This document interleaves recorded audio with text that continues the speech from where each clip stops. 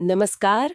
आज हम परमहंस योगानंद की आत्मकथा योगी कथामृत के पहले अध्याय को करीब से देख रहे हैं।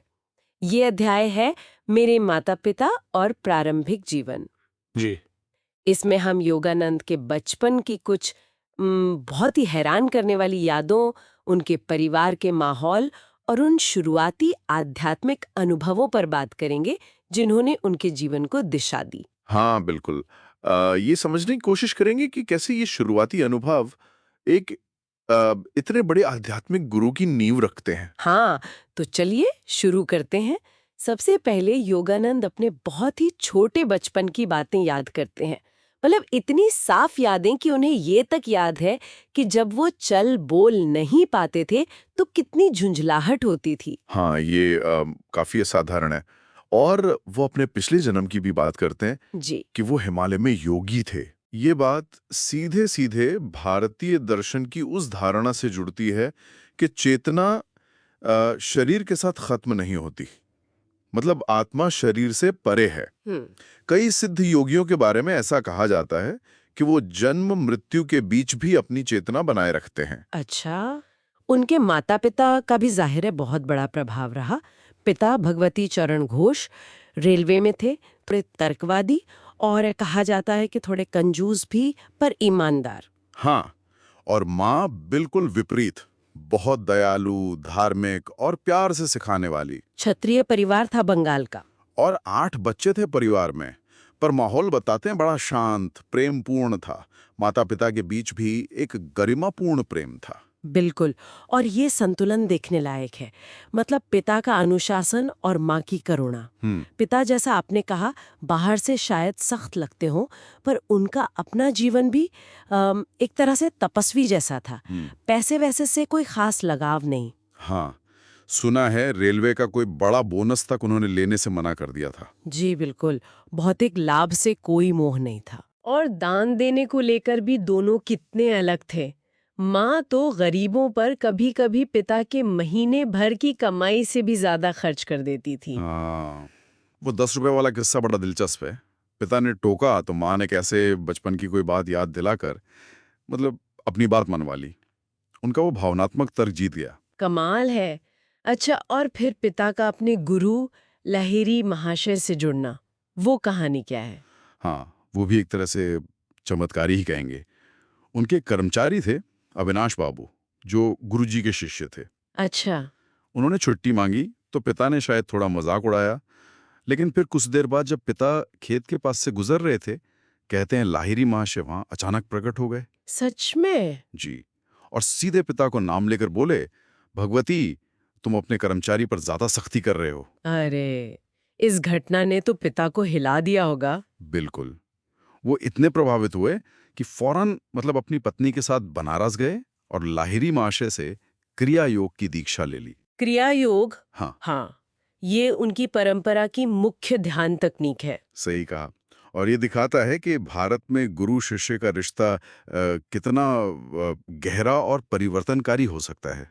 और दिलचस्प बात यह है कि गुरु ने योगानंद के जन्म में भी शुरू से ही खास रुचि ली थी। योगानंद के अपने जीवन में भी गुरु का असर बहुत जल्दी दिखा। 8 साल की उम्र में उन्हें वो भयानक हैजा हुआ था, एशियाई हैजा। हाँ, बताते हैं डॉक्टर ने भी जवाब दे दिया था। तब माँ ने उन्हें कहा कि बिस्तर पर लेटे लेटे ही लहरी महाशय की तस्वीर को मन में प्रणाम करो। और फिर तो कमाल ही हो गया।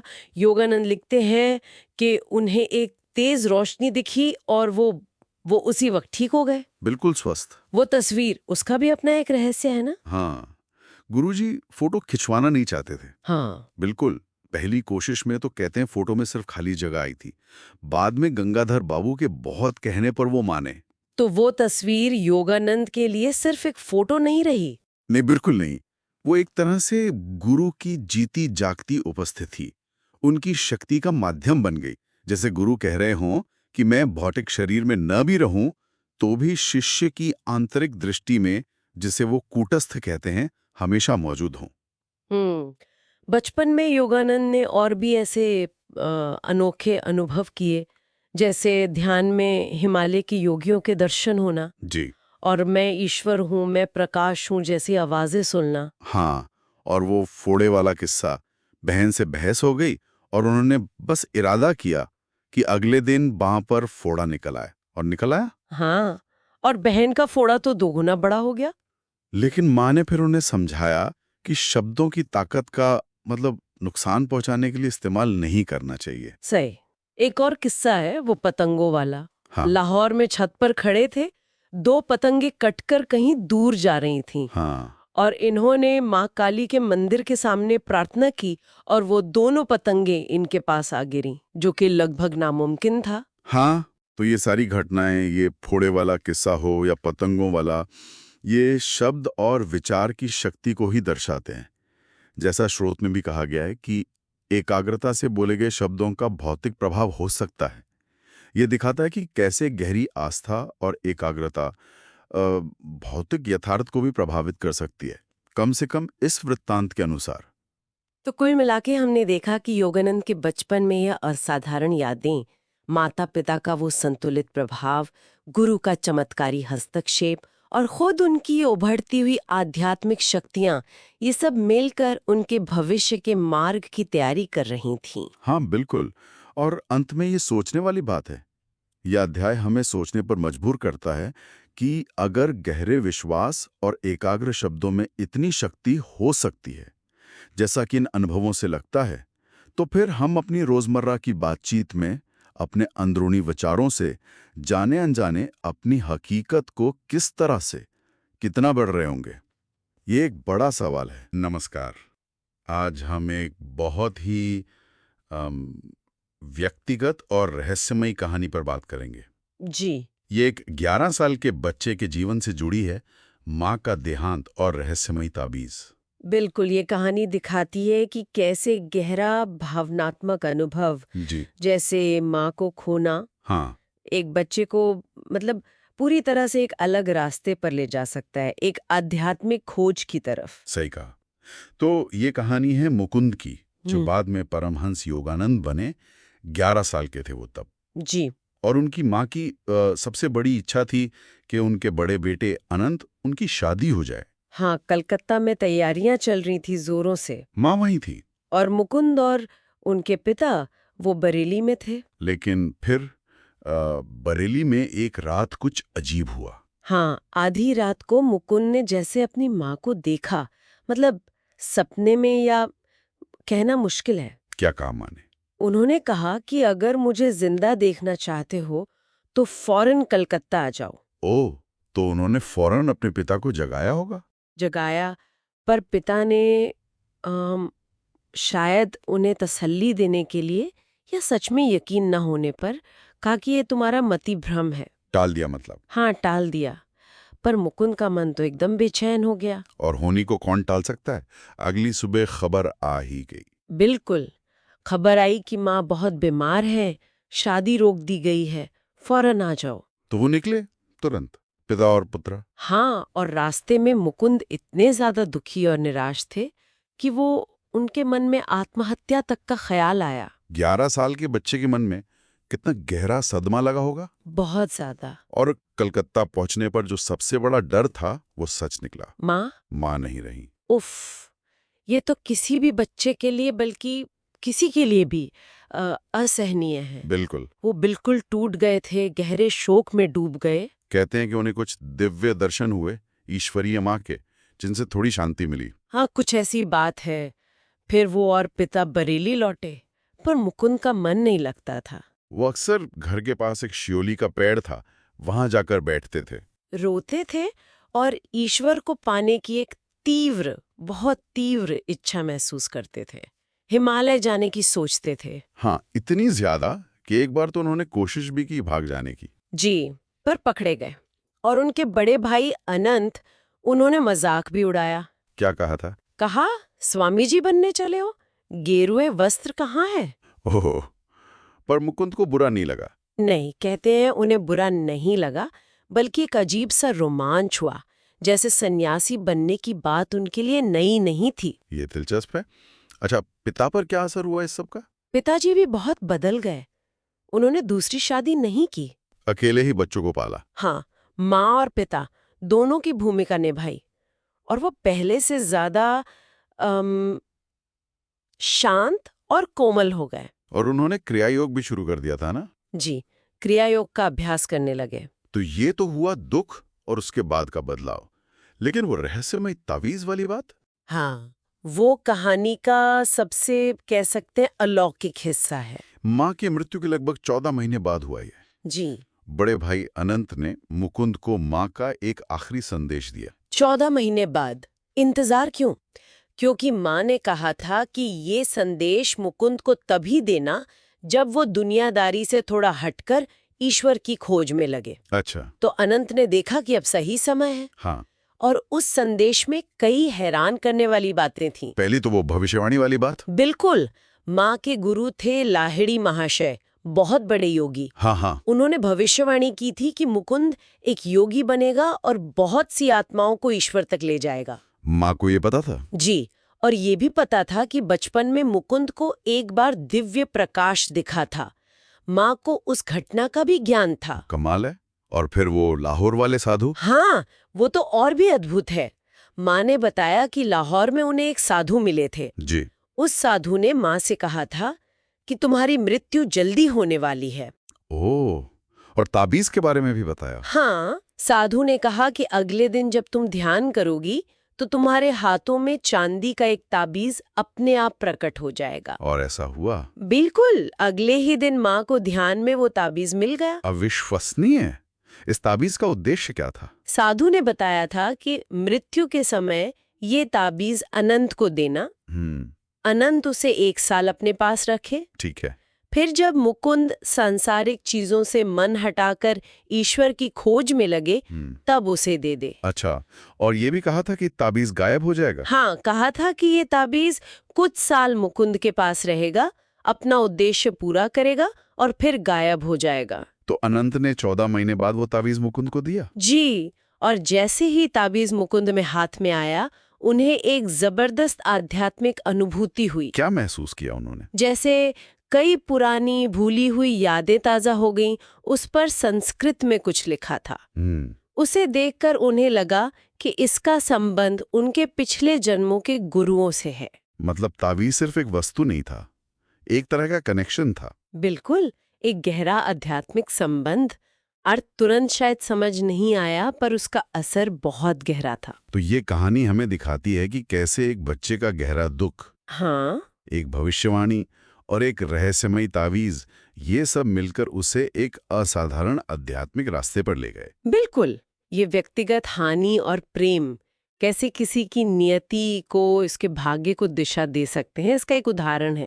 और जीवन में कभी-कभी ऐसी चीजें होती हैं जो तर्क से समझ नहीं आती। सही कहा। और ये जो ताबीज के गायब होने की बात है, ये अपने आप में एक सोचने वाली बात है। जी, जब कोई ऐसी चीज जो आपके भाग्य से, आपकी यात्रा से इतनी जुड़ी हो, वो अपना काम पूरा करके चली जाती है, तो ये शायद इस बात का संकेत है कि अब आगे का सफर अपनी आंतरिक शक्ति के बल पर करना है। बाहरी सहारे की जरूरत शायद पूरी हो गई। हाँ, ये गहरा विचार है। व्यक्ति की अपनी शक्ति जागृत हो चुकी। नमस्कार, आज हम एक बड़ी दिलचस्प कहानी पर बात करेंगे, 2 शरीर वाले संत। ये एक किताब के अंश हैं। इसमें एक 12 साल का लड़का है जो बनारस जाता है और वहां उसकी मुलाकात होती है एक असाधारण संत स्वामी प्रणवानंद से। तो आज हम इसी अनुभव को थोड़ा गहराई से समझने की कोशिश करेंगे, खासकर जो संत की रहस्यमय क्षमताएं हैं और उनकी आध्यात्मिक बातें। तो कहानी कुछ यूं है कि लड़के को उसके पिता ने बनारस भेजा 2 चिट्ठियां देकर। हाँ। एक तो उनके दोस्त थे केदारनाथ बाबू, उनका पता खो गया था, और दूसरी चिट्ठी थी स्वामी प्रणवानंद के नाम कि भाई शायद ये केदारनाथ बाबू को खोजने में मदद कर दें। हाँ, और दिलचस्प बात यह है कि जैसे ही लड़का स्वामी जी के पास पहुंचता है, स्वामी जी मतलब बिना चिट्ठी देखे ही जान जाते हैं कि ये किसका बेटा है। बिल्कुल। और ये भी कि वो केदारनाथ बाबू के बारे में पूछने आया है। हाँ, ये पहली झलक है, आप कह सकती हैं, उनकी असाधारण क्षमताओं की। बिल्कुल। मतलब कोई चिट्ठी नहीं पढ़ी, कुछ नहीं। हाँ। और फिर स्वामी जी अचानक एकदम बिल्कुल गंभीर और स्थिर हो जाते हैं। अच्छा। और लड़का मन ही मन सोचने लगता है, चिंता करने लगता है कि भाई केदारनाथ बाबू कैसे मिलेंगे। और स्वामी जी ये भी जान जाते हैं। हाँ, वो उसके मन की बात पढ़ लेते हैं और कहते हैं, अरे चिंता मत करो, वो व्यक्ति आधे घंटे में आ जाएगा। आधे घंटे में? हाँ, ये तो मन की बात पढ़ लेना, टेलीपैथी जैसा कुछ। बिल्कुल बिल्कुल। और यहीं से मामला और भी दिलचस्प हो जाता है। कैसे? ठीक 30 मिनट बाद स्वामी जी कहते हैं, मुझे लगता है केदारनाथ बाबू दरवाजे के पास है। और लड़का जाता है नीचे? हाँ, लड़का सीढ़ियों से नीचे जाता है और देखता है कि सचमुच केदारनाथ बाबू वहां खड़े हैं। कमाल है। लेकिन रुकिए, कहानी में एक और मोड़ है। केदारनाथ बाबू बताते हैं कि स्वामी प्रणबानंद तो खुद उन्हें थोड़ी देर पहले गंगा घाट पर मिले थे। क्या, गंगा घाट पर? हाँ, केदार बाबू ने बताया कि स्वामी जी ने उनका हाथ पकड़ा, कुछ दूर साथ चले, फिर अचानक तेजी से आगे बढ़कर भीड़ में कहीं खो गए और जाते जाते कहा कि वो घर पर इंतजार करेंगे। लेकिन सबसे चौंकाने वाली बात तो अब लड़का बताता होगा। एग्जैक्टली। लड़का कहता है कि अरे, स्वामी जी तो पिछले 1 घंटे से यहीं मेरे साथ कमरे में बैठे हैं, वो तो कहीं गए ही नहीं। ओह, तो केदारनाथ बाबू और लड़का दोनों हैरान रह गए होंगे। बिल्कुल, हक्के बक्के। उन्हें समझ आता है कि स्वामी जी ने एक ही समय पर एक और शरीर धारण किया था। 2 शरीर। हाँ, इसी को बिलोकेशन कहते हैं शायद। हाँ, बिलोकेशन या द्वैत उपस्थिति। स्वामी जी फिर समझाते भी हैं कि देखो, जो सच्चे योगी होते हैं ना, उनके लिए दुनिया की जो एकता है वो छिपी नहीं रहती। वो महसूस कर सकते हैं उस जुड़ाव को, और इसी समझ से वो जैसे दूर कलकत्ता में बैठे अपने शिष्यों को तुरंत देख सकते हैं, उनसे बात कर सकते हैं। जैसे कोई अंदरूनी टेलीविजन या कुछ। हाँ, कुछ वैसा ही समझ लीजिए। मतलब चेतना की कोई सीमा नहीं रह जाती उनके लिए। अद्भुत। क्या स्वामी जी ने अपनी साधना के बारे में भी कुछ बताया? हाँ, उन्होंने जिक्र किया कि कैसे उन्होंने 8 साल तक बहुत गहरा ध्यान किया, लेकिन जो अंतिम अनुभूति थी, जो परम सत्य का अनुभव था, उसके लिए उन्हें अपने गुरु लाहिड़ी महाशय की मदद, उनकी कृपा चाहिए थी। अच्छा, यानी गुरु का महत्व बहुत ज्यादा है। बिल्कुल, अपना प्रयास और गुरु की कृपा दोनों। और वो दूसरी पेंशन वाली बात थी ना, वो क्या थी? हाँ, वो भी बड़ी मजेदार बात है। स्वामी जी ने बताया कि असली दूसरी पेंशन तो वो असीम शांति है जो ध्यान से मिलती है। वो कभी खत्म नहीं होती। सही बात है। लेकिन फिर एक संयोग कहिए या चमत्कार, उन्हें अपनी रेलवे की नौकरी से असल में भी पेंशन मिल गई।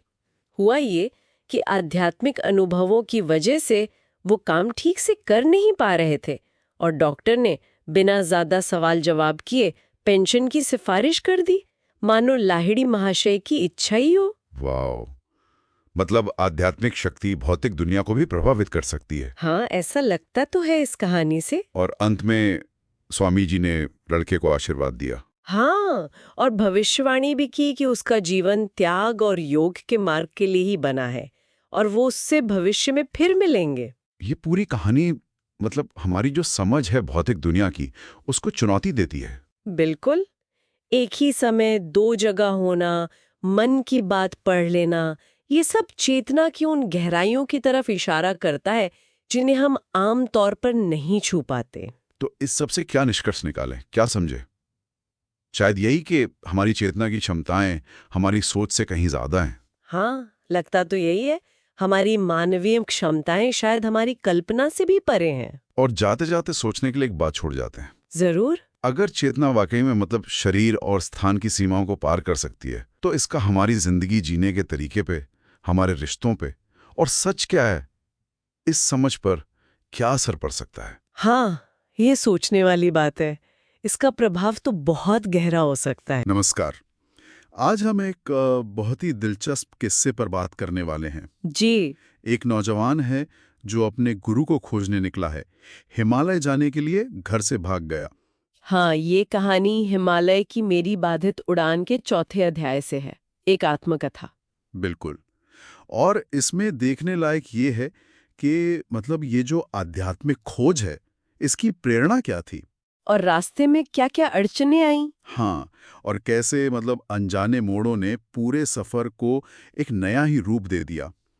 तो चलिए शुरू करते हैं इसे खोलना। जी। तो कहानी शुरू होती है एक सीक्रेट प्लान से। हाँ, कथावाचक और उसका दोस्त है अमर। मित्र। जी। और वो अपने बड़े भाई अनंता, उनकी नजर से बचकर हिमालय भागने की फिराक में हैं। उन्होंने अपना जरूरी सामान भी बांध लिया है, जैसे कंबल, चप्पलें। हाँ, लाहिड़ी महाशय की तस्वीर, भगवद गीता, माला और 2 लंगोट भी। ये सब खिड़की से बाहर फेंका। फिर वो पहचान छुपाने के लिए चांदनी चौक गए। अच्छा, कपड़े बदल लें। हाँ, अंग्रेजी कपड़े खरीदे ताकि अनंता पहचान ना सके। और फिर रास्ते में अपने कजिन जतिन घोष, जतिंदा। हाँ, जतिंदा, उनको भी साथ ले लिया। और एक और मजेदार बात, वो चमड़े की चीजें इस्तेमाल नहीं करना चाहते थे। जी, तो उन्होंने कैनवस के जूते खरीदे। बिल्कुल। और गीता और टोपी से भी चमड़ा हटा दिया। मतलब छोटी छोटी बातों में भी कितनी निष्ठा थी। सही बात है। फिर ट्रेन में बैठकर वो लोग जैसे सपनों की दुनिया में चले गए। हाँ, सोच रहे थे हिमालय में गुरु मिलेंगे, समाधि लगेगी। यहाँ तक कि बाघ भी पालतू बिल्लियों जैसे प्यार से पास आएंगे। कितनी मतलब भोली सी कल्पना थी, पर सच्ची लगन दिखती है उसमें। बिल्कुल। हाँ, लेकिन देखिए, ये जो मासूम कल्पनाएं हैं ना, ये जल्दी ही असलियत से टकरा जाती हैं। बर्दवान स्टेशन आता है और जतिंदा और सारे पैसे लेके गायब हो जाता है। अरे, ये तो बड़ा झटका लगा होगा। बहुत बड़ा। कथावाचक तो एकदम हिल गया, पर उसके दोस्त अमर ने हिम्मत बंधाई। कहा, ये भगवान की परीक्षा है। अच्छा, में पता चला जतिंदा असल में वो बाघ वाली कल्पना से डर गया था। क्या बात है, डर के भाग गया। हाँ। अच्छा, इसके बाद भी मुश्किलें कहाँ रुकी। उन्हें रेलवे अधिकारियों से भी बचना पड़ा। हाँ, मुगलसराय में एक अफसर ने उन्हें रोकी लिया। और यहाँ अमर ने बड़ी चालाकी दिखाया। कमाल की, उसने अपना नाम बताया थॉमस और कथावाचक का थॉमसन। और अफसर को बातों में उलझा लिया। जी। और तभी पता चला कि उनके भाई अनंता को सब पता चल गया था। उनके भागने का? हाँ, और उसने जगह जगह तार भेज दिए थे कि इन लड़कों को रोको। मतलब पूरी नाकाबंदी थी एक तरह से। बिल्कुल। और हरिद्वार पहुंचकर तो वो आखिरकार पकड़ लिए गए। अच्छा। हाँ, और यहाँ एक और मतलब अजीब सी घटना हुई। एक पुलिस अधिकारी मिला उन्हें, जिसने उन्हें एक साधु के चमत्कार की कहानी सुनाई कि उस साधु का कटा हुआ हाथ रहस्यमयी तरीके से वापस जुड़ गया था। कमाल है।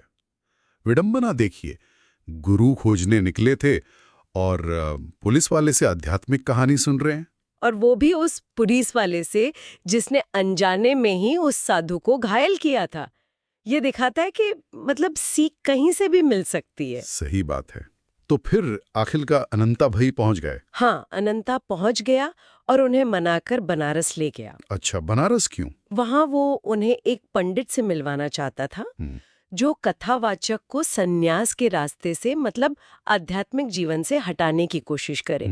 उस पंडित का बेटा तो भविष्य बताने का दावा भी कर रहा था। अच्छा, मतलब पूरी कोशिश थी कि ये लड़का वापस घर आ जाए। जी, और ये बनारस वाला हिस्सा ये काफी अहम है। कैसे? जब कथावाचक बहुत उलझन में था और ईश्वर से मार्गदर्शन मांग रहा था, ठीक उसी वक्त अचानक एक साधु प्रकट हुए। सच में? हाँ, और उन्होंने उसे यकीन दिलाया कि तुम्हारा रास्ता सन्यास का ही है। ये एक तरह की मतलब आंतरिक पुष्टि थी। जब बाहर की दुनिया उसे डिगा रही थी, अंदर से आवाज आई। वाह, ये तो कमाल का मोड़ था। तो फिर कलकत्ता वापस आ गए? हाँ, पिता ने सोचा कि चलो इसको व्यस्त रखते हैं, तो स्वामी केवलानंद नाम के एक संस्कृत टीचर को लगा दिया। अच्छा, संस्कृत पढ़ाने के लिए। हाँ, सोचा कि ध्यान बटा रहेगा। लेकिन यहाँ कहानी में एक और जबरदस्त ट्विस्ट आया। क्या हुआ?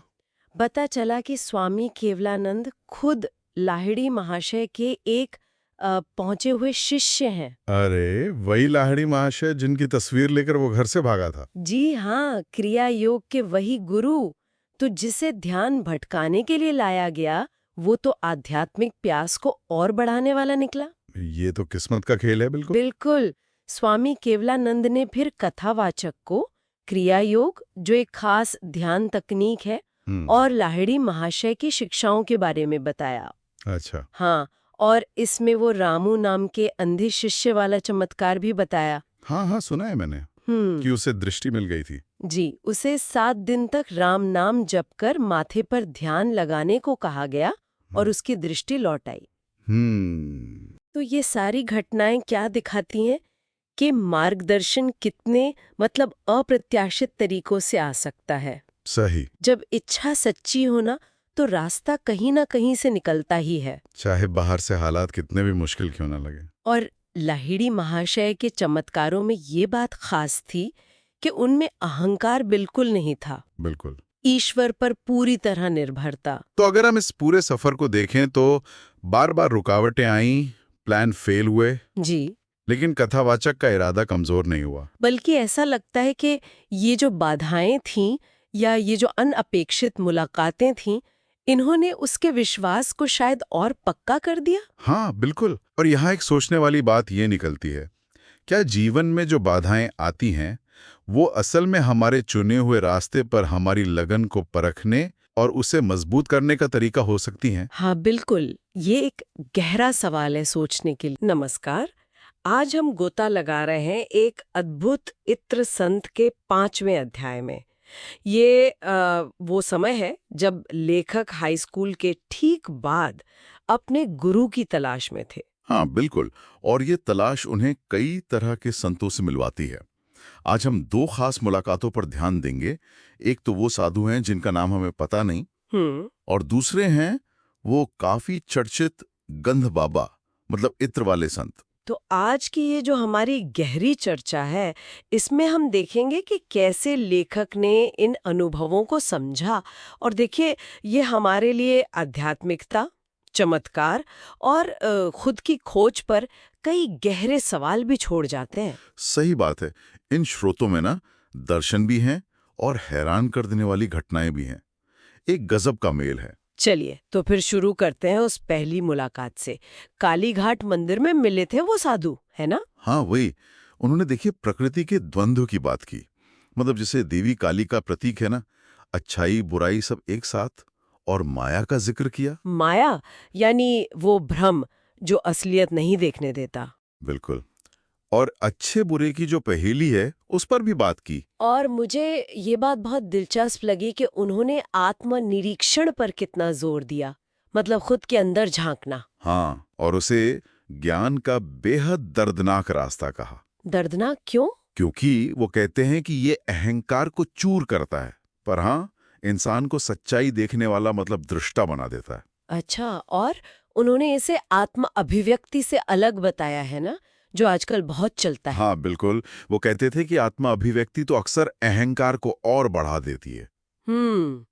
साधु ने ये भी कहा कि हम सबके मकसद कहीं ना कहीं एक जैसे हैं, स्वार्थ से जुड़े हुए। हाँ, और अगर ये समझ आ जाए तो शायद दूसरों के लिए करुणा मतलब हमदर्दी पैदा हो सकती है। उन्होंने भारत की जो गहरी आध्यात्मिक परंपरा है, ऋषि मुनि वेद, उनकी अहमियत भी बताई। और फिर जाते जाते जो उन्होंने कहा वो तो एकदम कहानी जैसा लगता है। क्या कहा था? कहा, आज यहाँ से जाने के बाद तुम्हारे साथ कुछ अनोखा घटेगा। एक भविष्यवाणी, एक पुराना जान पहचान वाला मिल गया। अच्छा। हाँ, और बातों बातों में ही उसने पास के घर में मौजूद गंध बाबा का जिक्र किया और कहा बे कि तुम्हें उनके पास जाना चाहिए, क्या पता कोई अनोखा अनुभव हो जाए। साधु की बात सच हो गई। क्या बात है! तो लेखक गए होंगे, फिर उत्सुकता तो हुई होगी। हाँ बिल्कुल गए। उस घर में पहुंचे जहां गंध बाबा बैठे थे। उनका असली नाम विशुद्धानंद बताया जाता है। वहां माहौल थोड़ा अजीब था। लोग धीरे धीरे बातें कर रहे थे।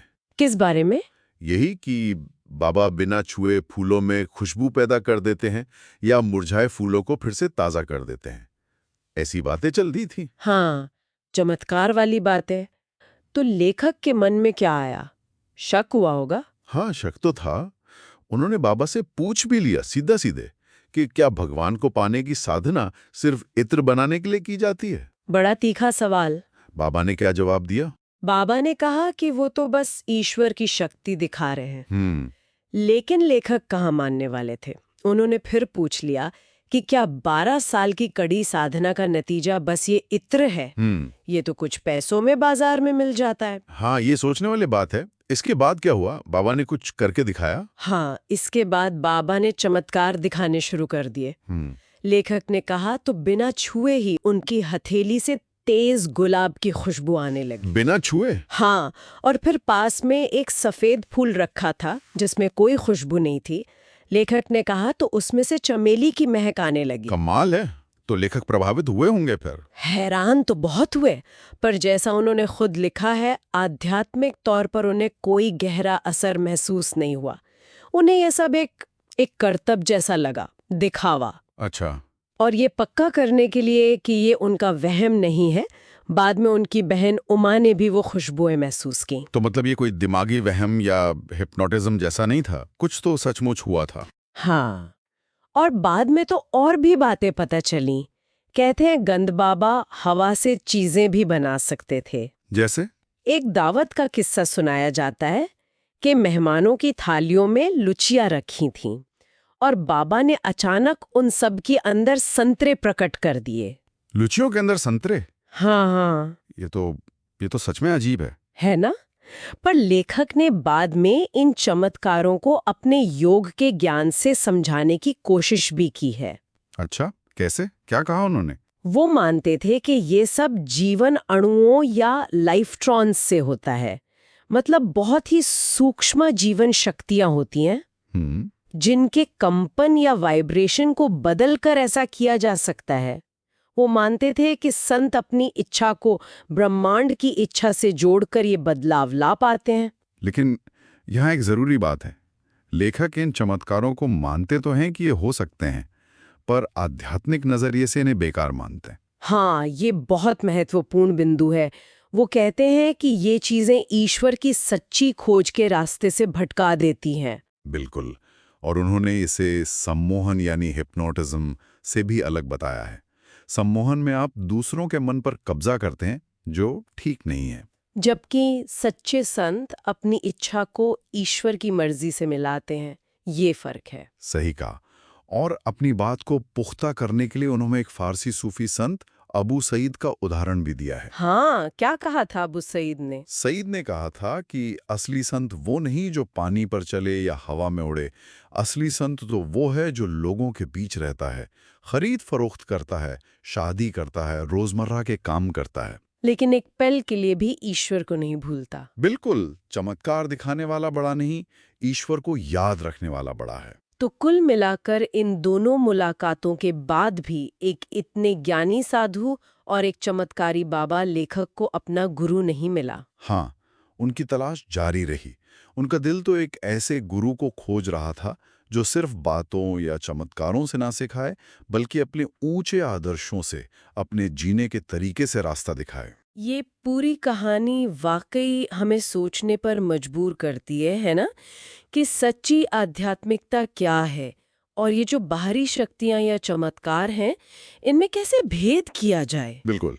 क्या बाहर दिखने वाले ये कमाल किसी की अंदरूनी आध्यात्मिक गहराई का पैमाना हो सकते हैं, या ये सिर्फ एक साइड शो है? ये एक बड़ा सवाल है। शायद इसी पर हमारे श्रोता भी सोच विचार कर सकते हैं। बाहरी प्रदर्शन और भीतरी सच्चाई, इसके बीच का फर्क समझना शायद खुद की खोज का एक बहुत अहम हिस्सा है। से कहा, ये यात्रा शायद बाहर से ज्यादा अंदर की होती है। नमस्कार। आज हम एक बहुत ही कमाल की कहानी पर बात करने वाले, एक ऐसे संत की जो अपनी जवानी में वो भी नंगे हाथों बागों से भिड़ जाते थे। ये कहानी बाग स्वामी, शक्ति और परिवर्तन की एक गाथा के एक अंश से ली गई है। हाँ, ये कहानी शुरू होती है कलकत्ता के पास। कथावाचक अपने दोस्त चंडी के साथ बाग स्वामी से मिलने जाते हैं। इनका मठवासी नाम था सोहुंग स्वामी, और लोग इनकी ताकत, इनके बागों से लड़ने के किस्सों से बहुत हैरान थे। बिल्कुल। और जब वो उनसे मिले तो क्या देखते हैं, जबरदस्त डील डॉल, हाँ। गजब की ताकत, कहते हैं फुटबॉल जैसे बाइसेप्स, चौड़ी छाती, और पहने हुए थे बाघ की खाल। हाँ, और उनकी आंखों के बारे में भी लिखा है। हाँ, कहते हैं कि आंखों में शांति और क्रूरता का एक अजीब सा मेल था। असल में ये सिर्फ शारीरिक ताकत की कहानी नहीं है। ये दिखाती है कि कैसे इरादे की मजबूती और आत्मविश्वास से इंसान क्या कुछ नहीं कर सकता। तो आज हम इसी कहानी के जरिए बाघ स्वामी के सफर और उनकी सोच के जो खास पहलू हैं उन्हें समझने की कोशिश करेंगे। हाँ, तो जब कथावाचक ने उनसे पूछा कि आखिर वो इतने खूंखार मतलब रॉयल बंगाल टाइगर्स को काबू में कैसे कर लेते हैं, तो स्वामी जी तो हंस पड़े। हाँ, कहने लगे कि वो तो बाघों को बस बिल्ली के बच्चे समझते हैं। लेकिन उन्होंने फौरन ये भी साफ किया कि सिर्फ सोचने भर से कुछ नहीं होता, जिस्मानी ताकत तो चाहिए ही चाहिए, पर उससे भी ज्यादा जरूरी है मन की ताकत, वो निडर आत्मविश्वास। वो कहते थे कि कितने ही शक्तिशाली लोग हों, जंगल में एक आजाद बाघ को देखकर डर जाते हैं, क्योंकि मन ही तो है जो मांसपेशियों को नियंत्रित करता है, दिमाग ही जिस्म को चलाता है। सही कहा। और अपनी बात को वजन देने के लिए उन्होंने वहीं दीवार पर जोर से घूंसा मारा और एक ईंट तोड़ दी। कथावाचक तो देखकर एकदम दंग रह गए होंगे। बिल्कुल। और यहाँ एक बहुत अहम विचार सामने आता है। स्वामी का मानना था कि हमारा शरीर हमारे मन की ही देन है, मन ही उसे बनाता है, पालता है। अगर मन में कमजोरी है तो वो जिस्म पर दिखेगी जरूर। तो जरूरी है कि मन शरीर पर हावी रहे, ना कि शरीर मन पर। स्वामी जी ने बताया कि वो बचपन में बहुत कमजोर थे। हाँ, ये अविश्वसनीय लगता है ना? लेकिन उन्होंने सेहत और ताकत के विचारों पर लगातार ध्यान लगाकर मतलब सोच सोचकर अपनी उस जिस्मानी कमजोरी पर काबू पा लिया। ये दिखाता है कि मन की शक्ति कितनी जबरदस्त हो सकती है। लेकिन कहानी यहाँ सीधी नहीं चलती। एक मोड़ आता है जब स्वामी जी वो अपनी शोहरत के नशे में थोड़ा आ जाते हैं। वो सिर्फ बाघों से लड़ते नहीं बल्कि एक तरह से करतब दिखाने लगते हैं। हाँ, और उनके पिता ने उन्हें चेताया भी था, शास्त्रों का हवाला दिया कि देखो कर्मों का फल तो मिलता है, जानवरों को बेवजह परेशान करना ठीक नहीं है। और पिता ने एक संत की भविष्यवाणी भी बताई थी कि अगली बार बाघ से लड़ने पर स्वामी बुरी तरह घायल होंगे, 6 महीने बिस्तर पर, और फिर वो दुनिया छोड़कर संन्यास ले लेंगे, तो वरम जिसे कहते हैं। और स्वामी ने इसे क्या माना? अंधविश्वास। उन्होंने इसे खारिज कर दिया। हाँ, बिल्कुल। में वो नाटकीय मोड़ आता है जिसका जिक्र आपने किया। कूच बिहार के राजकुमार ने उन्हें चुनौती दे डाली। उसने उकसाया कि क्या स्वामी सिर्फ शहर के पाले पोसे मतलब अफीम खिलाए बाघों से ही लड़ते हैं। उसने राजा बेगम नाम के एक भूखे एकदम जंगली बाघ से लड़ने को कहा और ऊपर से भविष्यवाणी का जिक्र करके माहौल और गर्मा दिया। उफ, लड़ाई तो वाकई भयानक रही होगी। बाघ ने हमला किया और स्वामी का दाहिना हाथ वो बुरी तरह जख्मी हो गया, खून बहने लगा। जो लोग देख रहे थे वो चीख पड़े। सोचिए, इसके बावजूद स्वामी एक हाथ से लड़ते रहे। ये सिर्फ जिस्मानी लड़ाई नहीं थी, ये उनके इरादे की, उनकी इच्छा शक्ति की भी आजमाइश थी। इतना खून बह रहा था, फिर भी उन्होंने पूरी ताकत से बाघ पर मुक्के बरसाए। और आखिर में उन्होंने बाघ को काबू कर ही लिया, जंजीर से बांधा और पिंजरे से बाहर आने लगे। लेकिन तभी राजा बेगम ने जंजीर तोड़ दी और पीछे से हमला कर दिया। हाँ, एक और हमला। स्वामी फिर गिरे पर फौरन संभले और दोबारा बाघ पर दबोच लिया। इस बार और कसकर बांधा उसे। तो भविष्यवाणी सच हुई। लड़ाई तो वो जीत गए, लेकिन बाघ के हमले से जो घाव लगे उनमें जहर फैल गया, ब्लड पॉइजनिंग जिसे कहते हैं। 6 महीने तक वो मौत से जूझते रहे और इस अनुभव ने इसने उन्हें पूरी तरह बदल दिया। वो दुनियादारी की शोहरत, नाम कमाने की इच्छा, ये सब चीजें पीछे छूट गईं। और ठीक होने के बाद उन्होंने अपने पिता के सामने माना कि हाँ, जिन संत ने चेतावनी दी थी वही उनके गुरु हैं। बाद में वो संत उनसे मिले भी और उन्हें योग का रास्ता दिखाया, यानी मन के अंदर के जंगली जानवरों को काबू करने का तरीका। हाँ, जैसे कि गुस्सा, अहंकार, डर, इन सबको। इसके बाद स्वामी हिमालय चले गए। तो ये कहानी एक ऐसे इंसान की है जिसने पहले बाहर के शेरों पर काबू पाया। लेकिन असली बदलाव, असली परिवर्तन तब आया जब उसने अपने अंदर के संघर्षों का सामना किया और रूहानियत का, अध्यात्म का रास्ता चुना। बिल्कुल। ये दिखाता है कि ताकत कई तरह की होती है और शायद असली जीत बाहरी दुनिया पर फतेह पाने में नहीं है, बल्कि अपने मन और अपनी इच्छाओं को जीतने में है। जिस्मानी ताकत और मन की मजबूती दोनों जरूरी हैं, पर हाँ, उनका मकसद क्या है ये ज्यादा मायने रखता है। स्रोत में स्वामी कहते हैं कि उनके गुरु ने उन्हें सिखाया इंसानी मन के जंगल में भटकते अज्ञान के जानवरों को वश में करना। ये बहुत गहरी बात है हाँ, ये बात सोचने पर मजबूर करती है। कि हमारी आज की जिंदगी में ये अज्ञान के जानवर क्या हैं। हो सकता है हमारा गुस्सा, हमारा डर, हमारी कोई इच्छा या लालच, और इन्हें काबू करने के लिए हमें किस तरह की ताकत चाहिए होगी। ये एक सवाल है जिसके बारे में श्रोता खुद सोच सकते। आज की हमारी चर्चा एक बड़े ही दिलचस्प योगी पर है जिनके बारे में कहा जाता है कि वो हवा में तैर सकते थे। हाँ बिल्कुल।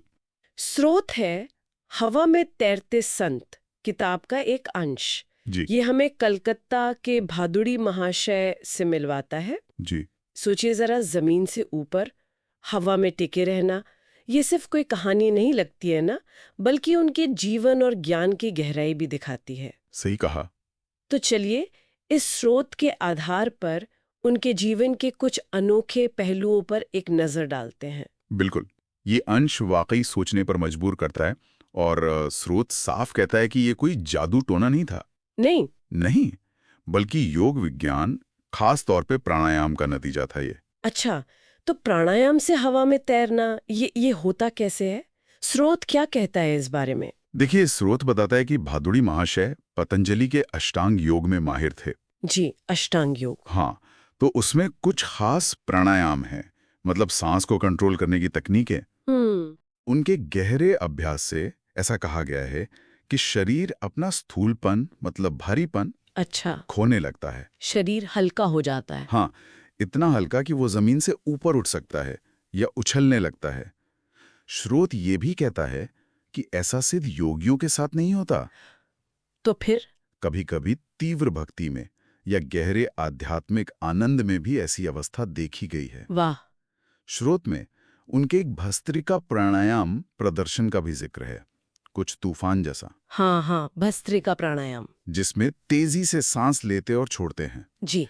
तो स्रोत के अनुसार एक बार उनके अभ्यास से कमरे में हवा का दबाव इतना बढ़ा जैसे कोई तूफान आ गया हो। सच में? जी हाँ।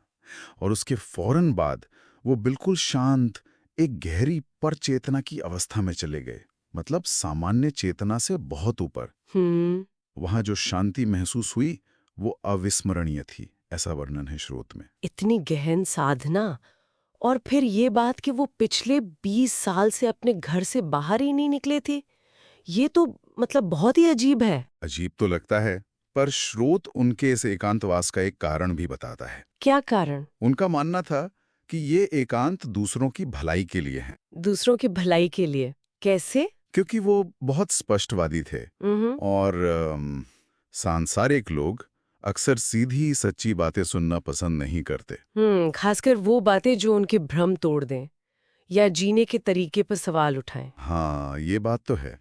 जी। स्रोत के अनुसार उनका कहना था कि संत अक्सर दुनिया को असुविधाजनक लगते हैं। लेकिन इस एकांत और गंभीरता के साथ साथ उनमें मजाक करने का अंदाज भी था। वो जल योग वाली बात मुझे बड़ी अच्छी लगी। हाँ बिल्कुल, वो गजब का था। उन्होंने मजाक में कहा कि आजकल लोग ध्यान योग यानी ईश्वर से जुड़ने से ज्यादा जल योग मतलब भोजन से जुड़ने में रुचि रखते हैं। हाँ, सही है। पर इसके पीछे एक गहरा संदेश था। वो ये समझा रहे थे कि सिर्फ योग की तकनीक सीख लेना ही काफी नहीं है। असली चीज है अनुभव, ईश्वर की अनुभूति, उससे जुड़ाव। तकनीक तो बस एक रास्ता है, मंजिल नहीं। और इसी सोच से जुड़ी है उनकी किताबों पर राय। जब किसी ने उनसे योग पर किताब लिखने को कहा, हाँ, तो उन्होंने मना कर दिया। क्यों? उनका जवाब था कि वो लिखने के बजाय शिष्यों को तैयार कर रहे हैं और ये शिष्य ही उनकी जीती जागती किताबें होंगी। जीती जागती किताबें? हाँ, जो समय के साथ धुंधली नहीं पड़ेंगी, जिनकी गलत व्याख्या नहीं होगी। ये ज्ञान को सिर्फ जानकारी की तरह नहीं बल्कि जीवन में उतारने पर जोर देता है। और उनका त्याग पर नजरिया, वो तो एकदम ही अलग था जैसा हम आमतौर पर सोचते हैं। बिल्कुल सही कहा आपने। हम सोचते हैं योगी संत बहुत कुछ त्याग देते हैं, छोड़ देते हैं। जी हाँ। लेकिन भादुड़ी माशा का कहना था, जैसा स्रोत बताता है, कि असली त्यागी तो दुनियादार लोग हैं। क्या? संसारिक लोग? वो कैसे? क्योंकि वो ईश्वर के अनंत आनंद के साम्राज्य को छोड़ देते हैं। किसके लिए? कुछ छोटी मोटी चीजों के लिए, दुनिया के खिलौनों के लिए। अच्छा। उन्होंने तो बस उन छोटी चीजों को छोड़ा और अनंत आनंद पाया। तो इसमें त्याग कहाँ हुआ? ये तो फायदे का सौदा है ना। हाँ, ये तो बिल्कुल ही अलग दृष्टिकोण है। पर ये दिलचस्प है कि वो इतने एकांत में रहते थे, फिर भी बाहरी दुनिया से, खासकर पश्चिम से उनका संपर्क था। हाँ, ये बात भी स्रोत में है। वो अमेरिका में योग में रुचि रखने वाले कुछ समूहों से पत्र व्यवहार करते थे। हम्म। उनका मानना था कि योग का ज्ञान किसी एक जगह का नहीं है, ये सबके लिए है, पूरब और पश्चिम दोनों के लिए। जी। उन्होंने तो कथावाचक को अमेरिका जाकर योग सिखाने का आशीर्वाद भी दिया और एक तरह से भविष्यवाणी भी की कि उनकी जीत निश्चित है। तो कुल मिलाकर देखें, भादुड़ी महाशय सिर्फ हवा में तैरने वाले योगी नहीं थे। स्रोत उन्हें एक गहरे ज्ञानी हाँ, तेज बुद्धि वाले। और अपने विश्वासों पर बिल्कुल अटल रहने वाले व्यक्ति के रूप में दिखाता है, जो चली आ रही सोच को चुनौती देते थे। सचमुच उनका जीवन और उनके विचार आज भी हमें सोचने पर मजबूर करते हैं। जैसे वो कहते थे कि असली सुरक्षा बाहरी चीजों में, पैसे में नहीं है, हाँ। बल्कि अंदर की शांति और ईश्वर पर भरोसे में है। स्रोत में उनका एक कथन है कि जिसने पहली सांस से हवा दी, माँ के दूध से पोषण दिया, वो अपने भक्त का हर दिन ध्यान रखना जानता है। बहुत खूब। और इसी सोच के साथ हम अपने श्रोताओं के लिए भी एक सवाल छोड़ जाते हैं। जी जरूर। भादुड़ी महाशय के नजरिए से अगर देखें, तो क्या आज की इस भागदौड़ भरी जिंदगी में हम भी अनजाने में उस अनंत आनंद को कुछ पल के सांसारिक सुखों के लिए त्याग तो नहीं रहे हैं? इस पर विचार जरूर कीजिएगा। स्वागत है। आज हम एक बहुत ही विलक्षण भारतीय वैज्ञानिक की दुनिया में उतर रहे हैं, जेसी बोस। इनके काम ने तो जैसे जीव विज्ञान और भौतिकी के बीच की जो लकीरें थी, उन्हें ही मिटा दिया। हम आज भारत के महान वैज्ञानिक जेसी बोस किताब के कुछ अंशों पर बात करेंगे और हमारा मकसद है जगदीश चंद्र बोस के उन अद्भुत आविष्कारों को समझना और वो सोच, वो दर्शन जिसने जीवित और निर्जीव के बीच एक अनदेखे संबंध को दिखाया। और शुरुआत ही देखिए कितनी चौंकाने वाली है। किताब बताती है कि बोस ने मार्कोनी से भी पहले वायरलेस तकनीक का प्रदर्शन किया था, लेकिन कमाल की बात यह है कि उन्होंने इसका पेटेंट नहीं कराया, मतलब कोई व्यापारिक लाभ नहीं उठाया, बल्कि अपना सारा ध्यान वो पौधों की रहस्यमयी दुनिया की ओर मोड़ दिया। और यहीं से कहानी और भी दिलचस्प हो जाती है ना? हाँ, बिल्कुल। बोस सिर्फ एक भौतिक शास्त्री ही नहीं रहे, वो आगे चलकर प्लांट फिजियोलॉजी, मतलब पौधों के शरीर विज्ञान में एक क्रांतिकारी विचारक बन गए। उनका एक केंद्रीय विश्वास था, जिसे वो कहते थे जीवन की अविभाज्य एकता, कि ये पूरा ब्रह्मांड, चाहे वो धातु हो, पौधा हो या फिर जानवर, किसी न किसी गहरे स्तर पर एक ही नियम से जुड़ा है, एक ही तरह से प्रतिक्रिया देता है। अच्छा, तो इसी विचार को थोड़ा और खोलते हैं। जी। उनका एक आविष्कार तो मुझे बहुत ही कमाल का लगा, क्रेस्कोग्राफ। आप सोचिए, एक ऐसा यंत्र जो किसी चीज की हरकत को 1 करोड़ गुना तक बड़ा करके दिखा सके। हाँ। आम माइक्रोस्कोप तो कुछ 1000 गुना ही बड़ा करते हैं, इसने तो पौधों की वो धीमी हरकतें और प्रतिक्रियाएं देखना मुमकिन कर दिया। हाँ, और इसी क्रिस्कोग्राफ के जरिए बोस ने दुनिया को ये दिखाने की कोशिश की कि पौधों में भी एक बहुत ही संवेदनशील प्रणाली होती है, कुछ हमारे नर्वस सिस्टम जैसी। किताब में उनके दावों का जिक्र है कि पौधे भी बाहरी उत्तेजनाओं पर प्रतिक्रिया देते हैं, मतलब वो दर्द, खुशी, डर जैसी भावनाएं महसूस कर सकते हैं, बिल्कुल जानवरों की तरह। ये उस समय के लिए तो बहुत ही बोल्ड दावा था। और उन्होंने सिर्फ कहा नहीं, इसे प्रयोगों से साबित करने की कोशिश भी की। किताब में एक फर्न का प्रयोग है, वो बड़ा दिलचस्प है। जब उन्होंने फर्न को क्लोरोफॉर्म सुंघाया तो उसकी बढ़त एकदम रुक गई, जैसे वो बेहोश हो गया हो। और फिर एंटीडोट देने पर वो फिर से सामान्य रूप से बढ़ने लगा। गजब। इतना ही नहीं, जब उसे नुकीली चीज से कुरेदा तो यंत्र ने दर्द जैसी प्रतिक्रिया दर्ज की। और उन्होंने पेड़ों में रक्त संचार जैसी प्रणाली, हाँ, और एक दिल जैसी संरचना खोजने का भी दावा किया था। बिल्कुल। और बात यही नहीं रुकी, जो इसे और भी असाधारण बनाती है, बोस ने अपने प्रयोगों का दायरा पौधों से आगे बढ़ा दिया, धातुओं तक ले गए वो इसे। यहाँ पता चलता है कि उन्होंने दिखाया कि धातुएं भी लगातार इस्तेमाल से थक सकती हैं। थक सकती हैं धातुएं, हाँ, उन्हें भी आराम की जरूरत होती है, और वे भी क्लोरोफॉर्म या जहर जैसी बाहरी उत्तेजनाओं पर प्रतिक्रिया देती हैं, लगभग जीवित प्राणियों की तरह। ये देखकर तो बोस खुद हैरान थे कि कैसे ये जीवित और निर्जीव के बीच की जो लाइन है वो धुंधली होती जा रही थी। ये वाकई जीवन की एकता का एक अद्भुत नजरिया था। और इसी गहरी सोच के साथ, इसी समझ के साथ उन्होंने कलकत्ता में बोस इंस्टीट्यूट की स्थापना की। उन्होंने उसे सिर्फ एक प्रयोगशाला नहीं कहा, बल्कि ज्ञान का एक मंदिर कहा। सही। उनका मानना था कि ज्ञान साझा करने के लिए होता है, उस पर किसी एक का हक नहीं होना चाहिए। इसीलिए तो उन्होंने अपने किसी आविष्कार का पेटेंट नहीं कराया। हाँ, ये बहुत बड़ी बात है। और संस्थान को दुनिया भर के शोधकर्ताओं के लिए खोल दिया। कुछ कुछ जैसे हमारे प्राचीन नालंदा और तक्षशिला थे, उसी परंपरा को आगे बढ़ाते हुए। सही कहा। बोस की खासियत यही थी कि उन्होंने पश्चिम के विज्ञान की जो प्रायोगिक सटीकता थी, एक्सपेरिमेंटल प्रिसिजन, और पूर्व के दर्शन की जो आत्मनिरीक्षण की क्षमता थी, उसको मिला दिया। किताब बताती है कि शुरुआत में, खासकर जब वो भौतिकी से जीव विज्ञान की ओर मुड़े, तो रॉयल सोसाइटी जैसे बड़े पश्चिमी संस्थानों में उनके काम को काफी शक की नजर से देखा गया। अच्छा, हाँ, कई लोगों को उनके दावे अविश्वसनीय लगे, लेकिन बोस अपनी खोजों पर डटे रहे, और आखिरकार दुनिया भर की कई वैज्ञानिक संस्थानों ने उनके काम के महत्व को पहचाना। और देखिए ना, कई दशकों बाद 1938 में कोलंबिया विश्वविद्यालय के शोध ने उनके कुछ निष्कर्षों की पुष्टि भी की, जब उन्होंने पौधों की कोशिकाओं निटेला और जानवरों की तंत्रिका कोशिकाओं के बीच आश्चर्यजनक समानताएं पाईं। तो अगर हम संक्षेप में कहें, जेसी पोस ने हमें एक अलग ही नजरिया दिया कि जीवन का जो स्पंदन है, जो चेतना या संवेदनशीलता है, वो शायद सिर्फ इंसानों और जानवरों तक ही सीमित नहीं है। उनके प्रयोगों ने इशारा किया कि ये पौधों में और शायद उन चीजों में भी हो सकती है जिन्हें हम निर्जीव मानते हैं, जैसे धातुएं। उनकी खोजें तो विज्ञान के बने बनाए दायरों को सीधी चुनौती देती हैं।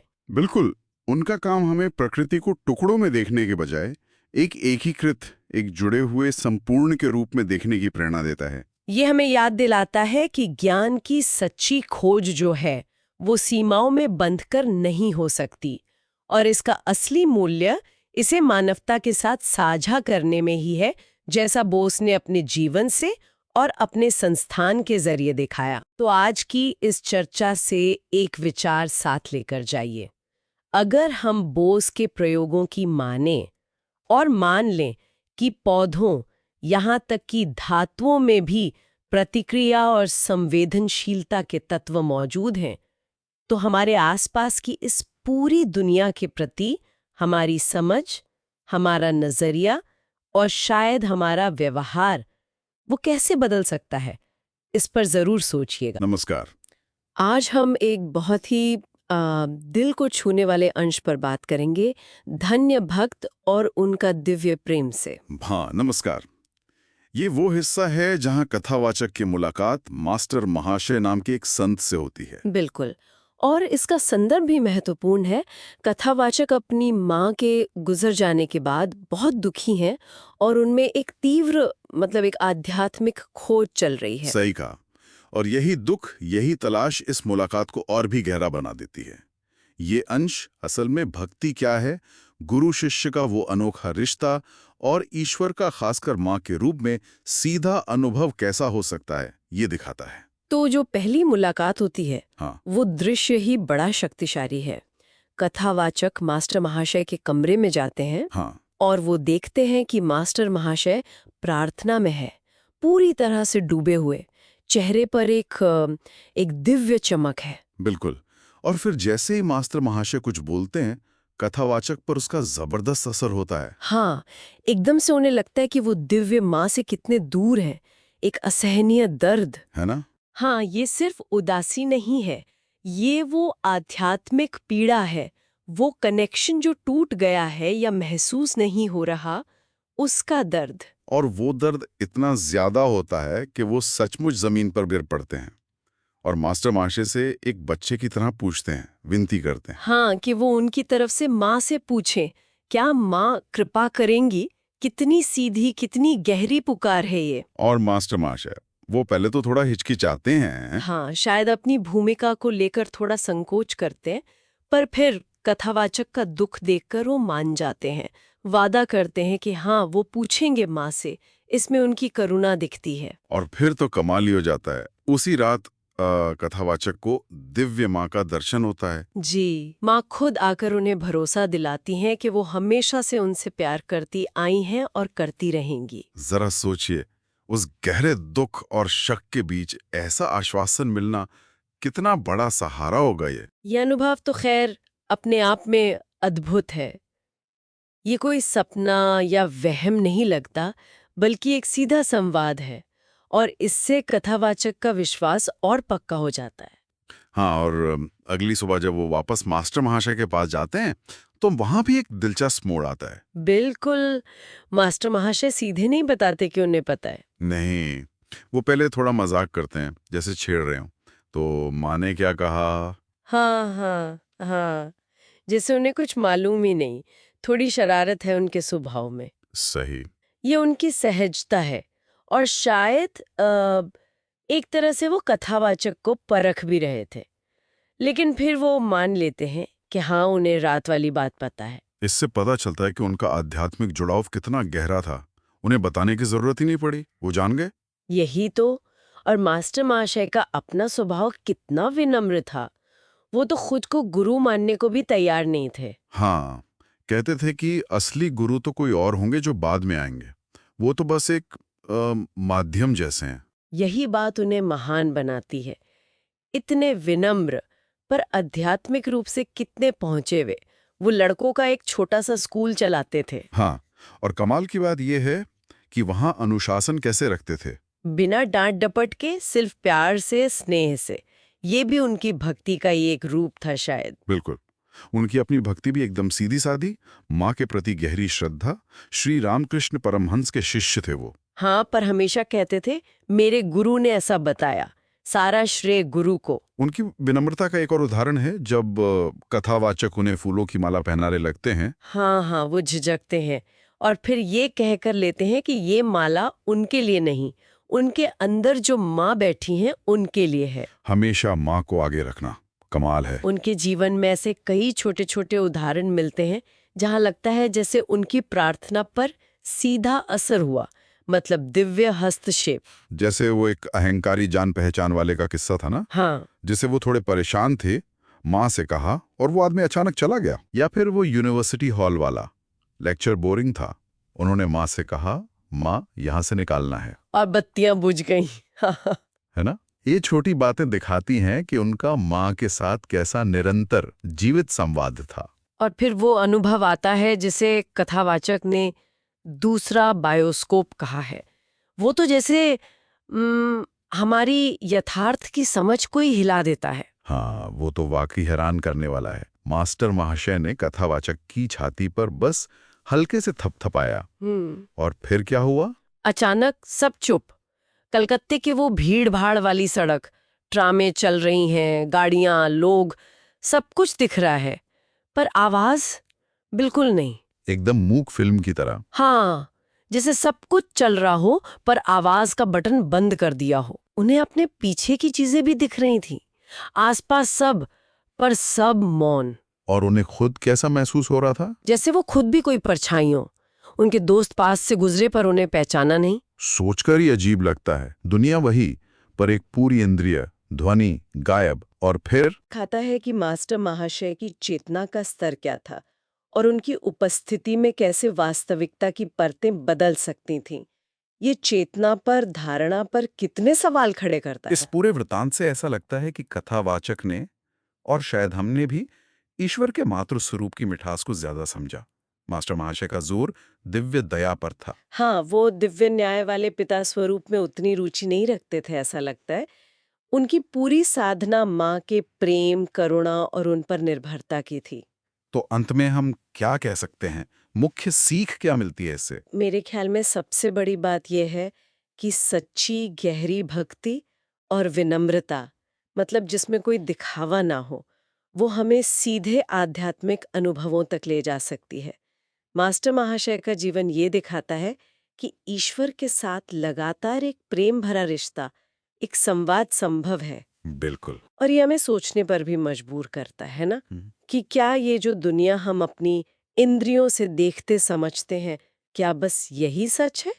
या फिर जैसा मास्टर महाशय के अनुभवों से लगता है, विश्वास और भक्ति से चेतना के और भी स्तर खुल सकते हैं। हाँ, जहाँ बाहरी दुनिया का शोर होते हुए भी अंदर एक शांति, एक जुड़ाव बना रहे। सही। क्या आज की इस भागदौड़ भरी जिंदगी में भी वो आंतरिक संवाद, वो जुड़ाव साधा जा सकता है?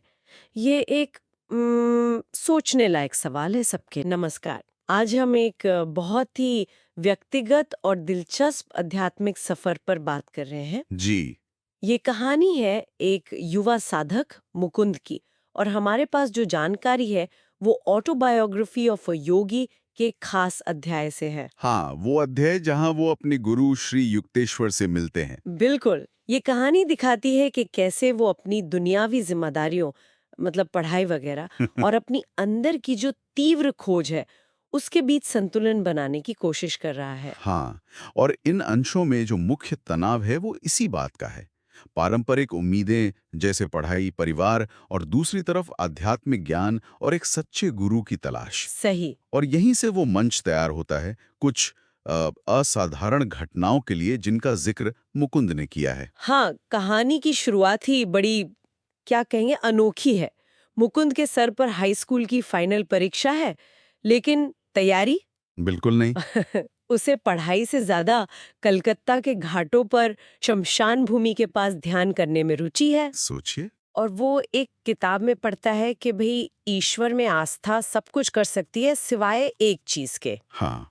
बिना पढ़े परीक्षा पास कराना। हाँ। लेकिन मुकुंद को लगता है कि ये लेखक में ही आस्था की कमी है। उसे ऐसा लगता है। ये भी दिलचस्प है। ये आस्था बनाम कर्म वाली बात है ना। हाँ। मुकुंद का मानना है कि उसकी पढ़ाई की समस्या तो अनंत सरलता से हल हो जाएगी, जैसे कोई चमत्कार। और कमाल देखिए, कुछ वैसा होता भी है। हाँ।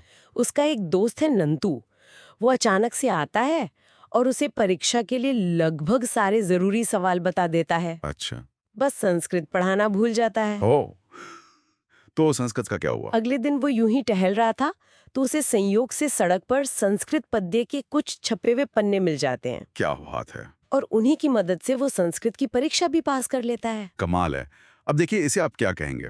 आस्था की शक्ति, महज संयोग, या शायद उसके मन का जो इरादा था इतना केंद्रित, उसका परिणाम? हाँ, कह पाना मुश्किल है। पर यह बात जरूर है कि मार्गदर्शन कई बार बड़े अप्रत्याशित स्रोतों से मिल जाता है। बिल्कुल।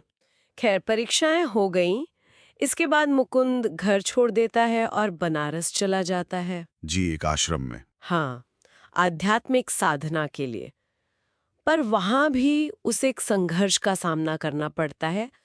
वो गहरे ध्यान में उतरना चाहता है, लेकिन आश्रम के जो रोजमर्रा के काम हैं, संगठनात्मक कार्य, हाँ, वो भी तो करने पड़ते हैं। और वहां उसे आश्रम प्रमुख स्वामी दयानंद से दो बड़े कड़े निर्देश मिलते हैं। क्या निर्देश थे वो? पहला तो ये कि पिता से जो पैसे आ रहे हैं वो वापस भेज दो, आत्मनिर्भर बनो। और दूसरा और भी कठोर, कि भूख लगने पर भी भोजन मत मांगो। अरे बाप रे, भोजन मत मांगो। जी हाँ। और इसी से जुड़ी वो घटना है जो बहुत असर डालती है। एक दिन बहुत ज्यादा भूख लगती है मुकुंद को, घंटों इंतजार करता है, और जब उसे भोजन मिलता है तो स्वामी दयानंद उसे बताते हैं कि उन्होंने खुद पिछले 4 दिन से कुछ नहीं खाया पिया। और वो मुकुंद को बड़ी कठोरता से सिखाते हैं, मरना है तो मर जाओ मुकुंद, कभी ये स्वीकार मत करो कि तुम भोजन की शक्ति से जीते हो, ना कि ईश्वर की शक्ति से। कितना कितना गहरा सबक था ये।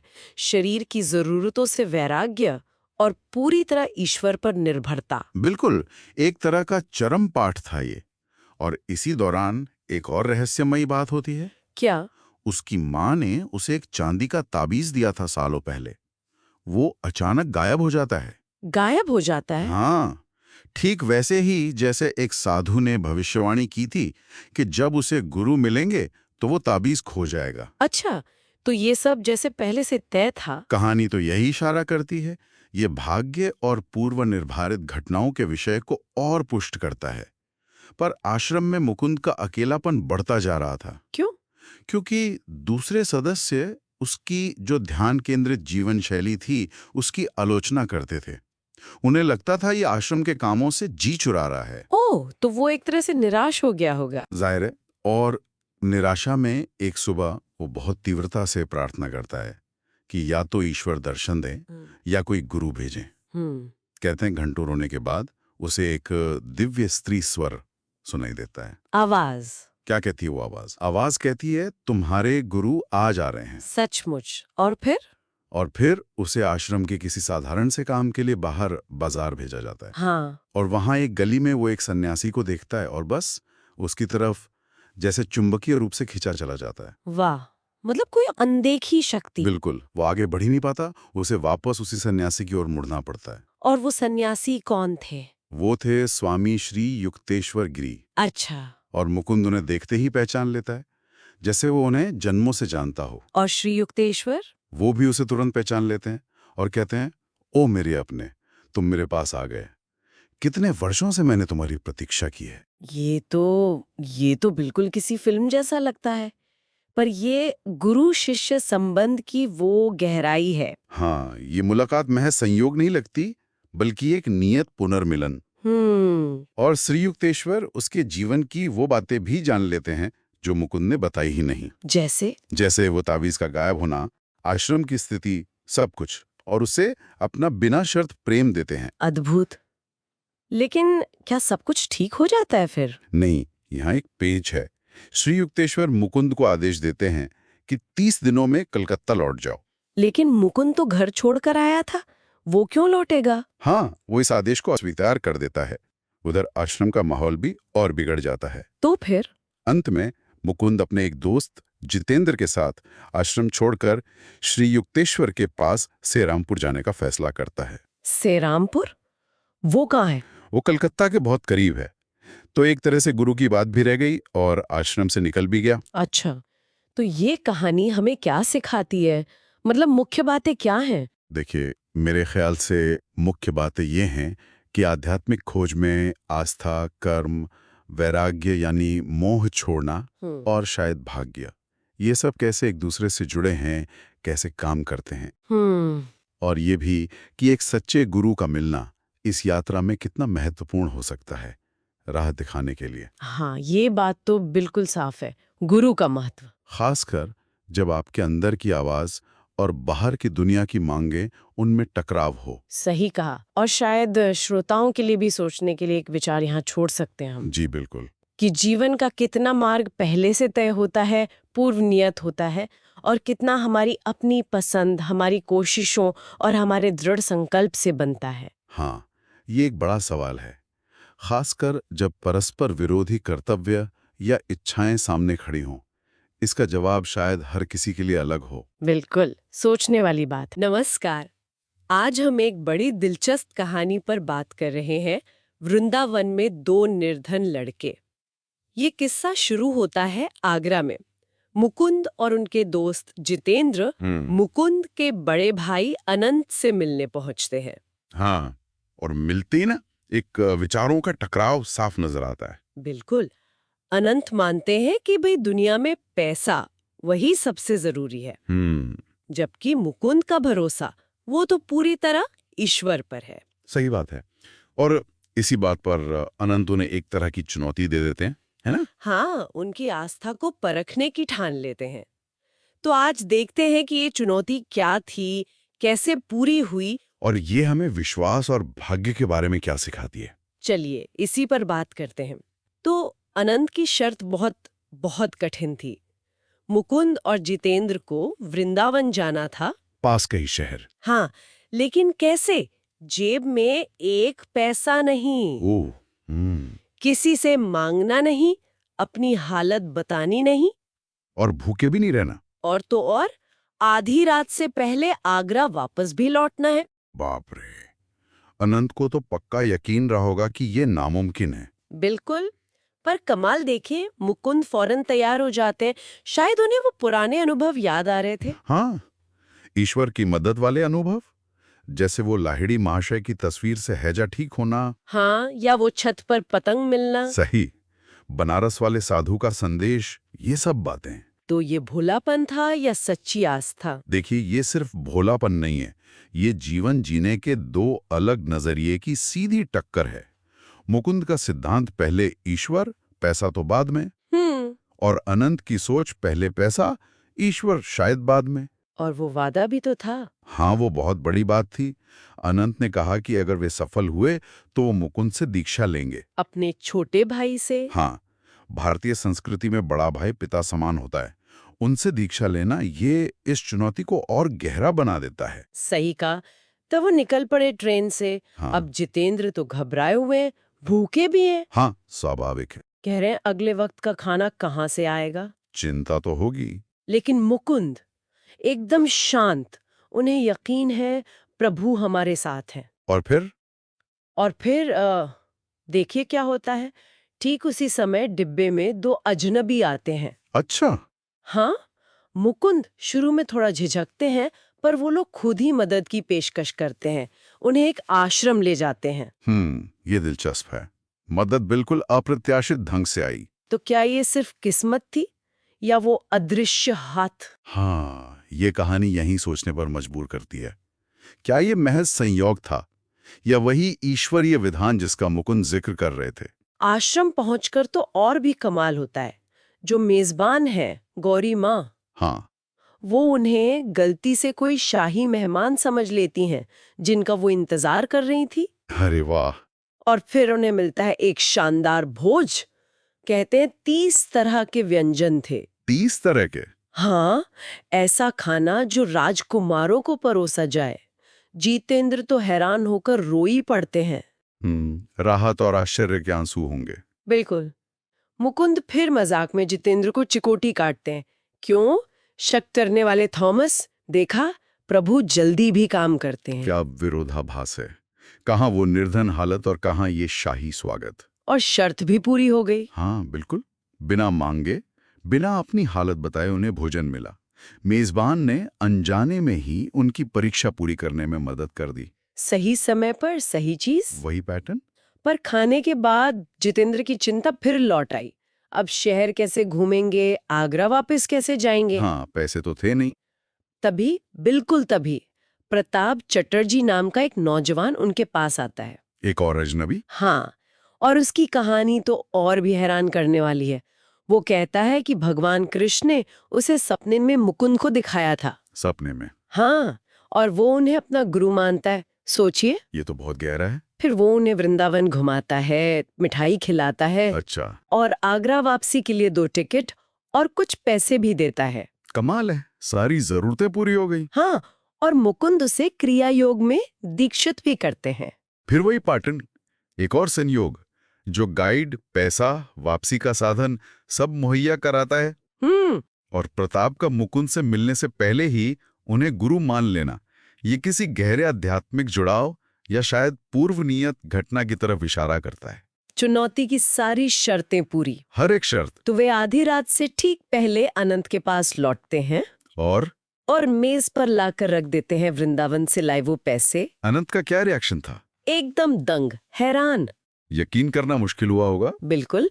फिर जब उन्होंने पूरी कहानी सुनी तो आनंद का सारा शक यकीन में बदल गया। अच्छा। वो कहते हैं, लगता है मांग और आपूर्ति का नियम मेरी सोच से कहीं ज्यादा गहरे स्तर पर काम करता है। क्या बात है, विश्वास बदल गया। हाँ। और उसी रात देर होने के बावजूद अनंत मुकुंद से क्रिया योग में दीक्षा लेने का आग्रह करते हैं। अपने छोटे भाई से वो वादा उन्होंने निभाया। हाँ, अगली सुबह वो ताजमहल देखने जाते हैं और फिर मुकुंद अकेले श्रीरामपुर चले जाते हैं अपने गुरु के पास। तो ये कहानी आस्था की शक्ति का एक बहुत ही नाटकीय, बहुत ही सुंदर उदाहरण है। बिल्कुल। यहाँ दुनियावी तर्क पर, सांसारिक चिंताओं पर एक अनदेखी शक्ति में भरोसे की जीत होते हैं। और ये जीत मिलती है ऐसी घटनाओं की कड़ी से जो संयोग लगती हैं, हाँ। पर समय के हिसाब से बिल्कुल सटीक होती हैं। सिंक्रोनिसिटी कहें या कुछ और, पर प्रभाव जबरदस्त है। तो यहाँ एक सवाल सोचने के लिए रह जाता है, क्या ये सब घटनाएं वाकई सिर्फ संयोग थी, जैसा एक तर्कवादी सोच सकता है, या इसमें सचमुच किसी उच्च शक्ति का, किसी अदृश्य हाथ का कमाल था? और अगर ऐसा है तो वो शक्ति हमारे जीवन में कब और कैसे काम करती है? क्या ये सिर्फ जरूरत के वक्त होता है या वो हमेशा मौजूद रहती है पर हम ध्यान नहीं देते? ये सोचने वाली बात है। नमस्कार, आज हम देख रहे हैं मेरे गुरु के आश्रम के वर्ष का एक बहुत ही दिलचस्प हिस्सा। जी। इसमें कथावाचक अपने गुरु श्री युक्तेश्वर, उनके साथ जो शुरुआती समय बिताया उसके बारे में बताते हैं। हाँ, और कहानी की शुरुआत ही मतलब थोड़ी अलग है। बिल्कुल। शिष्य पहुंचते हैं गुरु के पास एकदम ज्ञान की तलाश में, और गुरुजी का पहला हुक्म, वापस जाओ, कॉलेज खत्म करो। हाँ, और यहीं से श्री युक्तेश्वर के सिखाने का जो अनूठा तरीका था उसकी झलक मिलती है। ये हिस्सा उनके व्यक्तित्व को, उनकी शिक्षाओं को और गुरु शिष्य का जो रिश्ता होता है ना, उसे खोलता है। अच्छा। हम देखेंगे कि कैसे गुरु ने मतलब अक्सर बड़े अप्रत्याशित ढंग से शिष्य की जिंदगी को एक दिशा दी। तो पहली मुलाकात, गुरु का रवैया थोड़ा ठंडा सा था, है ना? जी। पर शिष्य तो पूरे समर्पित थे। लेकिन गुरु ने ये कॉलेज वाली शर्त क्यों रखी? ये थोड़ा अजीब नहीं? हाँ, अजीब लग सकता है शुरू में। गुरु ने जिम्मेदारी लेने की शर्त रखी कि शिष्य को कलकत्ता जाकर अपनी पढ़ाई मतलब कॉलेज पूरा करना होगा। उनका मानना था कि आगे चलकर पश्चिम में योग का ज्ञान फैलाने के लिए ये अकादमिक पढ़ाई काम आएगी। एक तरह की दूरदर्शिता थी ये। अच्छा। शिष्य पहले तो हिचकिचाए, जाहिर है उन्हें तो आध्यात्मिक अनुभव चाहिए था, किताबी ज्ञान नहीं। हाँ बिल्कुल, और इसीलिए शायद शिष्य ने भी अपनी शर्त रख दी कि गुरु उन्हें ईश्वर का साक्षात्कार कराएंगे। ये तो बहुत बड़ी मांग हो गई। बहुत बड़ी मांग थी, बिल्कुल। और गुरु ने कुछ पल सोचा, फिर कहा, तुम्हारी इच्छा ही मेरी इच्छा हो। वाह। और ये वाक्य शिष्य के लिए ऐसा था जैसे गुरु में एक पक्का ठिकाना मिल गया हो। और हाँ, आश्रम में जो लाहिड़ी महाशय की तस्वीर थी और श्री युक्तेश्वर का उनके प्रति जो आदर था, जी, वो भी गुरु शिष्य परंपरा की जो एक अटूट कड़ी है उसे दिखाता है। सही कहा। अच्छा, अब आश्रम के जीवन और उनकी शिक्षाओं पर आते हैं। मुझे ये बड़ा दिलचस्प लगा कि श्री युक्तेश्वर अपने बचपन के किस्सों से भी सिखा देते थे, जैसे वो भूत वाली कहानी। हाँ, उस कहानी से उन्होंने सिखाया कि डर का सामना कैसे करना है। फिर वो कुत्ते वाली कहानी थी। हाँ। उससे बताया कि कैसे लगाव या आसक्ति जो है वो चीजों को जरूरत से ज्यादा बड़ा दिखाती है और हमारी समझ पर पर्दा डाल देती है। और उन्होंने बचपन में जो अच्छे सुझाव मिलते हैं उनके गहरे असर पर भी जोर दिया। ये दिखाता है कि वो रोज की घटनाओं से भी कितने गहरे आध्यात्मिक सबक निकाल लेते थे। फिर वो क्रिया योग दीक्षा का अनुभव, वो क्या था? ठीक, कोई खास ध्यान की तकनीक? हाँ, एक विशेष ध्यान की प्रक्रिया है जिससे कहते हैं कि आंतरिक ऊर्जा जागती है। और कथावाचक बताते हैं कि गुरु के छूने भर से उन्हें एक अद्भुत मतलब प्रकाश और आनंद का अनुभव हुआ। ये बाहरी अनुशासन से बिल्कुल अलग एक गहरा आंतरिक अनुभव था। लेकिन बाहरी अनुशासन भी तो था, काफी सख्त। अरे बिल्कुल था। दिनचर्या एकदम तय थी। सुबह जल्दी उठकर समाधि मतलब गहरे ध्यान में बैठना, फिर गंगा किनारे टहलना, सादा शाकाहारी खाना। पर खास बात ये थी कि वो सबके साथ एक जैसा बर्ताव करते थे। कोई बड़ा आदमी आया हो या कोई गरीब, कोई ज्ञानी हो या साधारण, कोई फर्क नहीं। उनके लिए बस सच और अंदर के गुण मायने रखते थे। वो मच्छरों वाला किस्सा, वो मुझे हमेशा याद रहता है। गुरु का ये कहना कि भाई बार की परेशानी से मत लड़ो, अपनी चेतना को बदलो। ये कितना अलग है सोचना। बिल्कुल। और ये सिर्फ मच्छरों की बात नहीं है, ये जिंदगी की हर मुश्किल पर लागू होता है। सही बात है। असली काबू बाहरी हालात पर नहीं, अपनी अंदरूनी प्रतिक्रिया पर है। और इसी से जुड़ा है अहिंसा का वो गहरा मतलब, सिर्फ मारना नहीं, हाँ, बल्कि मारने की इच्छा को ही खत्म कर देना। जैसे उन्होंने उस कोबरा को शांत किया था अपने प्रेम और शांति से। ये अंदर की अवस्था बदलने की ताकत है। और इसी तरह विचारों की शक्ति से इलाज करने की बात, कथावाचक की पुरानी बीमारी ठीक हुई और गुरु का अपना अनुभव कि कैसे लाहिड़ी महाशय ने विचारों से उनका वजन बढ़वा दिया था। हाँ, इससे साफ है कि सोच में कितनी ताकत है। ये सिर्फ ख्याल नहीं, असलियत में एक शक्ति है। हाँ, और गुरु का अनुशासन, वो तो बहुत कठोर था, इसमें कोई शक नहीं। हाँ, वो तो था। एकदम सीधे बोलने वाले, कमियों पर फौरन टोक देते थे, और चापलूसी तो उन्हें जरा भी पसंद नहीं थी। लेकिन ये समझना जरूरी है कि सख्ती का मकसद सजा देना नहीं था।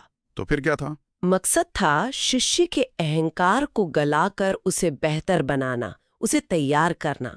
पर क्या इतनी सख्ती से आत्मविश्वास कम नहीं हो सकता? मतलब कि एक संतुलन कैसे बनता था? संतुलन आता था उनके व्यावहारिक ज्ञान और अंदरूनी अनुभव पर जोर देने से। वो मानते थे कि सिर्फ किताबें पढ़ना बेकार है अगर उसे अनुभव में न उतारा जाए। अच्छा। वो डावरू बल्लभ का उदाहरण देते थे ना, कि कैसे एक श्लोक पर घंटों ध्यान लगाकर उसे अपना बना लिया जाता है, सिर्फ रटा नहीं जाता। और वो ये भी चाहते थे कि शिष्य आर्थिक रूप से भी आजाद रहे, अपनी चीजें खुद संभालें। अध्यात्म का मतलब दुनिया से भागना नहीं, बल्कि कुशलता से जीना है। व्यावहारिक आध्यात्मिकता। और अपमान सहने पर भी उनकी शांति बनी रहती थी।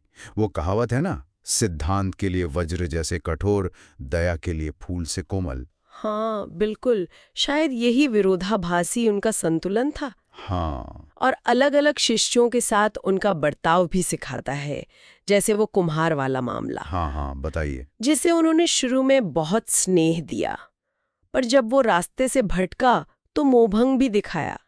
इससे ये सबक मिलता है कि बुद्धि जो है वो दो धारी तलवार है, अच्छा भी कर सकती है, बुरा भी, अगर सही समझ साथ ना हो।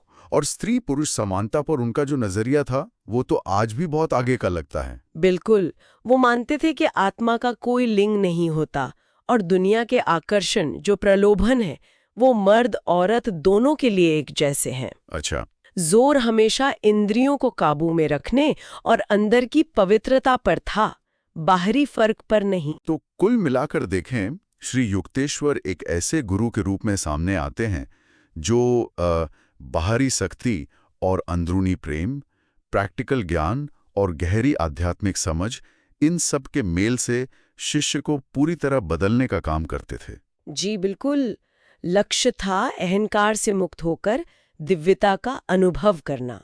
उनका पूरा जीवन, उनकी शिक्षाएं, सब इसी बदलाव की प्रक्रिया को दिखाती हैं। ये सब सुनकर एक सवाल मन में आता है कि हम जिंदगी की मुश्किलों से निपटने के लिए कितनी ताकत बाहरी चीजों को बदलने में लगा देते हैं। क्या उतना ही ध्यान अपनी अंदर की चेतना को, अपनी प्रतिक्रियाओं को साधने पर देना ज्यादा टिकाऊ हल हो सकता है? ये सोचने वाली बात है। और खुद को या दूसरों को सुधारने की कोशिश में वो जो सख्ती और करुणा है, उसके बीच सही तालमेल क्या हो, ये कुछ सवाल हैं जिन पर सोचा जा सकता है। नमस्कार। आज हम एक बहुत ही दिलचस्प किस्से पर बात करने वाले हैं, निद्राहीन संत के बारे में। ये कहानी है एक साधक की, जो अपने गुरु श्री युक्तेश्वर के पास सिर्फ 6 महीने रहा था, और उसे हिमालय जाने की जल्दी थी, अकेले साधना करने के लिए। हाँ, और गुरु इसके बिल्कुल पक्ष में नहीं थे, उन्होंने साफ कहा भी था। सही। पर वो रुका नहीं, और अपनी इसी धुन में वो निकलता है और मिलता है राम गोपाल मजुमदार से, जिन्हें लोग निद्राहीन संत कहते थे। मतलब ऐसे संत जो लगभग सोते ही नहीं थे। जी, ये श्रुत बताता है कि साधक कितना उतावला था, फिर उसकी यात्रा में कितनी मुश्किलें आईं, और कैसे राम गोपाल जी से मिलकर उसका पूरा नजरिया ही बदल गया। हाँ, तो आज हम यही समझने की कोशिश करेंगे कि भाई आध्यात्मिक तरक्की के लिए क्या जगह बदलना जरूरी है, या फिर अपनी अंदरूनी तैयारी और गुरु का साथ। बिल्कुल। चलिए देखते हैं इस सफर में क्या क्या हुआ। तो शुरुआत होती, जैसा मैंने कहा, हिमालय जाने की जिद से। गुरु ने तो कह दिया, ज्ञान किसी ज्ञानी से लो, पहाड़ से नहीं। बिल्कुल सीधी बात। पर साधक ने एक तरह से गुरु की चुप्पी को हाँ समझ लिया। ये उतावलापन जो है ना, हाँ, ये दिखाता है कि साधक तब कितना मतलब अपरिपक्व था। अक्सर लगता है ना शुरू में कि बस माहौल बदल लो, कहीं चले जाओ तो सब ठीक हो जाएगा। सही कहा। और इसी सोच के साथ वो पहुंचता है कलकत्ता।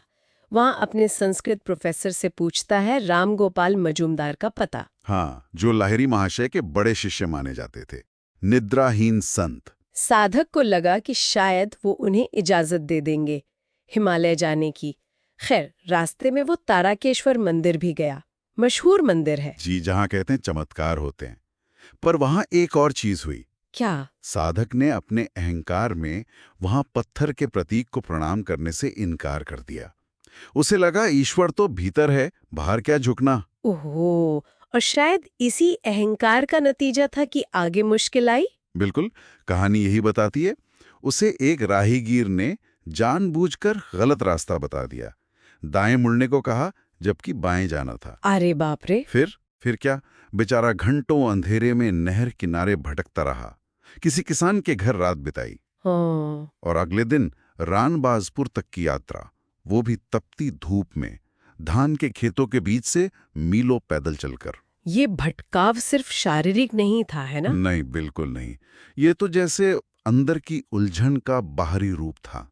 जब गुरु की नहीं सुनी, अहंकार दिखाया, तो दिशाहीन होना ही था। सही कहा। और फिर इतनी मुश्किलों के बाद वो आखिरकार रामगोपाल जी से मिला। कैसे थे वो दिखने में? बिल्कुल साधारण, छोटे कद के, पर आंखें कहते हैं असाधारण थीं, भेदने वाली। अच्छा, हाँ। और मिलते ही संत ने क्या कहा पता है?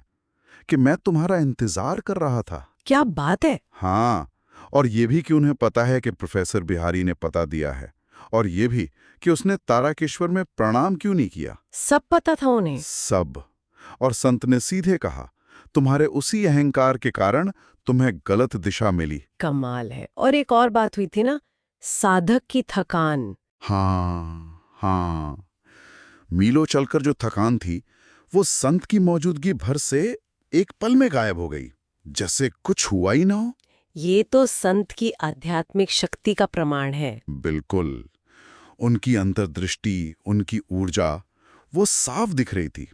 उन्होंने साधक के अहंकार को पकड़ा और उसे उसकी मुश्किलों से जोड़ा। फिर संत ने उसे समझाया भी। क्या कहा उन्होंने? उन्होंने कहा कि देखो, ईश्वर अंदर भी है, बाहर भी है, हर जगह है। और ताराकेश्वर जैसे पवित्र स्थान जो हैं, वो आध्यात्मिक शक्ति के केंद्र होते हैं। उनका निरादर नहीं करना चाहिए। और गुरु के बारे में? हाँ, वो अहम बात कही। पहाड़ तुम्हारे गुरु नहीं हो सकते। गुरु की जरूरत पर बहुत जोर दिया। कहा, जब शिष्य तैयार होता है ना, गुरु कहीं पास ही मिल जाता है। और वो गुफा वाली बात? अरे हाँ, वो तो निचोड़ है इस कहानी का। उन्होंने कहा, जिस कमरे का दरवाजा बंद करके तुम अकेले रह सकते हो, वही तुम्हारी गुफा है, वही तुम्हारा पवित्र पर्वत है। वाह, मतलब हिमालय जाने की जरूरत ही नहीं। बिल्कुल। सच्ची साधना जगह की मोहताज नहीं, वो मन की एकाग्रता और समर्पण पर टिकी है। ये सुनकर साधक का सारा मोह भंग हो गया। और रामगोपाल जी ने अपने बारे में भी कुछ बताया था, अपनी साधना के बारे में? हाँ, बताया था। 45 साल तक रोज लगभग 18 से 20 घंटे का गहन ध्यान। 18 से 20 घंटे रोज? इसीलिए उन्हें नींद की जरूरत नहीं थी। जी, वो कहते थे कि वो सदा ईश्वर के साथ जुड़े रहते हैं, अति चेतना में। उस अवस्था में शरीर को नींद से भी ज्यादा गहरा आराम मिलता है। अविश्वसनीय। लेकिन इतनी साधना के बाद भी उनमें विनम्रता बहुत थी, है ना? गजब की विनम्रता। कहते थे, पता नहीं मैं ईश्वर को प्रसन्न करने में सफल हुआ हूं या नहीं। सोचिए, 45 साल की ऐसी कठोर साधना के बाद भी ये भाव। सच में ये बहुत कुछ सिखाता है। हाँ, और ये भी कहा कि थोड़ा सा ध्यान भी मौत के डर से बचाता है। पर लक्ष्य तो पूर्ण परमात्मा प्राप्ति ही होना चाहिए, कहीं अटकना नहीं है। उस मुलाकात में साधक को कुछ अनुभव भी हुआ था, रोशनी दिखने जैसा। हाँ, उसे आंखें बंद करने पर या खुली रखने पर भी एक तेज रोशनी दिख रही थी। रामगोपाल जी ने कहा, यह आध्यात्मिक विकिरण है। और जाते जाते उन्होंने साधक का पीठ दर्द भी ठीक कर दिया था। हाँ, बरसों पुराना पीठ दर्द, बस अपनी नजर से, दृष्टिपात मात्र से। एकदम ठीक। वाह, ये तो कृपा हो गई। ये अनुभव, ये इलाज, ये साधक के लिए किताबी ज्ञान से परे आध्यात्मिक सच्चाई का सीधा सबूत बन गया। तो अंत में साधक वापस गया? हाँ, पहले वापस ताराकेश्वर गया। इस बार पूरी शुद्धा से प्रणाम किया। अच्छा, भूल सुधारी। जी। और फिर कोलकाता लौटा अपने गुरु श्री युक्तेश्वर के पास। और तब उसे महसूस हुआ कि उसका असली हिमालय, उसकी असली गुफा तो उसकी गुरु ही है। क्या बात है। पूरी यात्रा का सार यही निकला कि गुरु ही सब कुछ है। बिल्कुल। तो इस पूरे किस्से का निचोड़ यही है जी कि सच्ची आध्यात्मिक खोज बाहर जगह बदलने या भटकने में नहीं है, बल्कि अंदरूनी तैयारी, समर्पण और सबसे जरूरी गुरु के मार्गदर्शन में है। हाँ, वो गुफा या पवित्र पर्वत कहीं दूर नहीं, वो हमारे अंदर ही है, या जहां हम हैं वही मिल सकता है, बस तैयारी चाहिए। कितना फर्क है देखिए। शुरू में साधक का उतावलापन, हिमालय जाने का जुनून, और फिर इस एक मुलाकात के बाद आया ये गहरा बदलाव। गुरु की बात आखिर सच निकली। बिल्कुल। अच्छा, यहाँ एक बात सोचने वाली है जाते जाते। बताइए। राम गोपाल जी, 45 साल की इतनी गहन साधना, और फिर भी ईश्वर को प्रसन्न करने को लेकर वो कितने विनम्र थे। क्या मैं सफल हुआ हूं? ये जो गहरी विनम्रता है, ये परमात्मा की खोज की प्रकृति के बारे में क्या बताती है? कि शायद ये कोई मंजिल नहीं जिसे पा लिया और हो गया, शायद ये एक सतत यात्रा है, निरंतर चलने वाली। इस पर सोचा जा सकता है। नमस्कार। आज हम ऑटोबायोग्राफी ऑफ योगी के एक बहुत ही दिलचस्प अध्याय पर बात कर रहे हैं। जी। ये कहानी है परमहंस योगानंद की, जब वो अपने गुरु श्री युक्तेश्वर के पास लौटते हैं। आश्रम से बिना बताए चले गए थे। हाँ, और जाहिर है मन में डर था कि गुरुजी तो भाई बहुत नाराज होंगे। बिल्कुल ऐसे ही सोचते हैं हम अक्सर। लेकिन वहां हुआ बिल्कुल उल्टा। अच्छा। हाँ, गुरु ने कोई नाराजगी नहीं दिखाई, बल्कि पूरी तरह से मतलब क्षमा और प्रेम दिखाया।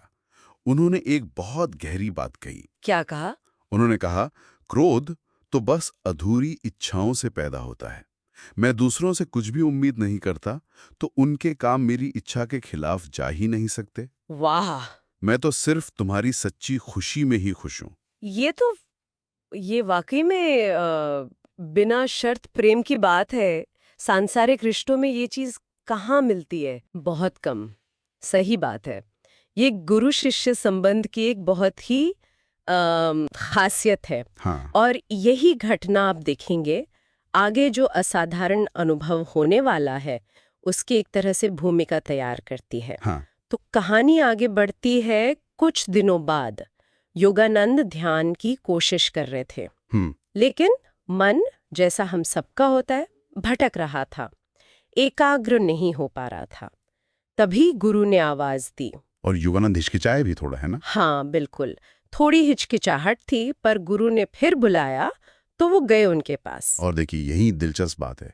ये जो मन का भटकाव है, जो हम सब महसूस करते हैं, वही यहाँ एक असाधारण अनुभव का दरवाजा बन जाता है। सही कहा। गुरु ने बस इतना कहा, तुम्हारे दिल की इच्छा पूरी होगी। बस इतना? हाँ।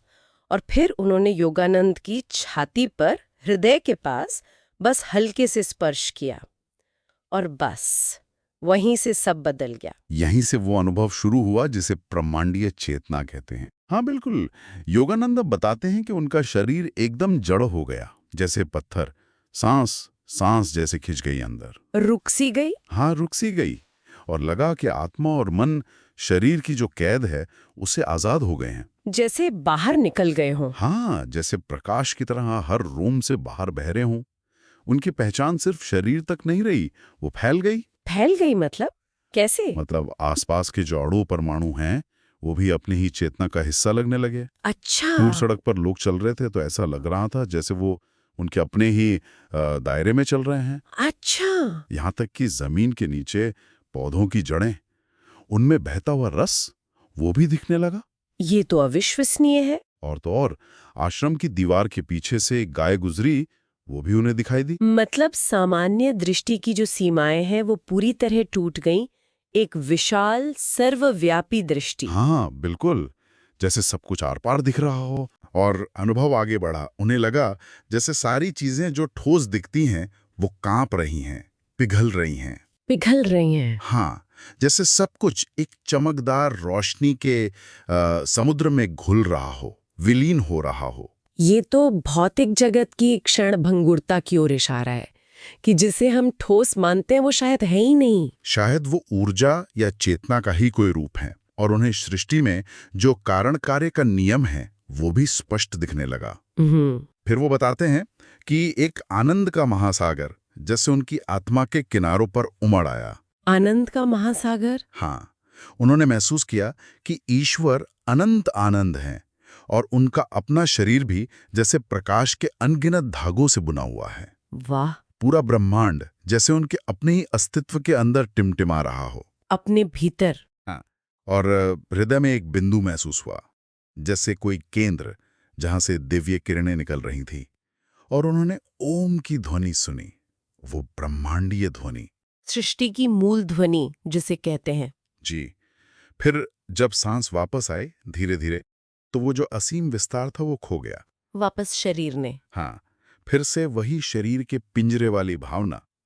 लेकिन यहाँ गुरु का मार्गदर्शन बहुत महत्वपूर्ण था। बिल्कुल। उन्होंने क्या कहा? उन्होंने कहा कि देखो, सिर्फ इस समाधि में, इस गहरे ध्यान में डूबे नहीं रहना है। अच्छा, ये क्यों? ये तो परम अनुभव था। हाँ, पर गुरु ने संतुलन सिखाया। उन्होंने कहा कि रोजमर्रा के काम करते हुए भी, जैसे बैल्कनी साफ करना, उस काम को करते हुए भी अपनी आत्मा को, अपनी चेतना को उन ब्रह्मांडीय गहराइयों तक फैलाए रखना है। ये बहुत महत्वपूर्ण बात है। मतलब आध्यात्मिकता का अर्थ पलायन नहीं है। नहीं, बिल्कुल नहीं। बल्कि जीवन जीते हुए, सामान्य काम करते हुए भी उस चेतना में बने रहना। गुरु ने कहा कि संत इसी दोहरी अवस्था में जीते हैं, संसार में रहते हैं, काम करते हैं, लेकिन भीतर से उस परम आनंद में टिके रहते हैं। सही। तो योगानंद ने सीखा कि मन और सांस को शांत करके ही इस भ्रम से निकला जा सकता है कि शरीर बस मांस और हड्डियों का ढेर है। क्योंकि अशांत मन और सांस ही ये दुनिया के अलग अलग रूप बनाते हैं, लहरों की तरह। हाँ, और जब वो शांत हो जाते हैं तो सब एक प्रकाश के समुद्र में मिल जाता है। और श्री युक्तेश्वर ने ये भी साफ किया कि ये अनुभव सिर्फ दिमागी तौर पे चाहने से नहीं मिलता। हाँ, सोचने भर से नहीं, इसके लिए ध्यान और भक्ति से मन को मजबूत बनाना पड़ता है, ताकि वो चेतना इस अनुभव को, इस विस्तार को संभाल सके। सच्ची आध्यात्मिक उन्नति जो है वो बाहरी शक्तियों या सिद्धियों से नहीं नापी जाती। तो किससे? वो नापी जाती है ध्यान में मिलने वाले आंतरिक आनंद की गहराई से। बहुत खूब। और गुरु का जो अंतिम सार था वो ये था, ईश्वर नित्य नवीन आनंद है। नित्य नवीन आनंद मतलब ऐसा आनंद जो कभी पुराना नहीं पड़ता, हमेशा नया। वो इतने अथाह और आकर्षक हैं कि भक्त उनसे कभी ऊब ही नहीं सकता। सांसारिक सुखों की तरह नहीं, जो क्षणिक होते हैं और जिनसे मन भर जाता है। बिल्कुल। और ध्यान ही वो रास्ता है जिससे वो खोया हुआ स्वर्ग, वो ईश्वर का साथ फिर से पाया जा सकता है। उनका अस्तित्व महसूस होता है, उनका मार्गदर्शन मिलता है। तो आखिर में सोचने वाली बात ये रह जाती है कि अगर चेतना सच में इस तरह फैल सकती है, तो हमारी रोजमर्रा की दुनिया की जो सामान्य समझ है वो कितनी सीमित हो सकती है। हाँ, ये एक बड़ा सवाल है। और उस नित्य नवीन आनंद का अनुभव करने का अर्थ हमारे जीवन के लिए क्या हो सकता है, उसे पाना कैसा होगा। नमस्कार। आज हम परमहंस योगानंद की किताब ऑटोबायोग्राफी ऑफ ए योगी, इसके एक बहुत ही दिलचस्प हिस्से पर बात करेंगे। हाँ, इसमें गुरु और शिष्य के बीच की कुछ घटनाएं हैं जो वाकई सोचने पर मजबूर करती हैं। बिल्कुल, खासकर ध्यान और आप कह सकते हैं इंसानी मन की जो छिपी हुई क्षमताएं हैं उनके बारे में। सही। और इसमें एक कहानी है गुरु श्री युक्तेश्वर जी की। हाँ, थोड़ी मजाकिया भी लगती है सुनने में, फूल गोभी की चोरी। हाँ, नाम तो मजेदार है। देखते हैं कि इस साधारण सी लगने वाली बात में क्या खास था।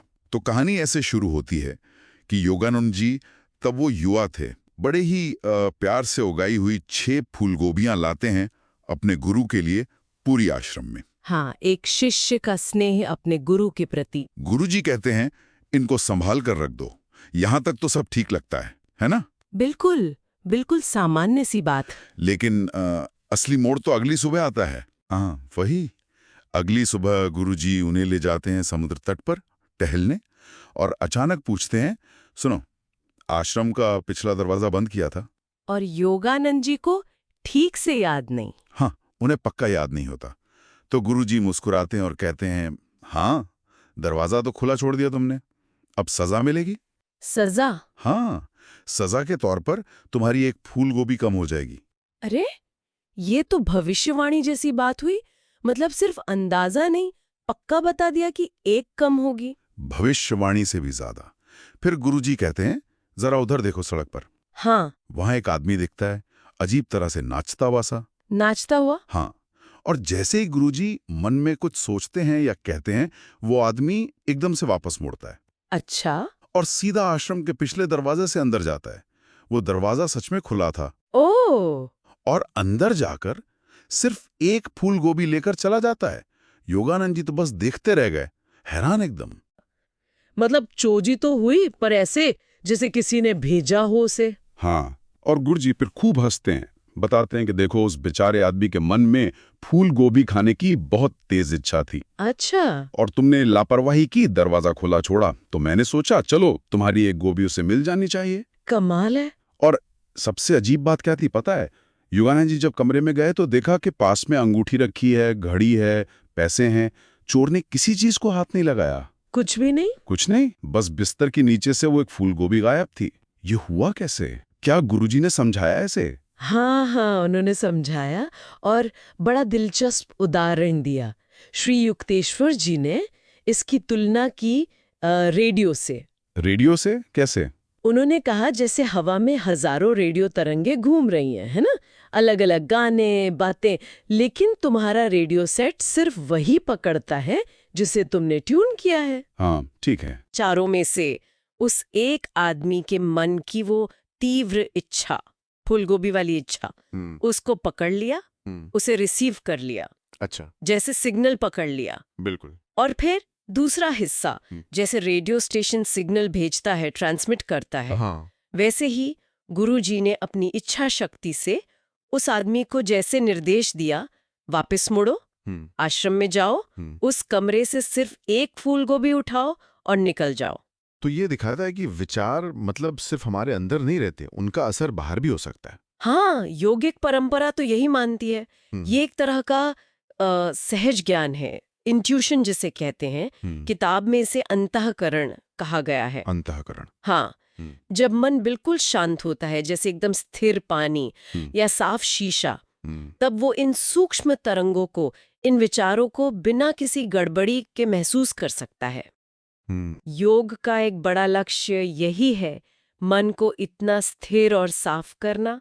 श्री युक्तेश्वर जी कहते थे कि विचार तो हर समय ब्रह्मांड में कंपन कर रहे हैं, बस एकाग्रता चाहिए उन्हें जानने के लिए। ये तो कमाल की बात है। लेकिन फिर एक और मजेदार घटना हुई। कुछ दिन बाद आश्रम का एक लैंप खो गया। हाँ। तो योगानंद जी ने सोचा, अरे वाह, गुरुजी तो इसे भी ढूंढ लेंगे चुटकी में। हाँ, उन्हें लगा होगा अब तो आसान है। पर गुरुजी का जवाब कुछ और था। क्या कहा उन्होंने? उन्होंने मजाक में कहा, भाई मैं कोई ज्योतिषी थोड़ी हूँ। और ये भी साफ किया कि वो ऐसी छोटी मोटी चीजों के लिए या अगर कोई उन्हें चुनौती दे रहा हो तब अपनी शक्तियों का ऐसे प्रदर्शन नहीं करते। अच्छा, तो मतलब फूल गोभी ढूंढने में मदद की पर लैंप नहीं। इसका क्या मतलब हुआ? देखिए, शायद ये दिखाता है कि इन शक्तियों का इस्तेमाल वो खेल या दिखावे के लिए नहीं करते थे। फूल गोभी वाली घटना में शायद कोई गहरा सबक था। जैसे? लापरवाही का सबक या मन की शक्ति दिखाना, आदमी की मदद करना भी एक पहलू हो। लैंप के मामले में शायद वैसा कोई गहरा कारण नहीं दिखा उन्हें, या हो सकता है योगानंद जी को आत्मनिर्भर बनाना चाहते हो। कारण जो भी हो, ये स्पष्ट है कि वो विवेक से काम लेते थे। एक और प्रसंग है जो उनकी क्षमताओं की बिल्कुल अलग झलक दिखाता है। हाँ, वो बारिश वाला। हाँ, एक बार बहुत भयंकर गर्मी थी और एक धार्मिक जुलूस निकालना था। जमीन तप रही थी।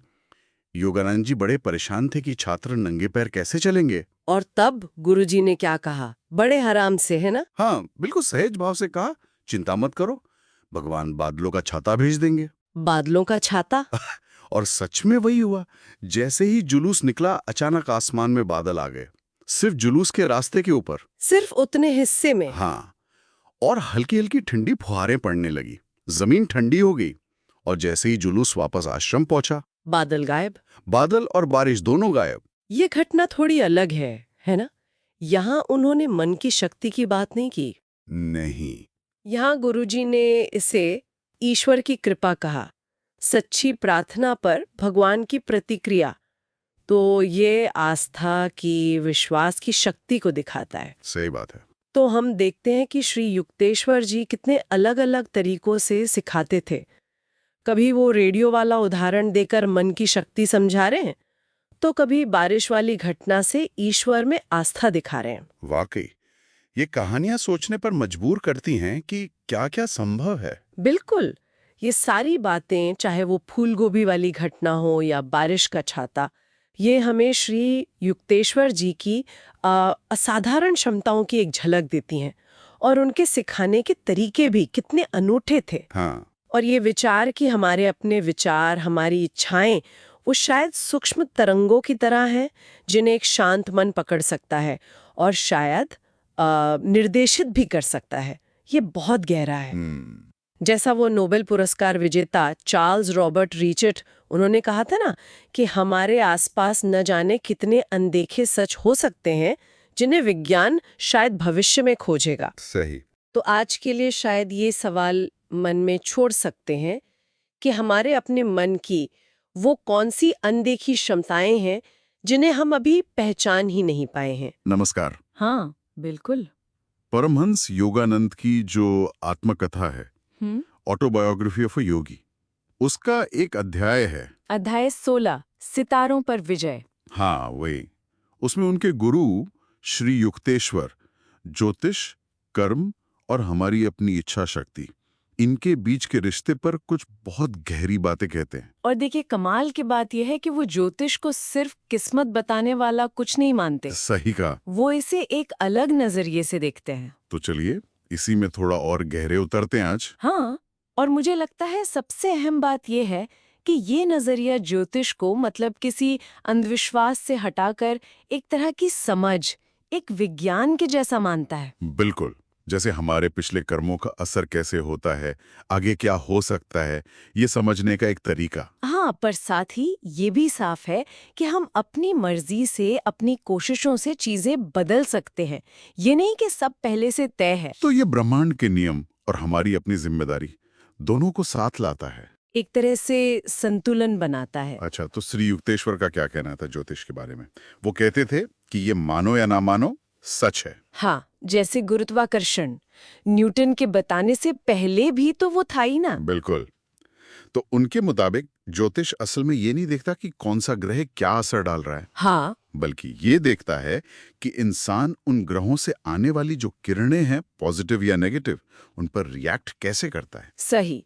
मतलब ग्रह अपने आप में अच्छे या बुरे नहीं है। नहीं, वो तो बस एक जरिया है ना, हमारे जो पुराने कर्म हैं उनके नतीजे हम तक पहुंचाने का। तो जन्म के समय ग्रहों की जो स्थिति होती है, हाँ, उसका एक गणितीय तालमेल होता है हमारे कर्मों के साथ। तो जन्म कुंडली क्या है? वो एक तरह से हमारे अतीत का नक्शा है और भविष्य में क्या हो सकता है उसका इशारा है। लेकिन इसका मतलब ये नहीं कि हम बस बंधे हुए हैं उसी नक्शे से। नहीं, बिल्कुल नहीं। बल्कि ये तो हमें प्रेरित कर सकती है कि हम अपनी सीमाएं जानें और फिर उनसे ऊपर उठें।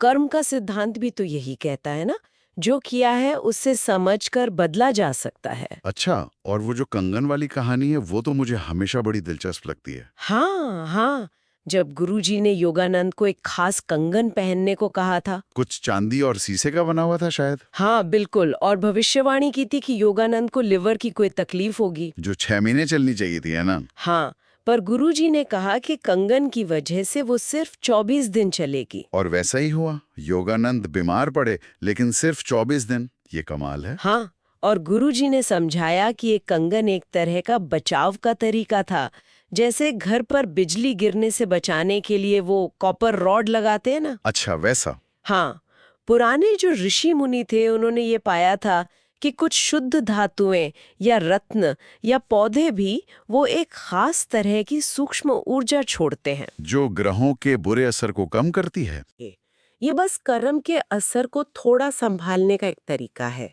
जैसे हम प्रार्थना या ध्यान से करते हैं। लेकिन योगानंद खुद तो शुरू में ज्योतिष को शक की नजर से देखते थे। हाँ हाँ बिल्कुल, खासकर जब उनके घर के ज्योतिषी ने कह दिया था कि उनकी 3 शादियां होंगी। उन्हें इतना गुस्सा आया कि उन्होंने अपनी कुंडली ही जला दी थी। हाँ, और उन्होंने फिर ये साबित भी किया एक तरह से। उन्होंने शादी के प्रस्ताव ठुकरा दिए और जब ग्रहों की दशा बहुत खराब बताई गई थी तब भी उन्होंने अपने काम किए। हाँ, मुश्किलों के साथ पर किए। तो ये उनके गुरु की बात को ही पक्का करता है। बिल्कुल, कि जैसे जैसे इंसान अंदर से जागता है, आत्मज्ञान बढ़ता है, वो बाहरी चीजों से कम प्रभावित होता है और खुद ब्रह्मांड पर ज्यादा असर डालता है। तो ज्योतिष का मतलब डराना नहीं है। नहीं, बिल्कुल नहीं, बल्कि ये तो हमें हमारी आजादी की इच्छा जगाने का एक साधन है।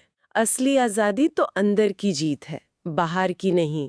तो अगर हम पूरी बात को समेटें तो ये अध्याय ज्योतिष को हमारे अतीत के कर्मों का एक नक्शा तो दिखाता है, हाँ, दिखाता है। लेकिन साथ ये भी साफ करता है कि हमारी आत्मा अंदर से वो आजाद है। बिल्कुल। और सही समझ, इच्छा शक्ति और आध्यात्मिक अभ्यास से हम अपनी किस्मत को बदल सकते हैं, उसे एक नई दिशा दे सकते हैं। हाँ, मतलब भाग्य और हमारी अपनी मर्जी, इनके बीच एक लगातार तालमेल, एक खिंचाव चलता रहता है। तो ये एक बहुत ही पावरफुल नजरिया है। हाँ, और शायद यहीं पर हम अपने श्रोताओं के लिए एक सवाल छोड़ सकते हैं सोचने के लिए, जरूर। कि हमारी जो बाहरी परिस्थितियां हैं और हमारे जो अंदर के विश्वास हैं, वो दोनों मिलकर हमारी जिंदगी का रास्ता कैसे बनाते हैं, और क्या अपनी असली आध्यात्मिक पहचान को समझना वो चाबी हो सकती है जिससे हम अपनी बनाई हुई या मानी हुई सीमाओं को पार कर सकें। वाह, ये वाकई सोचने वाली बात है।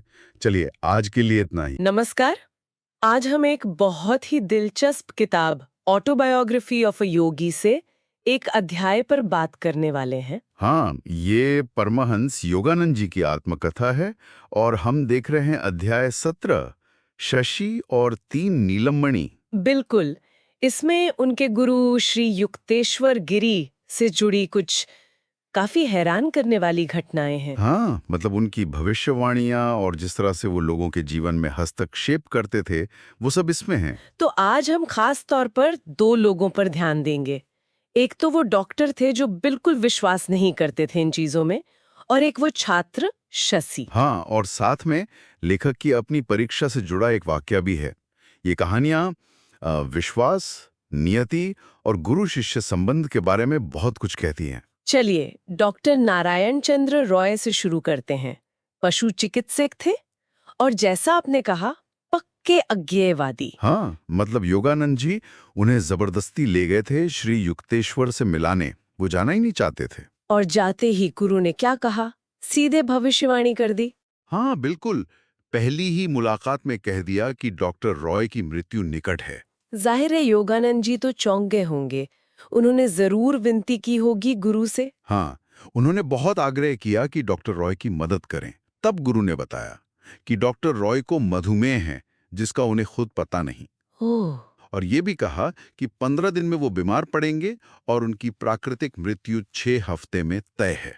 अरे बाप रे। लेकिन फिर गुरु ने मदद का रास्ता भी बताया। हाँ, उन्होंने कहा कि लेखक की विनती के कारण वो हस्तक्षेप करेंगे, पर एक शर्त है। डॉक्टर रॉय को एक ज्योतिषीय कड़ा पहनना होगा। पर डॉक्टर साहब तो मानने वाले थे ही नहीं। शुरू में अज्ञेयवादी जो ठहरे। बिल्कुल साफ मना कर दिया। लेकिन जब ठीक 15 दिन बाद वो बीमार पड़े और हालत बिगड़ती ही चली गई, तब मानना पड़ा। यहाँ तक कि उनके अपने डॉक्टरों ने भी उम्मीद छोड़ दी थी, ऐसा लिखा है। हाँ, और फिर जब उन्होंने कड़ा पहना तो धीरे धीरे ठीक होने लगे। लगभग 1 महीने की बीमारी के बाद वो स्वस्थ हो गए, जैसा गुरु ने कहा था। ये तो कमाल है। लेकिन कहानी यहीं खत्म नहीं हुई, है ना? गुरु ने एक सलाह भी दी थी। सही कहा। गुरु ने कहा था कि ठीक होने के बाद मांस खाना छोड़ दें। और डॉक्टर रॉय ने? उन्होंने ये सलाह नहीं मानी और नतीजा ये हुआ कि ठीक होने के ठीक 6 महीने बाद बिल्कुल स्वस्थ दिखते हुए भी उनकी अचानक मृत्यु हो गई। ठीक वैसा ही जैसा गुरु ने शुरू में कहा था। ये बात सोचने पर मजबूर करती है। मतलब गुरु ने बचाया तो, पर उनकी अपनी इच्छा, उनका अपना कर्म। हाँ, ये कर्म और इच्छा शक्ति का खेल दिखाता है। हस्तक्षेप के बावजूद आखिर में व्यक्ति का चुनाव मायने रखता है। सही। अब शशि की बात करते हैं। वो लेखक के कॉलेज के दोस्त थे। हाँ, और गुरुजी शशि को पसंद तो करते थे, पर उसकी जो अव्यवस्थित जीवन शैली थी, उससे वो चिंतित थे। तो उन्होंने उसे चेतावनी दी। सीधे सीधे कहा कि अगर तुम सुधरे नहीं तो 1 साल के अंदर गंभीर रूप से बीमार पड़ोगे। और उपाय भी बताया, 2 कैरेट का नीलम पहनो। लेकिन शशि ने क्या किया? वो टाल मटोल करता रहा। नीलम खरीदने के पैसे नहीं थे या जो भी वजह हो। वो कहता रहा कि मुझे गुरु पर पूरा भरोसा है, वही बचा लेंगे। सलाह को गंभीरता से नहीं लिया। और फिर साल भर बाद क्या हुआ? ठीक है, 1 साल बाद वो आया गुरु के पास, गंभीर रूप से बीमार। टीबी हो गया था उसे, और इस बार वो 3 नीलम लेकर आया था। 3 नीलम? अच्छा, तो गुरु ने क्या कहा? पहले तो गुरु ने मिलने से ही मना कर दिया। बोले, जब सलाह नहीं मानी तो अब क्यों आयो? शशि दरवाजे पर बैठकर रोता रहा, गिड़गिड़ाता रहा, करीब 1 घंटे तक। फिर गुरु का दिल पिघला? हाँ, फिर उन्होंने उसे अंदर बुलाया, कहा कि ये नीलम वापस करो और एक ज्योतिषीय कड़ा बनवा कर पहनो, और भरोसा दिलाया कि तुम ठीक हो जाओगे। लेकिन फिर भी उसकी हालत एकदम से नहीं सुधरी है ना? लेखक तो काफी घबरा गए थे। हाँ, कुछ हफ्तों तक हालत और बिगड़ती गई। लेखक भागे भागे गुरु के पास गए, पर गुरु एकदम शांत थे। उन्होंने बस अपना आश्वासन दोहराया कि वो ठीक हो जाएगा। और फिर चमत्कार हुआ। उसी दिन कलकत्ता में अपने घर पर शशि को अचानक लगा जैसे गुरु उसके पास मौजूद हैं, और उसी पल से वो ठीक होने लगा, बहुत तेजी से। वाकई हैरान करने वाली बात है। पर ठीक होने के बाद उसका रवैया थोड़ा अजीब था, ऐसा लगता है। हाँ, वो ठीक होने के बाद गुरु से मिलने कम ही आता था, कतराने लगा था। क्यों? क्या वो शर्मिंदा था? शायद शर्मिंदगी थी, या हो सकता है थोड़ा डर भी हो। जिस शक्ति को उसने पहले हल्के में लिया था, उसका साक्षात अनुभव शायद उसे असहज कर गया हो। मानवीय भावनाएं, कहना मुश्किल है। ये भी हो सकता है। चलिए अब आखिर में लेखक की अपनी कहानी देखते हैं। उनकी इंटरमीडिएट आर्ट्स की परीक्षा थी। और तैयारी बिल्कुल नहीं थी। वो उस समय पुरी में गुरु के पास थे।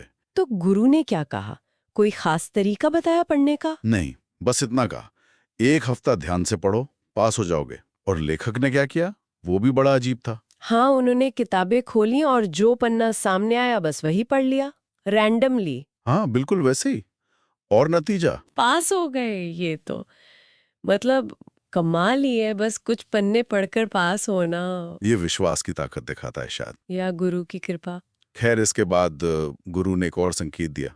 हाँ, उन्होंने कहा कि तुम्हारी आगे की 2 साल की पढ़ाई जो एबी कोर्स होता है वो श्रीरामपुर में ही होगी। जबकि उस समय श्रीरामपुर कॉलेज में एबी कोर्स था ही नहीं। लेकिन कुछ ही समय बाद वो कोर्स शुरू हो गया और लेखक उसके पहले छात्रों में से एक बने। ये फिर से गुरु की दूरदर्शिता, या शायद उनके प्रभाव का एक उदाहरण है। तो आज हमने ये कुछ असाधारण घटनाएं देखी, डॉक्टर रॉय का मामला, शशि की कहानी और लेखक की परीक्षा श्री युक्तेश्वर के जीवन से जुड़ी। हाँ, ये सारे किस्से विश्वास, कर्म, नियति और गुरु शिष्य संबंध की जटिलताओं को सामने लाते हैं और सोचने पर मजबूर करते हैं कि क्या ये सब सिर्फ संयोग था या कोई गहरी अंतर्दृष्टि, या फिर ये किसी ऐसी आध्यात्मिक शक्ति का प्रमाण है जिसे हम अपनी सामान्य बुद्धि से समझ नहीं पाते।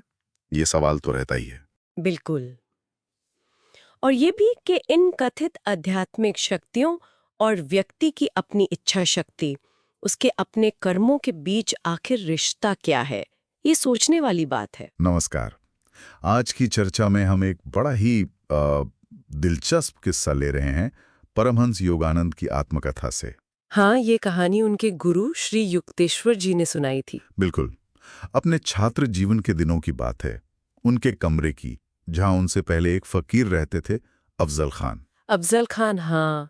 और कहते हैं उन्होंने उसी कमरे में कुछ हैरान कर देने वाले कारनामे दिखाए थे। अविश्वसनीय से लगते हैं सुनने में तो। बिल्कुल, लेकिन ये कहानी सिर्फ चमत्कारों की नहीं है। इसमें शक्ति का सही गलत इस्तेमाल, फिर कर्म का फल और पछतावा, ये सब पहलू जुड़े हुए हैं। अच्छा।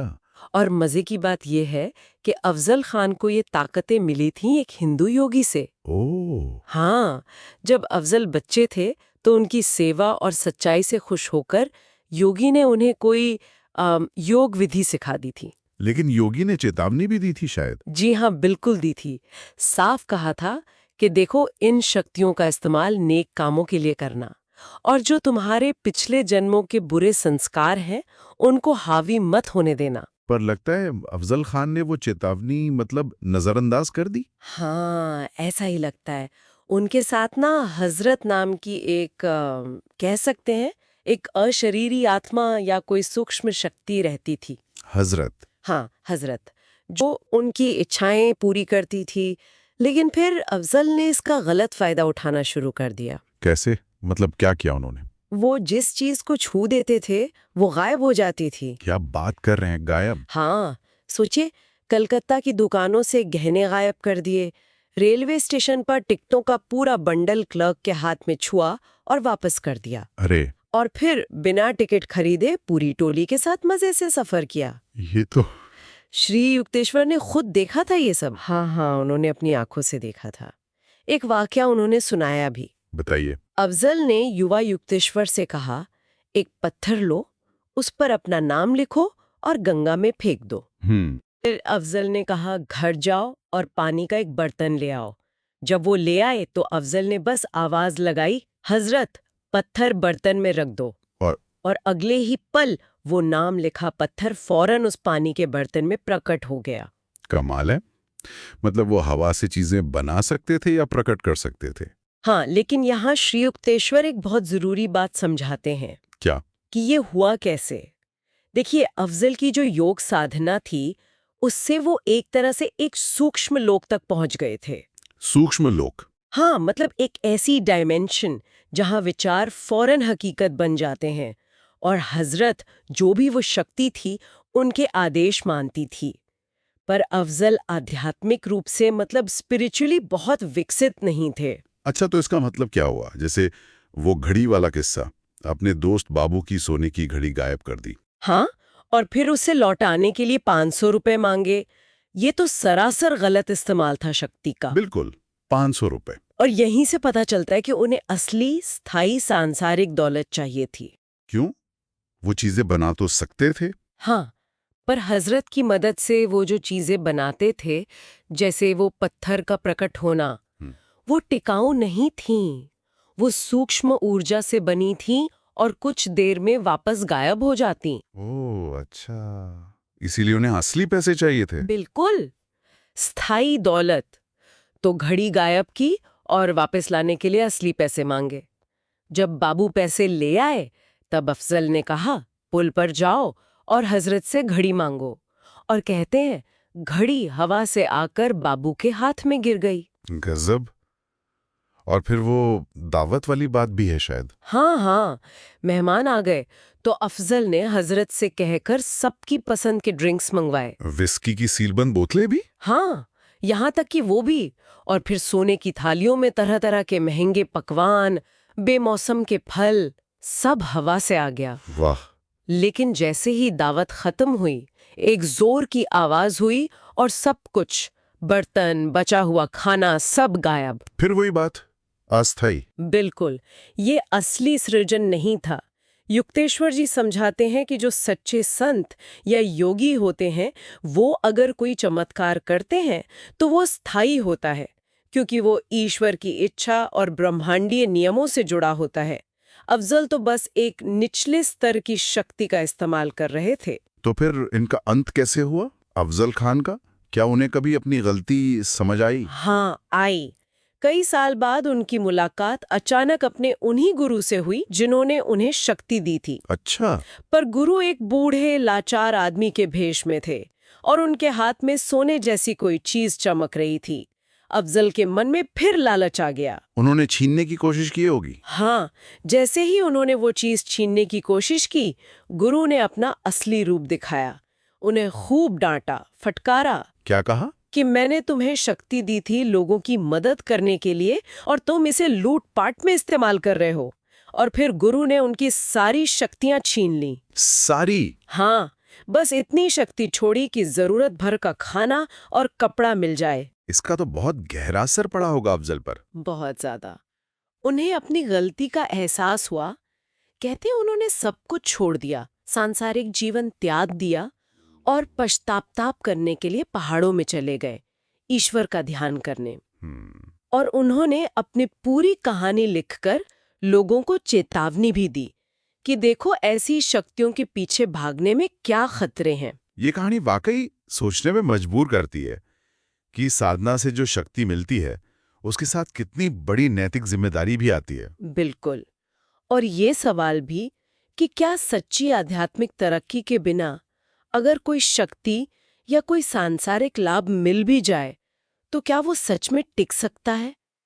क्या वो स्थायी हो सकता है? ये एक ऐसा सवाल है जिस पर हम सबको शायद सोचना चाहिए। नमस्कार। हाँ आज हम एक बहुत ही दिलचस्प किस्से पर बात कर रहे हैं। हाँ बिल्कुल। परमहंस योगानंद की किताब है ऑटोबायोग्राफी ऑफ अ योगी। हाँ, उसका अध्याय 19, जिसका नाम है मेरे गुरु कलकत्ता में सिरामपुर में प्रकट होते हैं। हाँ, तो हम इसी एक स्रोत को लेकर आज थोड़ी गहरी बात करेंगे, समझेंगे कि कैसे गुरु मतलब रहस्यमयी ढंग से प्रकट हुए। और वो जो मन की आवाज और शक के बीच की लड़ाई होती है ना, बिल्कुल।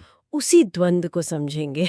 चलिए शुरू करते हैं फिर। हाँ, और इसमें सबसे जो आकर्षक बात है वो ये है कि ये पूरा किस्सा विश्वास पर सवाल उठाता है, हमारी सोच की जो सीमाएं हैं उन पर, और ये भी कि जिसे हम असलियत मानते हैं क्या उसके परे भी कुछ है। सही। तो कहानी की शुरुआत होती है योगानंद के एक रूममेट से, द्विजन बाबू।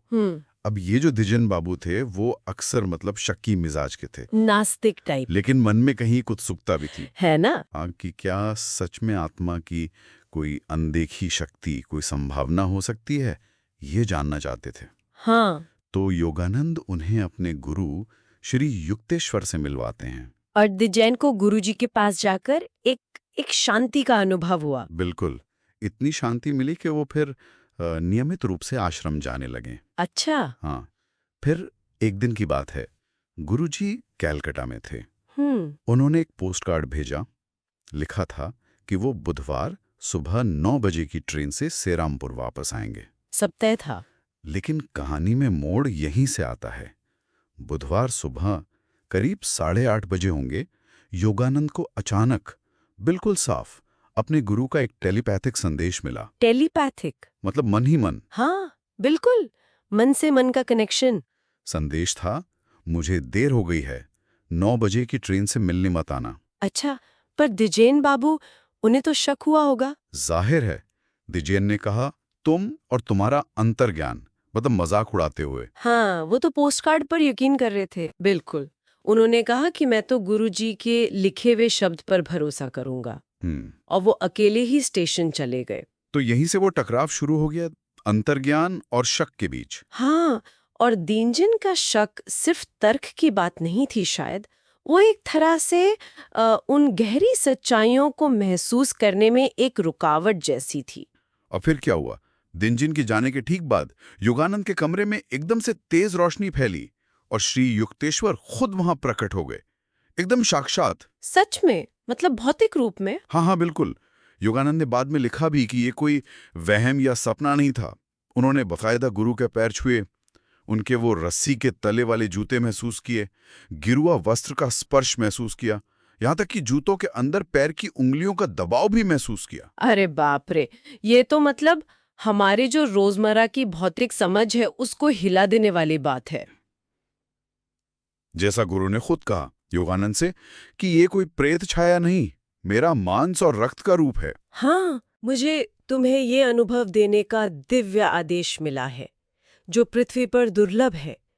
योग परंपरा में शायद इसे ही सिद्धि कहते हैं। सही, मतलब चेतना की वो शक्ति जिससे भौतिक जगत पर असर डाला जा सके। हाँ, जैसे एक ही समय दो जगह मौजूद होना। गुरुजी ने यह भी पक्का किया कि वो असल में 10 बजे की ट्रेन से आएंगे और एक खास पहचान भी बताई। क्या? कि उनके आगे एक छोटा लड़का चल रहा होगा, चांदी का जग लेकर। अच्छा, ये डिटेल भी दी। हाँ, फिर उन्होंने योगानंद के सिर पर हाथ रखकर आशीर्वाद दिया और फिर एक अजीब सी आवाज हुई, आवाज?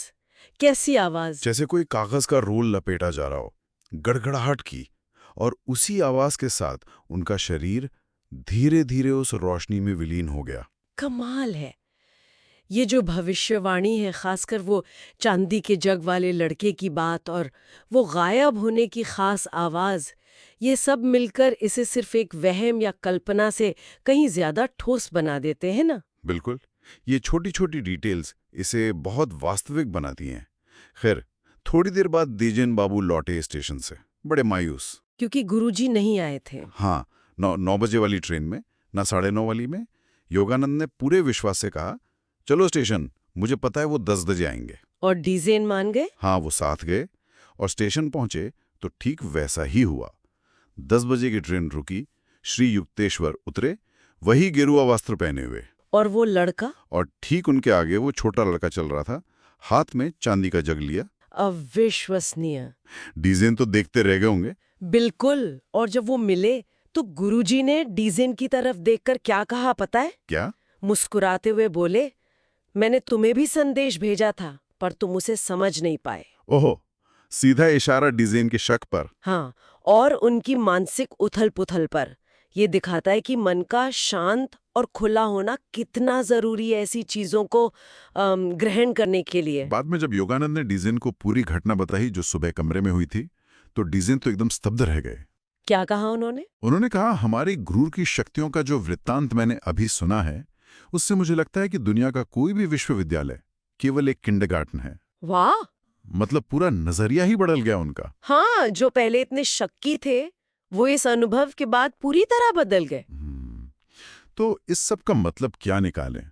ये कहानी हमें बहुत कुछ सोचने पर मजबूर करती है। हाँ, विश्वास की ताकत पर, हमारी अपनी समझ की सीमाओं पर, और उन संभावनाओं पर जो शायद हमारी रोजमर्रा की समझ से बिल्कुल परे हैं। सही कहा। और अंत में ये एक बड़ा सवाल भी छोड़ जाती है। क्या?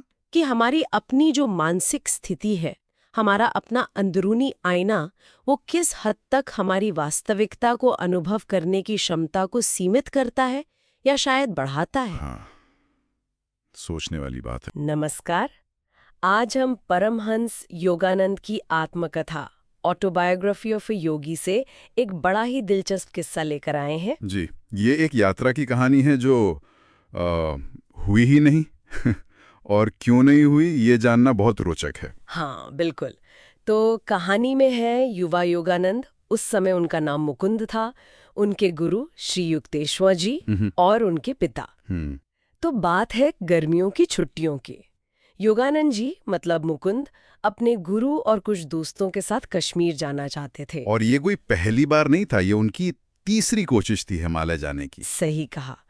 पिता से बात की उन्होंने, पहले तो थोड़ा मजाक किया पर फिर हाँ कर दी। अच्छा। रेल पास भी दे दिया और पैसे भी, तो जाने का इंतजाम तो हो गया। लेकिन एक पेंच था। हाँ, गुरु श्री युक्तेश्वर, उन्होंने कोई पक्का वादा नहीं किया, बस इतना कहा, देखेंगे।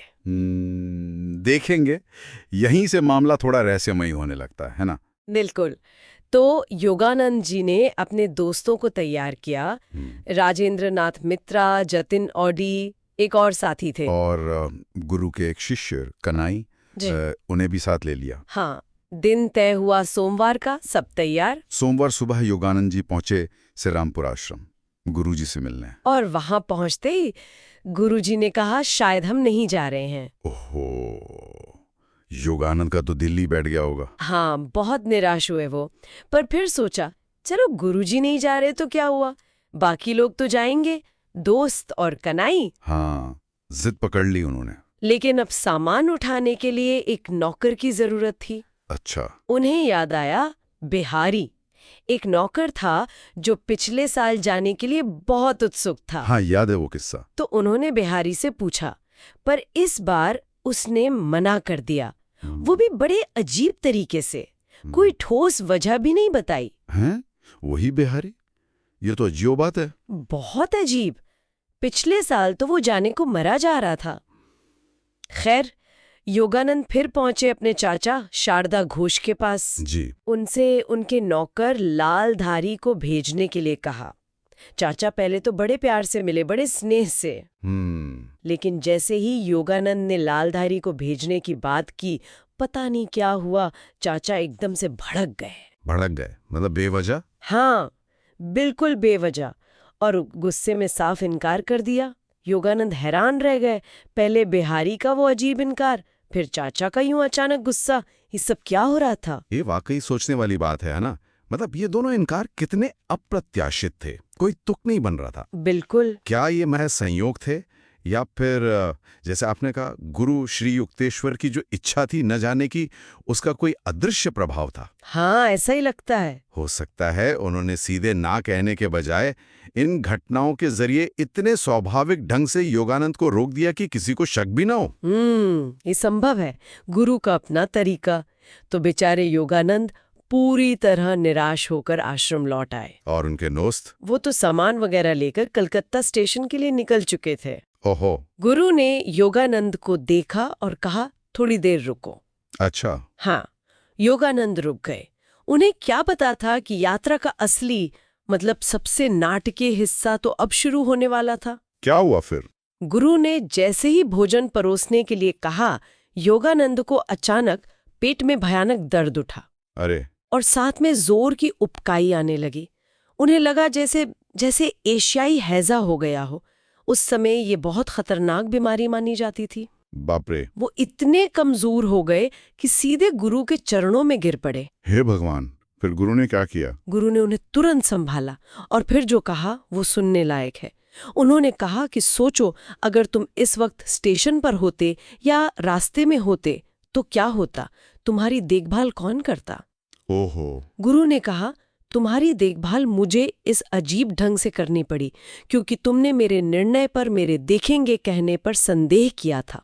अच्छा, तो ये गुरु का तरीका था उन्हें बचाने का और सबक सिखाने का। हाँ बिल्कुल, ये गुरु की दूरदर्शिता दिखाता है। वो समझ गए थे कि योगानंद जिद में हैं, तो उन्हें कह सकते हैं एक कठोर लेकिन जरूरी अनुभव देना पड़ा। उनकी रक्षा भी हो गई और सबक भी मिल गया। गजब है। और वो दर्द, हैजा के लक्षण। गुरु के छूते ही और उनके आश्वासन भरे शब्द सुनते ही योगानंद का वो असहनीय दर्द पल भर में गायब। क्या बात है, चमत्कार जैसा। हाँ बिल्कुल। कुछ देर में डॉक्टर भी आए, उन्होंने जांच की। अगले दिन फिर देखा और कहा कि हाँ, लक्षण तो एशियाई हैजा के ही थे, पर अब ये पूरी तरह ठीक हैं। वो डॉक्टर भी गुरु की इस शक्ति को देखकर हैरान रह गए। अविश्वसनीय। जी। अच्छा, और वो दोस्त जो स्टेशन गए थे? वो भी थोड़ी देर में वापस आ गए होंगे। शायद ट्रेन छूट गई या मन बदल गया। हाँ, योगानंद ने उन्हें देखकर मजाक में कहा, अरे हमारा जहाज तो स्पेन गया और वापस भी आ गया। मतलब उनकी यात्रा तो यहीं खत्म हो गई। हाँ, सही है। बाद में योगानंद ने अपने गुरु से कहा, गुरुजी, अब मैं समझा, आपके आशीर्वाद के बिना मैं हिमालय पहुंच ही नहीं सकता। एक गहरा बोध हुआ उन्हें। तो इस पूरी कहानी से हमने क्या सीखा?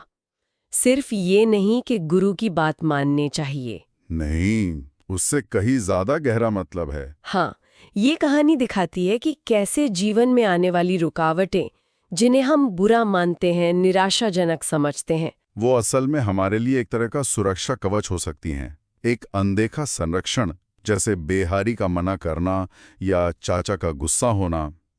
वो शायद योगानंद को उस खतरनाक बीमारी से बचाने का एक तरीका था। बिल्कुल सही कहा। ये महज संयोग नहीं थे। और ये हमें सोचने पर मजबूर करता है ना, कि क्या हमारे अपने जीवन में भी ऐसा होता है? क्या वो बाधाएं, वो असफलताएं, वो ना जो हमें सुनने को मिलती है, जिन्हें हम दुर्भाग्य समझते हैं, क्या पता वो वास्तव में हमें किसी बड़ी मुश्किल से बचा रही हों या किसी बेहतर रास्ते की तरफ मोड़ रही हों? ये एक बहुत ही दिलचस्प विचार है। अपनी मुश्किलों को इस नजरिए से देखना शायद उनके मायने ही बदल दे। बिल्कुल, इस पर सोचना जरूर चाहिए। नमस्कार। आज हम परमहंस योगानंद की आत्मकथा के एक बहुत ही यादगार अध्याय वी विजिट कश्मीर पर गहराई से बात करने वाले हैं। जी, ये कहानी तब शुरू होती है जब योगानंद जी हैजे से मतलब चमत्कारिक रूप से ठीक हुए थे। और उनके गुरु श्री युक्तेश्वर जी उन्हें और कुछ और लोगों को कश्मीर ले जाने का फैसला करते हैं। हाँ, और ये सिर्फ एक घूमने फिरने का किस्सा नहीं है, इसमें बहुत कुछ है। बिल्कुल, इसमें गुरु की वो अद्भुत समझ, योगानंद जी के अपने आध्यात्मिक अनुभव और हाँ, वो कर्म हस्तांतरण वाली बात जो थोड़ी रहस्यमयी लगती है। सही। तो हमारी कोशिश रहेगी कि इन सब पहलुओं को थोड़ा समझें। जी। शुरुआत करते हैं शिमला वाले किस्से से। वो स्ट्रॉबेरी वाली बात योगानंद जी को तो खट्टी लगी। हाँ, पर गुरुजी ने तभी कह दिया था कि तुम्हें अमेरिका में ये पसंद आएंगी, और सालों बाद वही हुआ। ये दिखाता है कि गुरु कैसे शिष्य के भविष्य को उसकी पसंद नापसंद तक को जानते थे। ये सिर्फ भविष्यवाणी नहीं, ये एक गहरा जुड़ाव है। बिल्कुल। फिर वो रावलपिंडी से श्रीनगर की यात्रा, 7 दिन, वो भी घोड़े वाली लैंडो गाड़ी में। हाँ, हिमालय के नज़ारे तो शानदार थे ही, पर वो एक और मजेदार बात हुई थी ना रास्ते में। हाँ, वो ऑडी जी वाला किस्सा, सिगरेट पीने की इच्छा। और गुरुजी ने बिना पूछे ही जान लिया, एकदम से। ये उनकी वो सूक्ष्म जागरूकता दिखाता है, मतलब आसपास क्या चल रहा है, किसके मन में क्या है, सब पता रहता था। कमाल है।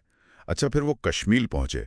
श्रीनगर, डल झील, शिकारें, तैरते हुए बागीचे, गुलमर्ग। हाँ, फूलों की घाटी, और वो मुगल गार्डन्स, निशात बाग, शालीमार। जी, जिनका योगानंद जी ने बहुत खूबसूरती से वर्णन किया है। उन्होंने तो कश्मीर की तुलना दुनिया की कई बेहतरीन जगहों से की है। Swiss Alps, Alaska, Yellowstone. सही। कश्मीरी लोगों की सुंदरता का भी जिक्र है। बिल्कुल। लेकिन इस बाहरी खूबसूरती के साथ साथ योगानंद जी को एक बहुत गहरा आंतरिक अनुभव भी हुआ। हाँ, वो शंकराचार्य मंदिर वाला अनुभव। फेलोशिप का मुख्यालय, और वो बाद में बिल्कुल वैसा ही बना जैसा उन्होंने देखा था। अद्भुत। लेकिन इसी यात्रा में एक बहुत मुश्किल पड़ाव भी आया, गुरुजी की बीमारी। हाँ, ये चौंकाने वाला था। उन्होंने जाने से पहले इशारा भी किया था कि शायद उन्हें कष्ट उठाना पड़े या शरीर भी छोड़ना पड़ सकता है। और कश्मीर में वो वाकई बहुत बीमार हो गए। बहुत ज्यादा। और तब योगानंद जी ने वो तार भेजा था बहुत भावुक होकर कि कृपया अपना शरीर न छोड़ें। और गुरु का जवाब? बिल्कुल शांत, जैसा तुम चाहो वैसा हो। ये दिखाता है कि गुरु शिष्य का रिश्ता कितना गहरा था। वो ठीक तो हो गए, पर उनका वजन आधा रह गया था। जी, और यहीं पर वो कर्म हस्तांतरण की बात आती है। ये समझना थोड़ा मुश्किल है। मतलब गुरु शिष्य का कर्म या बीमारी अपने ऊपर ले लेते हैं। हाँ, कुछ ऐसा ही। किताब बताती है कि जो बहुत पहुंचे हुए योगी होते हैं, वो करुणा के कारण अपने शिष्यों के कुछ मुश्किल कर्मों का बोझ खुद उठा सकते हैं। जैसे मान लीजिए कोई अमीर पिता है, वो अपने बेटे का कर्ज चुका दे, या जैसे जीसस क्राइस्ट ने दूसरों के लिए कष्ट सहा। बाबर और हुमायूं का भी किस्सा है ऐसा। अच्छा, तो ये मतलब स्वेच्छा से होता है? बिल्कुल, ये गुरु की अपनी इच्छा होती है शिष्य की मदद करने के लिए। इसका मतलब ये नहीं कि शिष्य की अपनी कोई जिम्मेदारी नहीं, ये एक अलग गहरा आध्यात्मिक स्तर है। तो फिर गुरु का बीमार पड़ना, क्या ये उनकी अपनी आध्यात्मिक कमी दिखाता है? नहीं नहीं, बिल्कुल नहीं। स्रोत साफ कहता है कि शरीर का स्वास्थ्य आध्यात्मिक सिद्धि का पैमाना नहीं है। असली पहचान तो निर्विकल्प समाधि में जाने की क्षमता है। निर्विकल्प समाधि? हाँ, वो चेतना की सबसे ऊंची अवस्था जहाँ कोई द्वैत नहीं रहता, जैसा शंकर के अद्वैत दर्शन में है। श्री युक्तेश्वर जी का कष्ट तो दूसरों के लिए स्वेच्छा से उठाया गया था। इतनी तकलीफ में भी उनका वो मजाकिया अंदाज कि अब मैं कुछ पुरानी छोटी गंजी पहन सकता हूँ। हाँ, गजब का जीवट था। सेंट फ्रांसिस डी सेल्स की वो बात याद आती है, एक उदास संत एक दुखद संत होता है। बिल्कुल। तो ये अध्याय वाकई एक बाहरी यात्रा के साथ साथ एक गहरी आंतरिक यात्रा भी है। गुरु शिष्य का रिश्ता, अलौकिक अनुभव, कर्म का सिद्धांत। सही कहा, सब कुछ मिला हुआ है इसमें। ये दिखाता है कि जीवन के अनुभव कितने अलग अलग स्तरों पर एक साथ चलते रहते हैं। सचमुच ये सोचने पर मजबूर करता है कि जो बाहरी तौर पर दिखता है उसके पीछे कितने अदृश्य कर्मों के धागे हो सकते हैं जो हमारी जिंदगी को बनाते हैं। और ये सवाल भी मन में आता है कि क्या आध्यात्मिक रूप से आगे बढ़ने का मतलब ये भी है कि हम दूसरों के दुख दर्द को स्वेच्छा से महसूस करने और उसमें भागीदार बनने की क्षमता विकसित करें। ये गहरा विचार है जिस पर श्रोता सोच सकते हैं। नमस्कार। आज हमारे पास परमहंस योगानंद की किताब एक योगी की आत्मकथा से एक बहुत ही दिलचस्प किस्सा है। अध्याय का नाम है पत्थर दिल का जागरण। हाँ, पत्थर दिल। ये कहानी शुरू होती है एक बहन की चिंता से। उनकी बहन रोमा परेशान है अपने पति सतीश को लेकर। हाँ, सतीश, जो कि काफी भौतिकवादी हैं, मतलब दुनियादारी में यकीन रखने वाले, और ये साधु संत अध्यात्म इन सब का मजाक उड़ाते थे। बिल्कुल। तो बहन अपने भाई यानी योगानंद जी से मदद मांगती हैं। ये कहानी है विश्वास और गहरे शक के बीच के टकराव की। सही कहा। और कैसे एक पवित्र जगह की यात्रा कभी-कभी सब कुछ बदल देती है ना। हाँ। योगानंद जी फिर एक प्लान बनाते हैं। हाँ, वो सोचते हैं कि अपनी बहन और बहनोई को दक्षिणेश्वर काली मंदिर ले जाया जाए, कलकत्ता के पास। वही मंदिर जहां श्री रामकृष्ण परमहंस साधना करते थे। बहुत मशहूर है। योगानंद जी को उम्मीद थी कि शायद वहां की जो दिव्य ऊर्जा है वो सतीश पर कुछ असर करे। दक्षिणेश्वर का चुनाव भी देखिए, बंगाल में बहुत जागृत स्थान माना जाता है। शायद योगानंद जी ने सोचा कि भाई बातों से तो मान नहीं रहे। हाँ, तो शायद जगह का प्रभाव हो, देवी माँ का प्रभाव हो। लेकिन सफर में सतीश कहाँ बदलने वाले थे। वो तो अपने ही रंग में थे, लगातार मजाक उड़ाते रहे। हाँ, और दक्षिणेश्वर पहुंचकर तो उन्होंने हद ही कर दी। सीधी चुनौती दे दी योगानंद जी को। अरे हाँ, वो खाने वाली चुनौती। बोले कि अगर तुम्हारी दिव्य माँ में इतनी ताकत है तो दोपहर के खाने का इंतजाम करके दिखाओ। बिल्कुल, मतलब साफ कह दिया कि मुझे इन चीजों पर कोई भरोसा नहीं है। और योगानंद जी वो इस चुनौती के बाद चुपचाप मंदिर में ध्यान करने चले गए। यहाँ पे ये देखना दिलचस्प है, एक तरफ गहरी आस्था है योगानंद जी की, दूसरी तरफ सतीश का वो तीखा संदेह। हाँ, ये सिर्फ भूख का सवाल नहीं था, ये सतीश के अहंकार का, उसके भौतिकवादी नजरिए का सवाल था। वो योगानंद की आस्था को परखना चाह रहे थे शायद। योगानंद जी कई घंटों तक देवी काली की मूर्ति के सामने ध्यान में बैठे रहे। किताब में लिखा है कि जब कुछ नहीं हुआ और मंदिर बंद होने लगा तो उन्हें थोड़ी निराशा भी हुई। स्वाभाविक है। पर जैसे ही वो बाहर आंगन में आए, कुछ अजीब हुआ। एकदम से तेज ठंडक लगी उन्हें। मंदिर का आकार जैसे बहुत बड़ा दिखने लगा। अच्छा। और पत्थर की जो काली माँ की मूर्ति थी वो एकदम जीवित, मुस्कुराती हुई देवी के रूप में बदल गई और उनसे बात करने लगी। ऐसा वर्णन है। ये तो बहुत ही गहन अनुभव है। योग की भाषा में कहें तो चेतना का विस्तार। हाँ, उन्हें लगा जैसे वो दीवारों के आर पार देख सकती हैं। यहाँ तक कि दूर खड़े सतीश के मन में जो शक चल रहा था वो भी पढ़ लिया उन्होंने। देखिए, ऐसे अनुभव बहुत व्यक्तिगत होते हैं, लेकिन स्रोत के मुताबिक योगानंद जी के लिए ये बिल्कुल वास्तविक था। और इसी अवस्था में उन्होंने देवी माँ से प्रार्थना की सतीश को बदलने के लिए, और उन्हें लगा कि प्रार्थना सुन ली गई है। और तभी बिल्कुल नाटकीय ढंग से सतीश गुस्से में वहां आ गए, चिल्लाते हुए कि भाई खाना कहाँ है। हाँ, आ गए अपनी चुनौती याद दिलाने। योगानंद जी ने बड़े शांत भाव से कहा, दिव्य माँ हमें खिलाएंगी। और उसी पल, उसी वक्त क्या हुआ? एक मंदिर का पुजारी वहां आ गया और उसने कहा कि उसने योगानंद जी को इतने गहरे ध्यान में देखा कि नियमों के खिलाफ जाकर भी उसने उनके और उनके साथियों के लिए प्रसाद का भोजन अलग रख दिया था। अरे वाह, मतलब सतीश की चुनौती का सीधा और बिल्कुल अप्रत्याशित जवाब। हाँ, सतीश तो एकदम हक्के बक्के रह गए, अवाक। जाहिर है, इसका क्या तर्क देते वो? उनके मजाक और अहंकार का जवाब एक ऐसी घटना से मिला जिसकी कल्पना भी नहीं की होगी उन्होंने। फिर उन्होंने चुपचाप खाना खाया और घर लौटने पर अपनी पत्नी रोमा के सामने रो पड़े। बोले कि मैं बदल गया हूँ। पूरा परिवर्तन। हाँ, उन्होंने ऐलान किया कि अपना सोने का कमरा अब वो पूजा घर बनाएंगे, और जब तक उन्हें कोई आध्यात्मिक अनुभव नहीं होता वो योगानंद जी से बात भी नहीं करेंगे। सोचिए जरा। बाहरी नहीं था, गहरा था, टिकाऊ था। कहानी यहाँ खत्म नहीं होती। सालों बाद योगानंद जी दिल्ली में सतीश से मिलते हैं और देखते हैं कि सतीश आध्यात्मिक रूप से बहुत आगे बढ़ चुके हैं। उन्हें भी दिव्य माँ के दर्शन हुए हैं। अच्छा, उन्हें भी अनुभव हुआ। हाँ, लेकिन कहानी का अंत थोड़ा दुखद है। रोमा एक दिन अपनी मृत्यु की भविष्यवाणी करती हैं और कुछ समय बाद ठीक वैसे ही उनकी मृत्यु हो जाती है। ये भी एक अजीब बात है।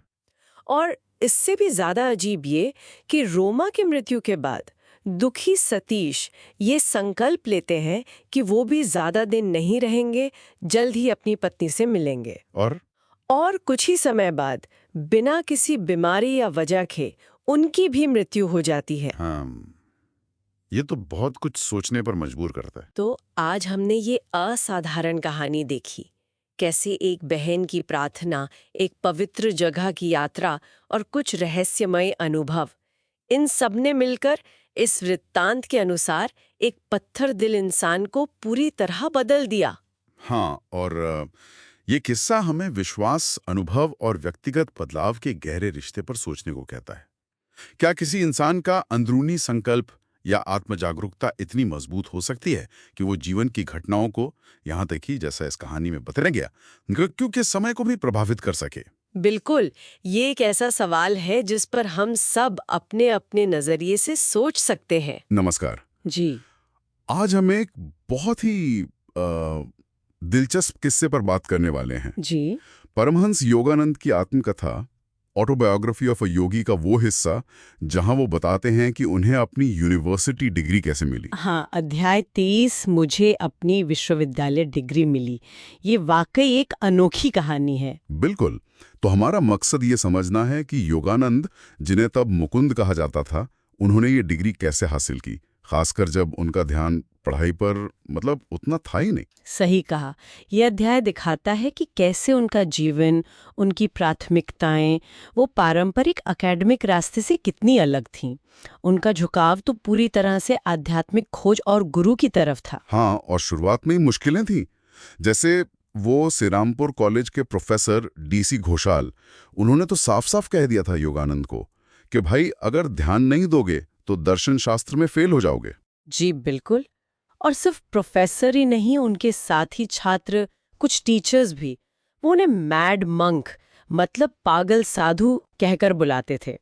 उनकी पढ़ाई को लेकर कोई सीरियस नहीं था।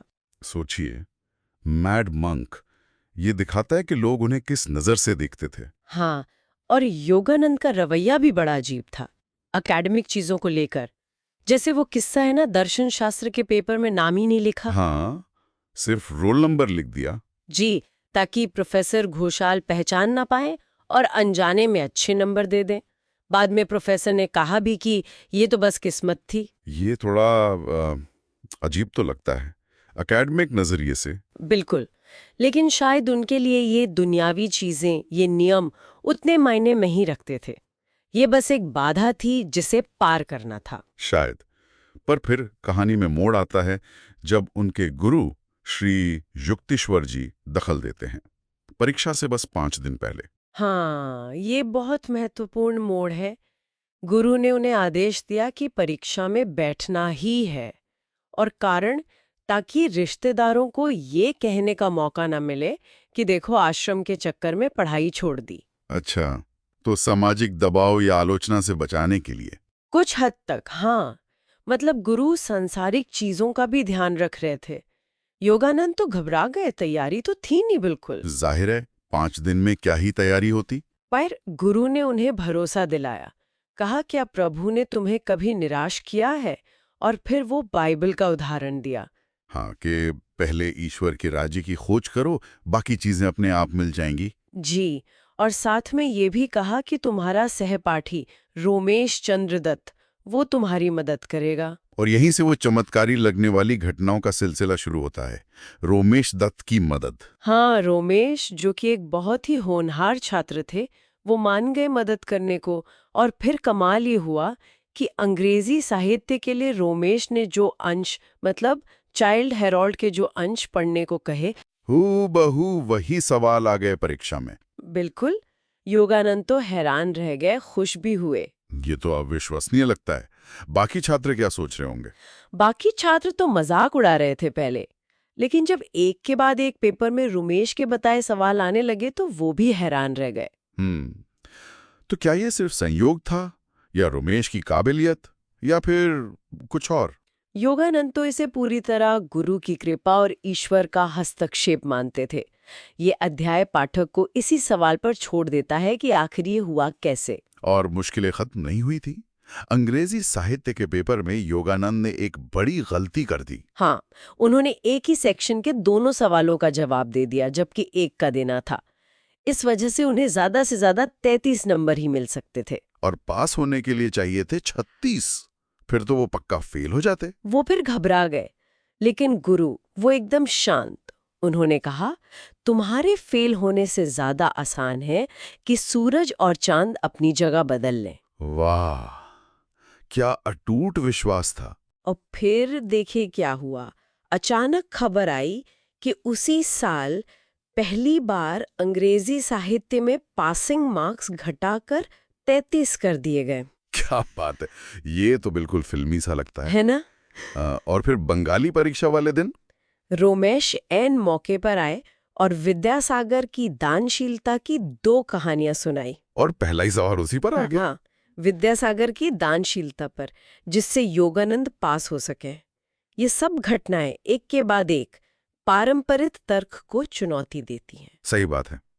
यहाँ तक कि बंगाली निबंध के लिए उन्होंने अपने गुरु के जीवन पर ही लिख दिया। वो अपनी पुरानी भविष्यवाणी भी पूरी कर दी। हाँ, कि मैं पन्नों को आपकी शिक्षाओं से भर दूंगा। तो अंत में परिणाम क्या रहा? परिणाम दर्शन शास्त्र में सबसे ज्यादा अंक, जिसका श्रेय उन्होंने किताबों को नहीं बल्कि श्री युक्तेश्वर जी से मिले व्यवहारिक ज्ञान और प्रशिक्षण को दिया। अच्छा, और बाकी विषयों में? बाकी सब में बस न्यूनतम पासिंग मार्क्स से पास हुए, एकदम किनारे पर। उनके पिताजी का क्या रिएक्शन था? पिताजी हैरान भी थे और खुश भी। बेटे को डिग्री जो मिल गई थी।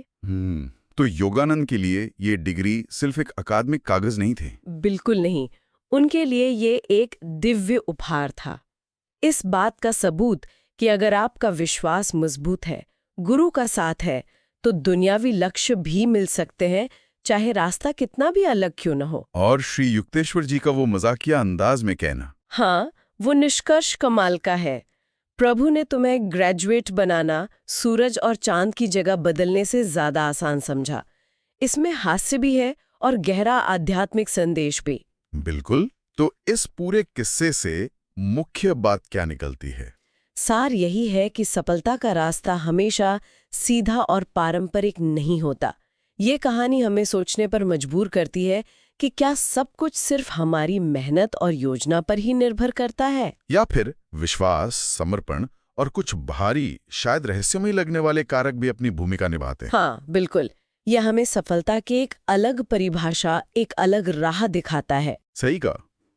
ये पारंपरिक सोच के दायरे को एलार्जी करता है। और श्रोताओं के लिए शायद एक सवाल छोड़ा जा सकता है सोचने के लिए। हाँ, जरूर।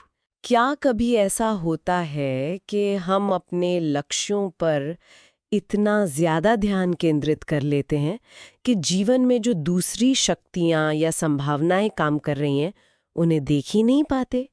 शायद इस पर विचार किया जा सकता। स्वागत है। आज हम परमहंस योगानंद की आत्मकथा, योगी की आत्मकथा के एक बहुत ही खास अध्याय पर बात कर रहे हैं। हाँ, वो अध्याय जहां वो औपचारिक रूप से स्वामी संप्रदाय में दीक्षित होते हैं। एक बड़ा मोड़ था उनके जीवन का। बिल्कुल। तो देखते हैं कि कैसे उन्होंने वो सांसारिक रास्ता छोड़ा, ये दीक्षा हुई कैसे, और स्वामी या योगी होने का असल मतलब क्या है। सही। और ये सिर्फ उनकी कहानी नहीं है, ये त्याग, अनुशासन और योग के पीछे जो गहरा दर्शन है उसे भी सामने लाती है। पता है, उस वक्त उन्होंने बंगाल नागपुर रेलवे की एक अच्छी नौकरी ठुकरा दी थी। हाँ, मैंने भी पढ़ा। ये दिखाता है कि वो कितने पक्के थे अपने इरादे में। बिल्कुल। लेकिन एक बात दिलचस्प है, जब उन्होंने अपने गुरु श्री युक्तेश्वर जी से दीक्षा मांगी तो गुरुजी ने फौरन हाँ नहीं कहा। नहीं, पहले मना किया। हाँ, क्यों भला? क्या ये कोई परीक्षा थी? हाँ, एक तरह से परीक्षा ही थी। गुरु देखना चाहते थे कि इच्छा कितनी सच्ची और मजबूत है।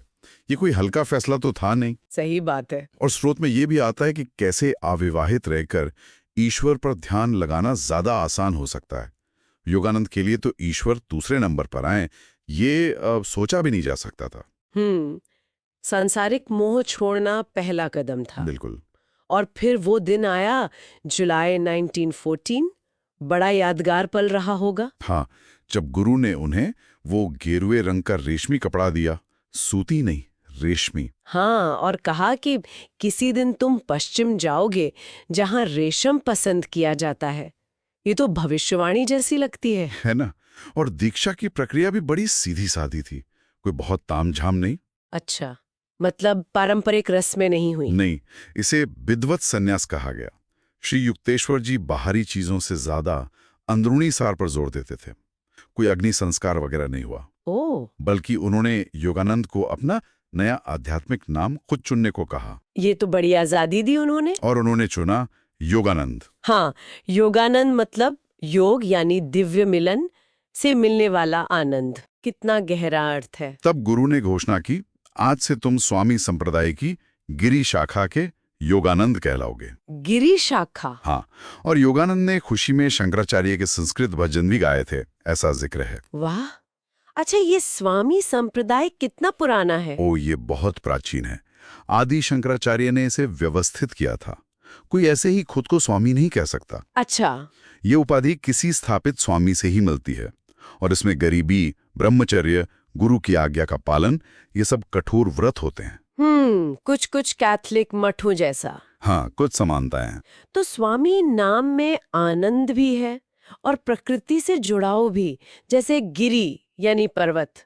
तो एक स्वामी का असल लक्ष्य क्या होता है?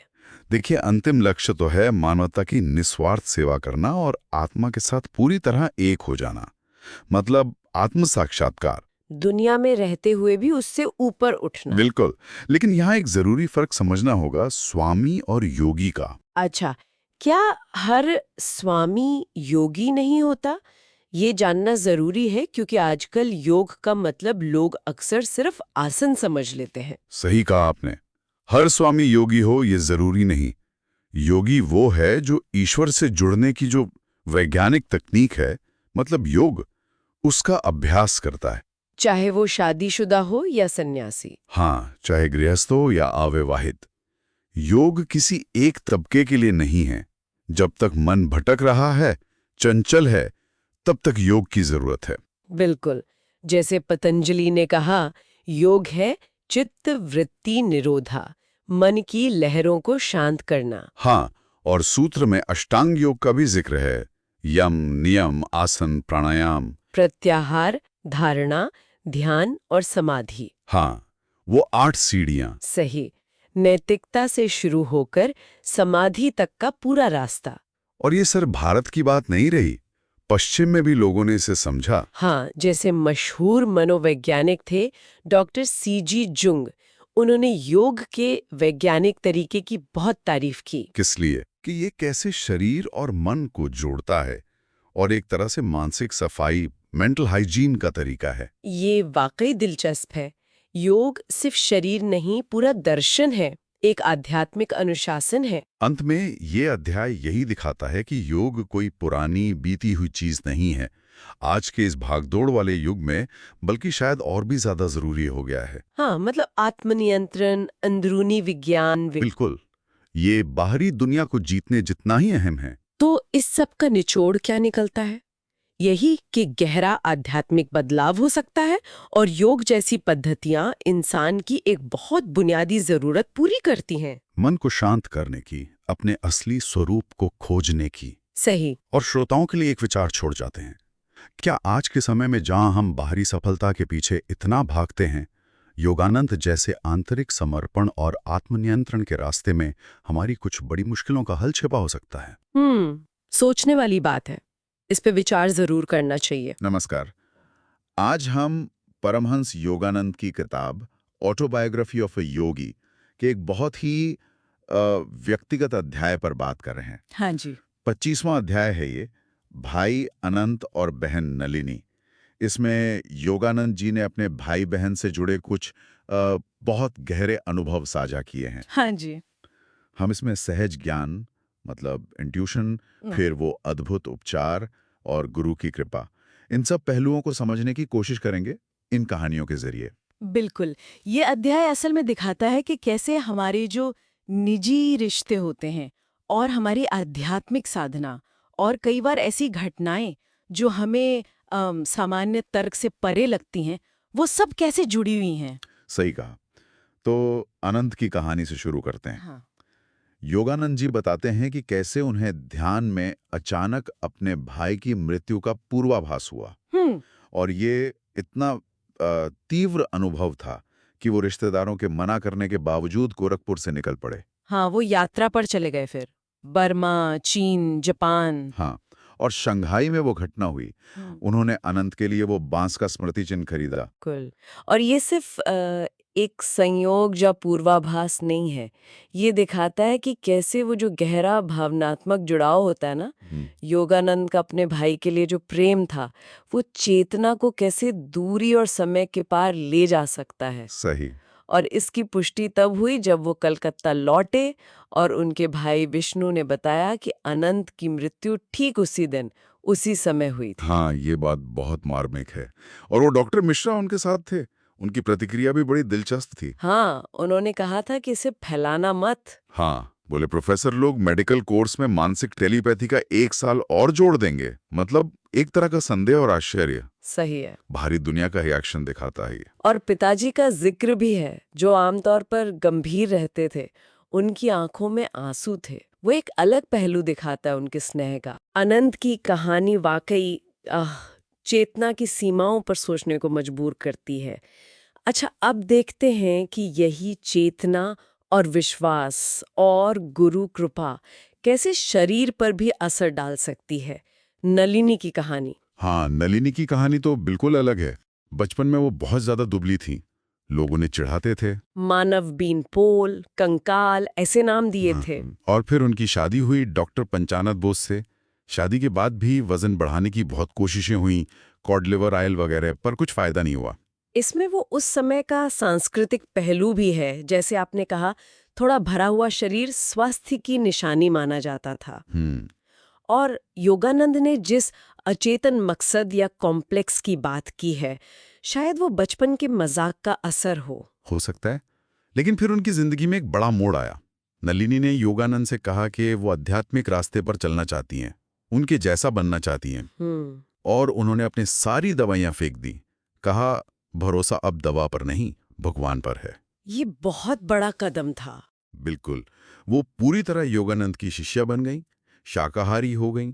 और तब योगानंद ने एक वादा किया। हाँ, उन्होंने कहा 1 महीने में तुम्हारा वजन मेरे बराबर हो जाएगा। और ऐसा हुआ भी।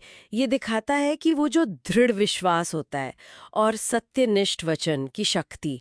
योगानंद कहते थे ना कि वो हमेशा सच बोलते हैं, और साथ में आध्यात्मिक अनुशासन, इन सब का शरीर पर कितना गहरा असर पड़ सकता है। उनका वजन बढ़ा, वो स्वस्थ हो गई। हाँ, उनका वैवाहिक जीवन भी बेहतर हुआ। पर कहानी यहीं खत्म नहीं होती। इसमें और भी नाटकीय मोड़ हैं। बिल्कुल। जब योगानंद जापान से लौटे, तो उन्होंने पाया कि नलिनी बहुत बीमार है। टाइफाइड, कोमा में थी और खूनी पेचिश भी हो गई थी। और उन्होंने कहा भी था, अगर भाई मुकुंद यहाँ होते। हाँ, तो योगानंद ने अपनी प्रार्थनाएं और योगिक तकनीकें इस्तेमाल की। पेचिस तो ठीक हो गई, पर डॉक्टर तब भी बहुत निराश थे। लेकिन योगानंद का विश्वास देखिए। उन्होंने कहा 7 दिनों में बुखार चला जाएगा। और वो सच हुआ, बुखार चला गया। लेकिन उनके पैरों में लकवा मार गया। हाँ, और डॉक्टरों ने कह दिया कि ये अब ठीक नहीं हो सकता, लाइलाज है। यहीं पर गुरु की भूमिका आती है। बिल्कुल। तब योगानंद अपने गुरु श्री युक्तेश्वर के पास गए। और यह हिस्सा तो वाकई हैरान करने वाला है। हाँ जी, श्री युक्तेश्वर जी की प्रतिक्रिया एकदम शांत। उन्होंने बस कहा, तुम्हारी बहन के पैर 1 महीने में ठीक हो जाएंगे। बस इतना ही। और उन्होंने एक मोती पहनने को कहा। हाँ, एक बिना छेद वाला 2 कैरेट का मोती। और कमाल की बात ये कि वो नलिनी से कभी मिले भी नहीं थे। योगानंद ने पूछा भी कि क्या ये ज्योतिष है, तो उन्होंने कहा ये गहरा ज्योतिष है। मतलब वो ग्रहों की चाल से ज्यादा व्यक्ति के आंतरिक स्वभाव और जो सार्वभौमिक नियम है उनकी समझ पर आधारित है। और नतीजा, ठीक 1 महीने में नलिनी के पैर पूरी तरह ठीक हो गए, वो चलने लगी। अविश्वसनीय। और श्री युक्तेश्वर ने यह भी भविष्यवाणी की थी कि डॉक्टरों के मना करने के बावजूद उनकी 2 बेटियां होंगी, और वो भी सच हुआ। हाँ, बाद में उनकी 2 बेटियां हुईं। फिर नलिनी ने योगानंद के जरिए क्रियायोग की दीक्षा भी ली। ये पूरी घटना ये गुरु की शक्ति और उनकी कृपा को दिखाती है, कैसे उनका हस्तक्षेप न सिर्फ शारीरिक बाधाओं को दूर कर सकता है बल्कि भविष्य को भी दिशा दे सकता है। हमारी सामान्य समझ से बिल्कुल परे है ये। तो संक्षेप में देखें तो इस अध्याय में हमने अनंत की मृत्यु का वो पूर्वाभास देखा, उसकी पुष्टि देखी। हाँ फिर नलिनी का वो शारीरिक और आध्यात्मिक कायापलट देखा। हाँ, और श्री युक्तेश्वर के जरिए हुए वो अद्भुत उपचार और भविष्यवाणियां। बिल्कुल। ये स्रोत हमें हमारे अंदर जो एक सहज ज्ञान है, इंट्यूशन है, उसकी शक्ति पर सोचने को कहता है, और कैसे विश्वास और आध्यात्मिक अभ्यास से गहरे बदलाव आ सकते हैं।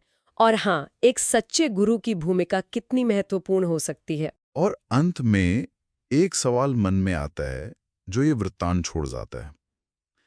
क्या एक ऐसी वास्तविकता संभव है जहां हमारी चेतना दूरी और समय को लांघ सकती है, और जहां हमारा इरादा या शायद देवीय कृपा हमारे शरीर और जीवन की घटनाओं को इस तरह बदल सकती है?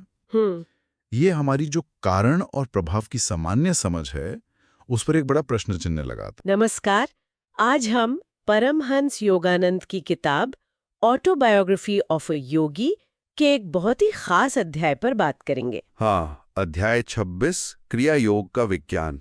बिल्कुल। तो आज हम इसी प्राचीन विज्ञान के मूल सिद्धांतों और इसके जो दावे हैं उन्हें समझने की कोशिश करेंगे। सही है। देखिए, क्रिया शब्द संस्कृत के क्रू धातु से बना है, जिसका मतलब है करना या कर्म करना। अच्छा। तो क्रिया योग का अर्थ हुआ एक विशेष क्रिया या अनुष्ठान के जरिए अनंत से जुड़ना, यानी योग। और किताब ये कहती है कि इससे योगी धीरे धीरे कर्म के बंधन से, मतलब उस कारण कार्य की श्रृंखला से मुक्त हो जाता है। हाँ, बिल्कुल, यही इसका उद्देश्य बताया गया है। लेकिन एक बात शुरू में ही कही गई है कि ये पूरी तकनीक बताई नहीं जा सकती, इसे किसी क्रिया योगी से ही सीखना पड़ता है। ये थोड़ा रहस्यमयी लगता है। हाँ, ये बात है, गोपनीयता पर जोर दिया गया है। पर जो बताया गया है उसके अनुसार ये मूल रूप से एक मनोशारीरिक विधि है। मनोशारीरिक? हाँ, मतलब मन और शरीर दोनों। हाँ, इसमें एक खास प्रक्रिया से हमारे रक्त से कार्बन डाइऑक्साइड को निकालकर उसे ऑक्सीजन से रिचार्ज किया जाता है। ओके। और ये जो अतिरिक्त ऑक्सीजन है ये प्राण में बदलती है, जीवन शक्ति में, और फिर ये मस्तिष्क और रीढ़ की हड्डी के जो केंद्र हैं उन्हें पुनर्जीवित करती है। रीढ़ की हड्डी के केंद्र, क्या ये चक्रों की बात हो रही है? हाँ, उन्हीं सूक्ष्म ऊर्जा केंद्रों की। और ये प्रक्रिया मतलब ऊतकों के क्षय को भी धीमा करती है। स्रोत तो यहाँ का कहता है कि बहुत उन्नत योगी अपनी कोशिकाओं को ऊर्जा में बदल सकते हैं। सच में?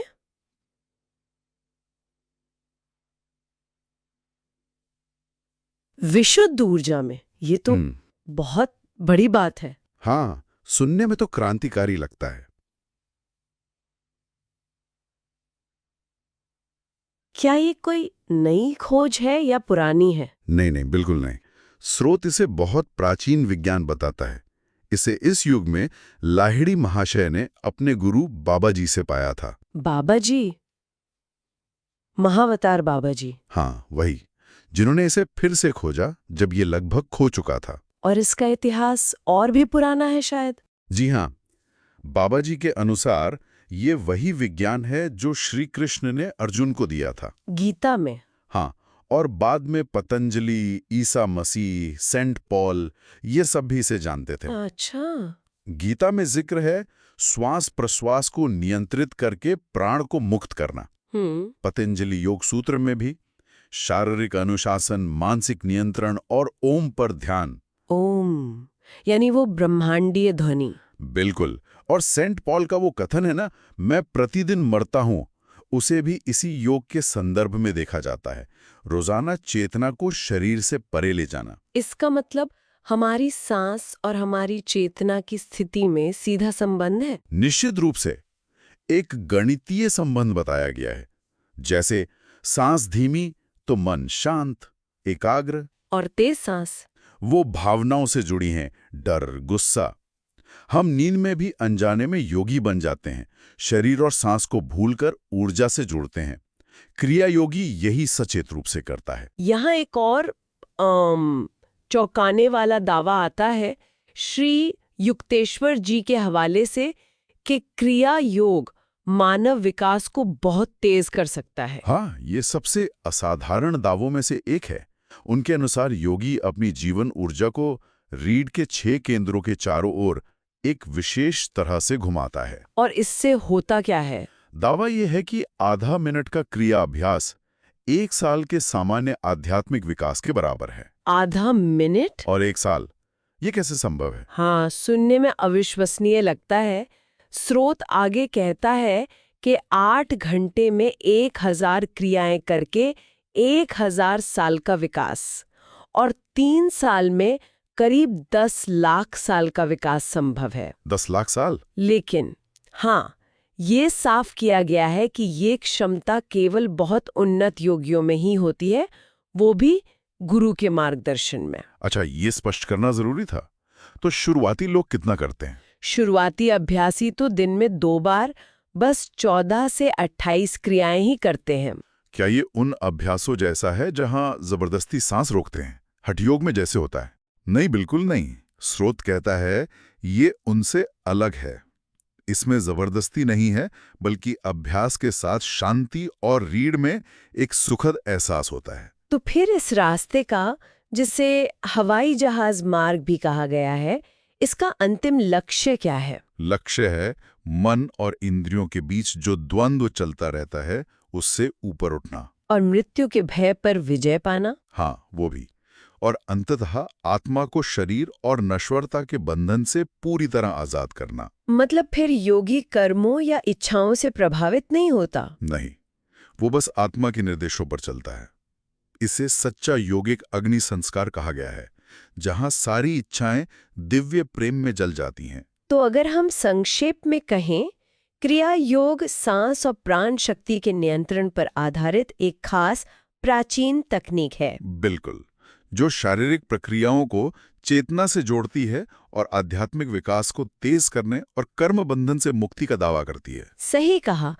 और ये वाकई एक दिलचस्प सवाल छोड़ जाता है आखिर में। हाँ, स्रोत क्रिया योग की इस सीधी प्राण शक्ति वाली विधि, मतलब हवाई जहाज मार्ग की तुलना आत्मनिरीक्षण या बाहरी अनुष्ठानों वाले बैलगाड़ी मार्ग से करता है। हाँ, करता है। तो सवाल ये उठता है कि प्राण शक्ति के सीधे नियंत्रण पर आधारित ये रास्ता उन दूसरे रास्तों से मौलिक रूप से कैसे अलग हो सकता है, जो पूरी तरह से मन पर या भक्ति पर केंद्रित हैं? इस पर सोचना होगा। बिल्कुल, ये एक गहरा प्रश्न है। स्वागत। आज हम परमहंस योगानंद की आत्मकथा के एक बहुत ही दिलचस्प हिस्से पर बात करने वाले हैं। जी हाँ, अध्याय 27, जिसमें वो रांची में योग विद्यालय की स्थापना का जिक्र करते हैं। हाँ, बिल्कुल। स्रोत तो यही अध्याय है, और मतलब हम समझना चाहते हैं कि गुरु की प्रेरणा से ये संगठनात्मक काम कैसे शुरू हुआ, और स्कूल के पीछे सोच क्या थी, शुरुआती अनुभव कैसे थे। हाँ, तो चलिए इस पर थोड़ी गहराई से बात करते हैं। जरूर। ये अध्याय ना उनके जीवन का एक अहम मोड़ है, जहां वो अपनी व्यक्तिगत साधना से थोड़ा हटकर समाज सेवा की तरफ मुड़ते हैं। लेकिन आपने कहा वो संगठनात्मक काम से कतराते थे। हाँ, बिल्कुल। शुरुआत में तो उन्हें बिल्कुल पसंद नहीं था। वो इसे ततैयों का छत्ता समझते थे, मतलब एक झंझट। अच्छा, ये तो बिल्कुल उल्टा लगता है। फिर उनके गुरु श्री युक्तेश्वर जी, उन्होंने कैसे प्रेरित किया? मैंने पढ़ा है उन्होंने एक सवाल पूछा था कुछ। हाँ, उन्होंने पूछा, क्या तुम सारा दिव्य छेना अकेले ही खाना चाहते हो? मतलब ये जो ईश्वरीय ज्ञान है, क्या अकेले रखोगे? ओहो, सीधा सवाल। बिल्कुल। और समझाया कि देखो, ईश्वर अगर शहद है तो संगठन है मधुमक्खी का छत्ता। आध्यात्मिक अमृत बांटना है तो छत्ते तो बनाने पड़ेंगे ना। सही बात है। तो उन्होंने योगानंद को ऐसे छत्ते शुरू करने को कहा और ये भी कहा कि जो सांसारिक कर्तव्य छोड़ता है उसे फिर समाज रूपी बड़े परिवार की जिम्मेदारी लेनी पड़ती है। अच्छा, ये एक बड़ी बात कही गुरु ने। जी और इसी सोच से फिर वो स्कूल का विचार आया होगा, है ना? बिल्कुल कि ऐसी शिक्षा हो जो सिर्फ किताबी ना हो। बिल्कुल, सिर्फ दिमाग नहीं बल्कि दिल और आत्मा को भी पोषित करे, नैतिक और आध्यात्मिक मूल्य भी हों। शुरुआत तो बहुत छोटे स्तर पर हुई थी, बंगाल के दिएगा में, शायद 7 बच्चों के साथ। हाँ, दिहिगा में 7 बच्चों से। फिर 1918 में वो रांची आ गए। कासिम बाजार के महाराजा थे सर मणेंद्र चंद्र नंदी। उन्होंने काफी उदारता से दान दिया। अच्छा, उनकी मदद से ये संभव हुआ।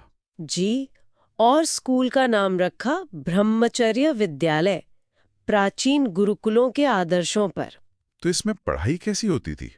मतलब सिर्फ वेद पुराण या? नहीं, हाई स्कूल स्तर की शिक्षा तो थी ही, व्याकरण वगैरह। साथ में कृषि, औद्योगिक, वाणिज्यिक विषय भी थे। व्यावहारिक ज्ञान पर भी जोर था। और योग का क्या स्थान था? वो तो मुख्य था।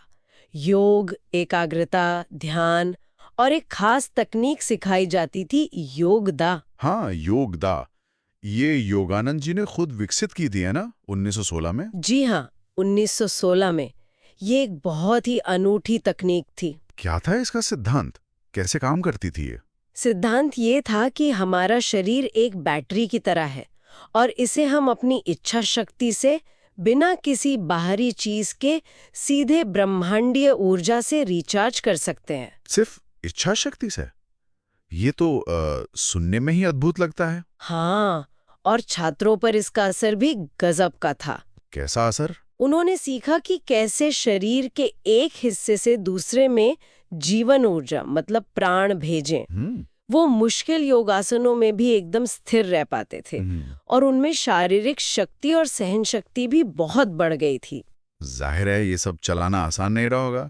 इतने सारे बच्चे, एक नई संस्था, चुनौतियां तो आई होंगी। बिल्कुल, संगठनात्मक चुनौतियां थीं और इतने सारे बच्चों के लिए एक तरह से पिता और माँ दोनों की भूमिका निभानी पड़ती थी। इसी दौरान उनके पिता भी आए थे ना, और रांची। वो तो पहले शायद खुश नहीं थे इनके इस रास्ते से। हाँ, पहले नाराज थे कि योगानंद ने रेलवे की नौकरी ठुकरा दी, लेकिन जब वो रांची आए, स्कूल देखा, माहौल देखा तो बहुत खुश हुए, प्रभावित हुए। अच्छा, तो उन्होंने स्वीकार कर लिया? हाँ, ये योगानंद के लिए एक बड़ी बात थी, पिता की स्वीकृति मिली। एक और कहानी जो मुझे याद आ रही है वो एक पालतू हिरन की है, उसका जिक्र भी है इसमें। हाँ, वो हिरण की कहानी बहुत मार्मिक है। योगानंद का उससे बहुत लगाव हो गया था। वो बीमार पड़ गया था शायद। हाँ, बीमार पड़ा। योगानंद की प्रार्थना से ठीक भी हुआ, पर फिर एक रात उसने योगानंद के सपने में आके कहा कि आप मुझे रोक रहे हैं, मुझे जाने दें। सपने में? जी, और जैसे ही योगानंद ने सपने में हामी भरी, हिरण शांत हो गया और अगले दिन उसने शरीर छोड़ दिया। ओहो, इससे क्या सीखा योगानंद ने? यही कि ईश्वर चाहते हैं कि हम हर चीज को, हर जीव को ईश्वर का ही अंश समझकर प्रेम करें, लेकिन मोह के बंधन में ना पड़ें। मृत्यु अंत नहीं है, वो तो ईश्वर में वापसी है। बहुत गहरी बात है ये। अच्छा, स्कूल का विकास कैसा रहा? बहुत तेजी से हुआ। कहते हैं पहले ही साल में कोई 2000 आवेदन आ गए थे। अरे वाह! और फिर योगदा सत्संग के नाम से शाखाएं भी खोली। मिदनापुर, लक्ष्मणपुर, पुरी में एक मुफ्त चिकित्सा विभाग भी था जो हर साल हजारों लोगों का इलाज करता था। ये तो बहुत बड़ा काम था। और मैंने सुना है कोई बड़े संत भी आए थे स्कूल देखने। हाँ, स्वामी प्रणवानंद जी, उन्हें 2 शरीरों वाले संत भी कहते थे। वो आए और स्कूल की बहुत प्रशंसा की। उन्होंने एक भविष्यवाणी भी की थी एक छात्र के बारे में कि वो साधु बनना चाहता है पर उसका विवाह होगा। अच्छा, उनका जिक्र आगे भी है, शायद उनके महाप्रयाण का। जी। योगानंद बाद में कलकत्ता में उनसे मिले। प्रणवानंद जी तब काफी उम्र के लग रहे थे, लेकिन ईश्वर अनुभव में एकदम डूबे हुए थे। उन्होंने तय कर लिया था कि वो हिमालय जाकर शरीर छोड़ेंगे। और उन्होंने ऐसा किया? हाँ, उनके शिष्य सनंदन ने बताया है कि उन्होंने एक बड़ा भंडारा किया, हजारों लोग थे। फिर सबके सामने घोषणा की, सनंदन तैयार रहो, मैं ये ढांचा छोड़ने जा रहा हूं। और फिर द्वितीय क्रिया योग से सचेत अवस्था में शरीर त्याग दिया। अविश्वसनीय। ये तो योग की पराकाष्ठा है। उन्होंने ये भी कहा कि वो जल्द ही पुनर्जन्म लेकर बाबा जी के पास जाएंगे, और बाद में पता चला कि वो बद्री नारायण में बाबा जी के संतों के समूह में शामिल हो गए। कमाल है। तो आज की इस पूरी चर्चा को देखें तो कई चीजें सामने आती हैं। गुरु की प्रेरणा, व्यक्तिगत साधना से सामाजिक जिम्मेदारी की ओर बढ़ना।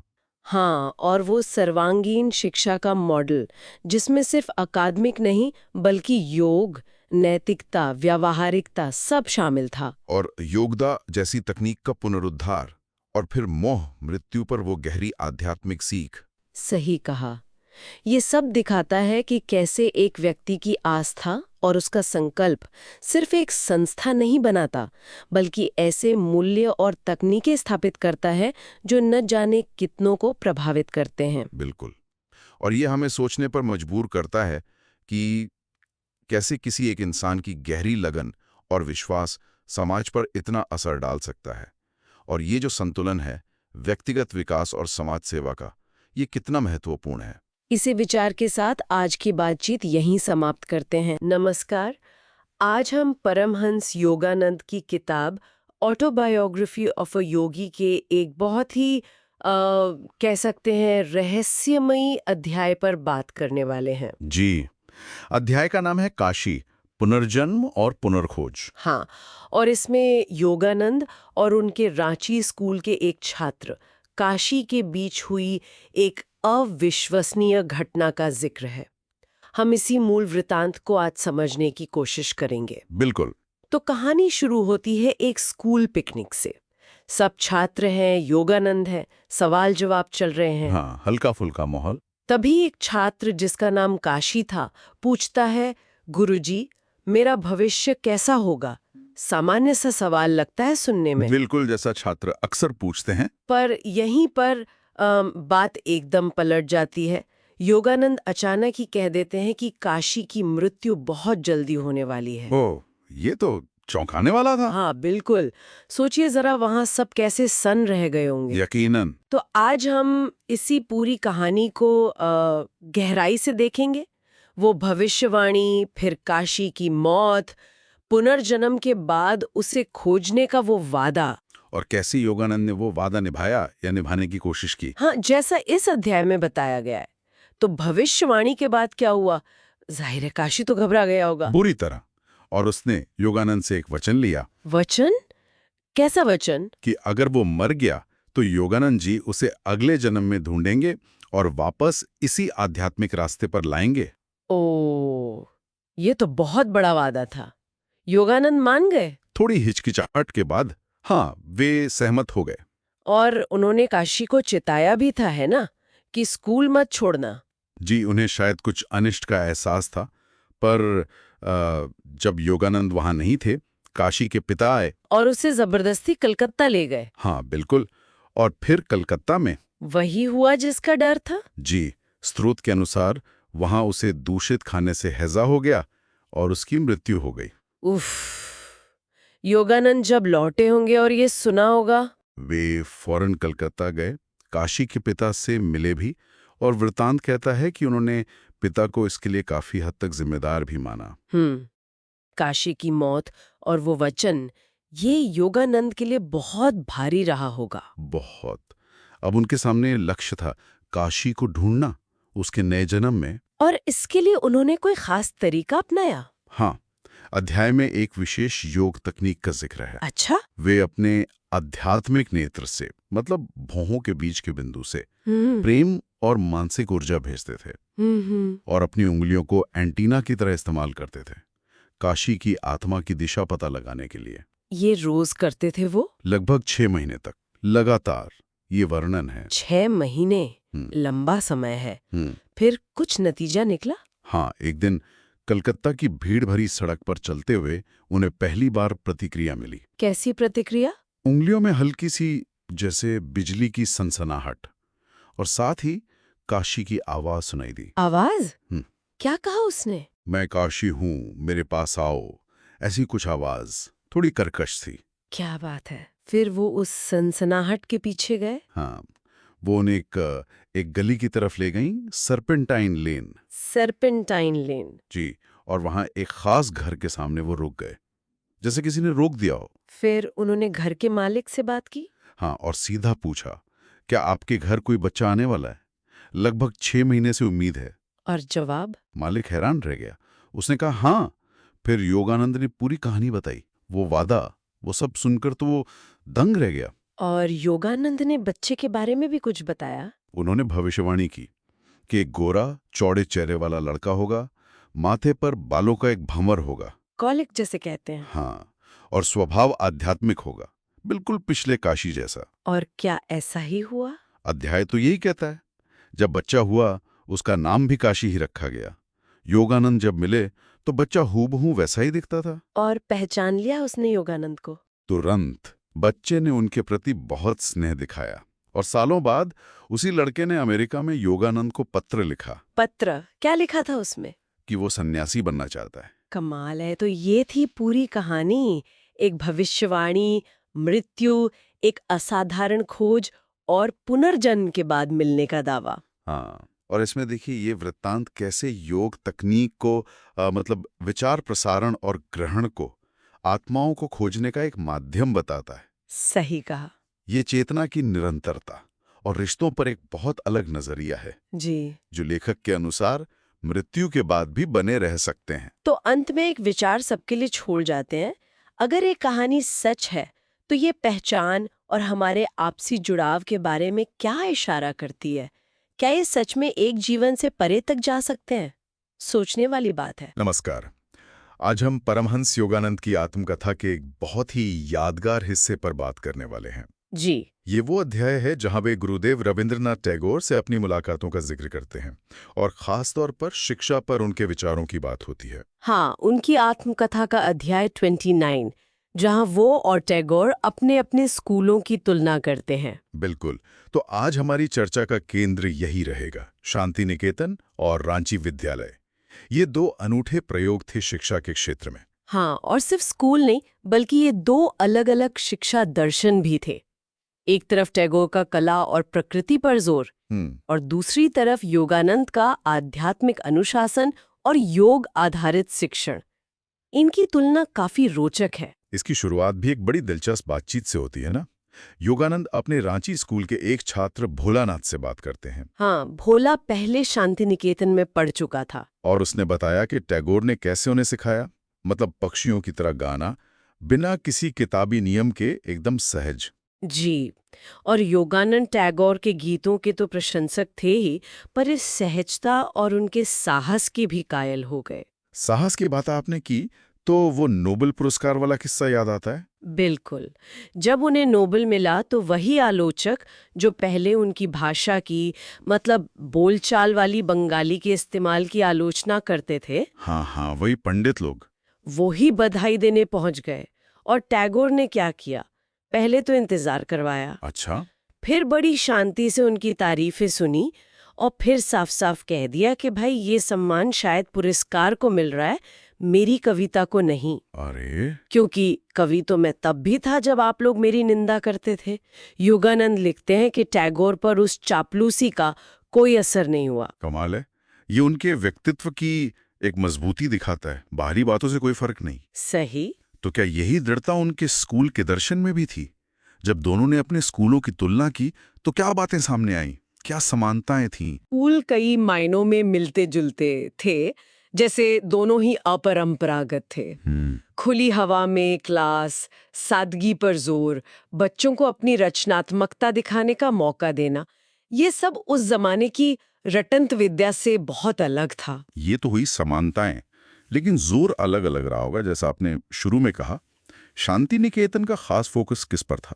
शांति निकेतन में, जैसा कि हम जानते हैं, साहित्य, कविता, संगीत, कला, इन सब के जरिए आत्म अभिव्यक्ति पर ज्यादा बल था। अच्छा, प्रकृति से जुड़कर सीखना, वहाँ मौन का अभ्यास तो होता था, पर योगानंद के अनुसार कोई खास योग ट्रेनिंग नहीं थी। यानी कलात्मक अभिव्यक्ति और बाहरी दुनिया से जुड़ाव। और रांची स्कूल, योगानंद का नजरिया कैसे अलग था? योगानंद ने टैगोर को बताया कि रांची में ध्यान ज्यादातर अंदर की ओर था, आंतरिक विकास पर। ओके। वहाँ बच्चों को खास योगदा अभ्यास सिखाए जाते थे, जिनसे शरीर में ऊर्जा बढ़ती है, और साथ ही योग की एकाग्रता तकनीकें भी। तो एक तरह से एक बाहरी अभिव्यक्ति पर केंद्रित था और दूसरा आंतरिक अनुशासन और ऊर्जा पर। बिल्कुल, शिक्षा के दो अलग पर मजबूत पहलू। टैगोर का ये जो विरोध था पारंपरिक स्कूलों से, वो खुद भी तो शायद ज्यादा पढ़े नहीं थे फॉर्मल स्कूल में। हाँ, कहते हैं 5वीं के बाद स्कूल छोड़ दिया था। उनका साफ मानना था कि ये जो पारंपरिक स्कूल हैं, ये बच्चों की असली प्रतिभा को दबा देते हैं। वो मानते थे कि बच्चे सबसे अच्छा सीखते हैं प्रकृति के बीच, पेड़ों, फूलों, पक्षियों के साथ। वहीं उनकी रचनात्मकता खिलती है। तो शिक्षा बाहर से थोपने की चीज नहीं है। नहीं, बिल्कुल नहीं। उनके लिए सच्ची शिक्षा थी जो बच्चे के अंदर पहले से मौजूद ज्ञान और क्षमता को, आप कह सकती हैं, सहज रूप से बाहर आने में मदद करे। और इसी सोच से शांति निकेतन बना। इसकी शुरुआत कैसे हुई थी? इसकी प्रेरणा तो उनके पिता महर्षि देवेंद्रनाथ टैगोर से मिली थी। उन्होंने ही आश्रम के लिए जमीन दी थी। अच्छा। और टैगोर ने 1901 में शुरू किया, सिर्फ 10 बच्चों के साथ। बाद में जब नोबेल पुरस्कार मिला तो उसकी रकम भी करीब 8,000 पाउंड उन्होंने स्कूल में ही लगा दी। योगानंद ने टैगोर के व्यक्तित्व को कैसे पाया? मुलाकातों में क्या महसूस किया? योगानंद बहुत प्रभावित थे। वो लिखते हैं टैगोर के शांत आभा मंडल के बारे में। उनकी मुस्कान को देवदूत जैसा बताते हैं, आवाज को बांसुरी की तरह मधुर। वो बताते हैं कि शाम को जब टैगोर अपने शिष्यों के साथ बैठते थे तो जैसे कोई प्राचीन आश्रम जीवंत उठता था। और उनकी कविता की खासियत थी कि वो ईश्वर का नाम लिए बिना ही भावों में ईश्वर की बात कह जाते थे। और देखिए, शांति निकेतन आज कहाँ है? एक अंतर्राष्ट्रीय विश्वविद्यालय, विश्व भारती, टैगोर के विजन का प्रतीक। बिल्कुल, और उनका वो विजन आज भी कितना जरूरी है। उनकी वो मशहूर कविता है ना, गीतांजलि की पंक्ति, चित्त जेठा भय शून्य, उच्च जेठा शिर। हाँ, where the mind is without fear and the head is held high. जी, जहाँ मन में डर ना हो और सिर गर्व से ऊंचा हो। ये पंक्तियां आज भी हमें सोचने पर मजबूर करती हैं कि ऐसी आजादी, मानसिक और बौद्धिक, उसका असल मतलब क्या है हमारे लिए। सही कहा। ये एक गहरा सवाल है जिस पर हम सभी को सोचना चाहिए। परमहंस योगानंद की किताब है ना, ऑटोबायोग्राफी ऑफ अ योगी, उसमें एक बड़ी मजेदार कहानी है। हाँ, मैंने पढ़ी है। कौन सी वाली? वो 3 सीधे साधे सन्यासियों की। उनकी प्रार्थना बस इतनी सी थी, हम 3 हैं, तू 3 है, हम पे दया कर। अच्छा, हाँ, याद आया। फिर एक बिशप आए, उन्होंने लंबी चौड़ी प्रार्थनाएं सिखाई, पर जैसे ही वो गए ये लोग भूल गए। हाँ, और फिर वो पानी पर दौड़ते हुए बिशप की नाव तक पहुंच गए। तो ये बात सोचने पर मजबूर करती है कि आखिर ये चमत्कार होते कैसे हैं। बिल्कुल, और यही सवाल है जिस पर हम आज थोड़ी गहराई से बात करेंगे, योगानंद के नजरिए से। अच्छा। हम उनकी किताब के अध्याय 30 चमत्कारों का नियम को देखेंगे और ये समझने की कोशिश करेंगे कि ये माया की जो वैदिक अवधारणा है वो क्या है और ये चमत्कार कैसे होते हैं। ठीक है, तो मतलब हमारा लक्ष्य ये समझना है कि ये माया क्या बला है और इसका आज के विज्ञान से क्या लेना देना है। हाँ, बिल्कुल, और ये चमत्कारी घटनाएं कैसे संभव हो पाती हैं। तो चलिए शुरू करते हैं। सबसे पहले, ये माया है क्या चीज? किताब तो कहती है कि ये भौतिक जगत का, मतलब इस दुनिया का एक बुनियादी नियम है। हाँ, द्वैत और सापेक्षता का सिद्धांत, मतलब हर चीज जोड़े में है, रिलेटिव है। इसे एक तरह का पर्दा या भ्रम भी कहा गया है, जो ईश्वर के जो असली एकता है उसको छुपाता है। सही। ये सिर्फ भ्रम नहीं है बल्कि एक ढांचा है, जैसे आपने कहा, एक नियम जिसके अंदर ये दुनिया चलती है। और योगानंद ने इसे बड़े अच्छे से आज के विज्ञान से जोड़ते हैं। वो दिखाते हैं कि विज्ञान जिसे खोज रहा है वो असल में माया के ही अलग अलग रूप हैं। अच्छा, जैसे जैसे? न्यूटन का नियम, एक्शन और रिएक्शन, हम्म, क्रिया प्रतिक्रिया। हाँ, बिजली में देख लीजिए, पॉजिटिव नेगेटिव चार्ज, परमाणु के अंदर भी पोलैरिटी है। ये सब क्या है? द्वैत ही तो है। सही बात है। तो योगानंद का तर्क ये है कि विज्ञान माया के नियमों को तो समझ सकता है, पर माया के स्रोत तक, मतलब उस असली चेतना तक नहीं पहुंच सकता। किताब में आइंस्टाइन का भी जिक्र है। हाँ, उनकी थ्योरीज, जैसे वो प्रकाश की गति ही स्थिर है और समय जगह रिलेटिव है, हाँ, E=mc² भी। और उनकी वो यूनिफाइड फील्ड थ्योरी की कोशिश, ये सब कहीं ना कहीं ऐसा लगता है कि सृष्टि की किसी एक बुनियादी एकता की तरफ इशारा कर रही हैं। क्या ये वही माया है जिसके बारे में ऋषि बात कर रहे थे? देखिए, योगानंद तो यही कहते हैं।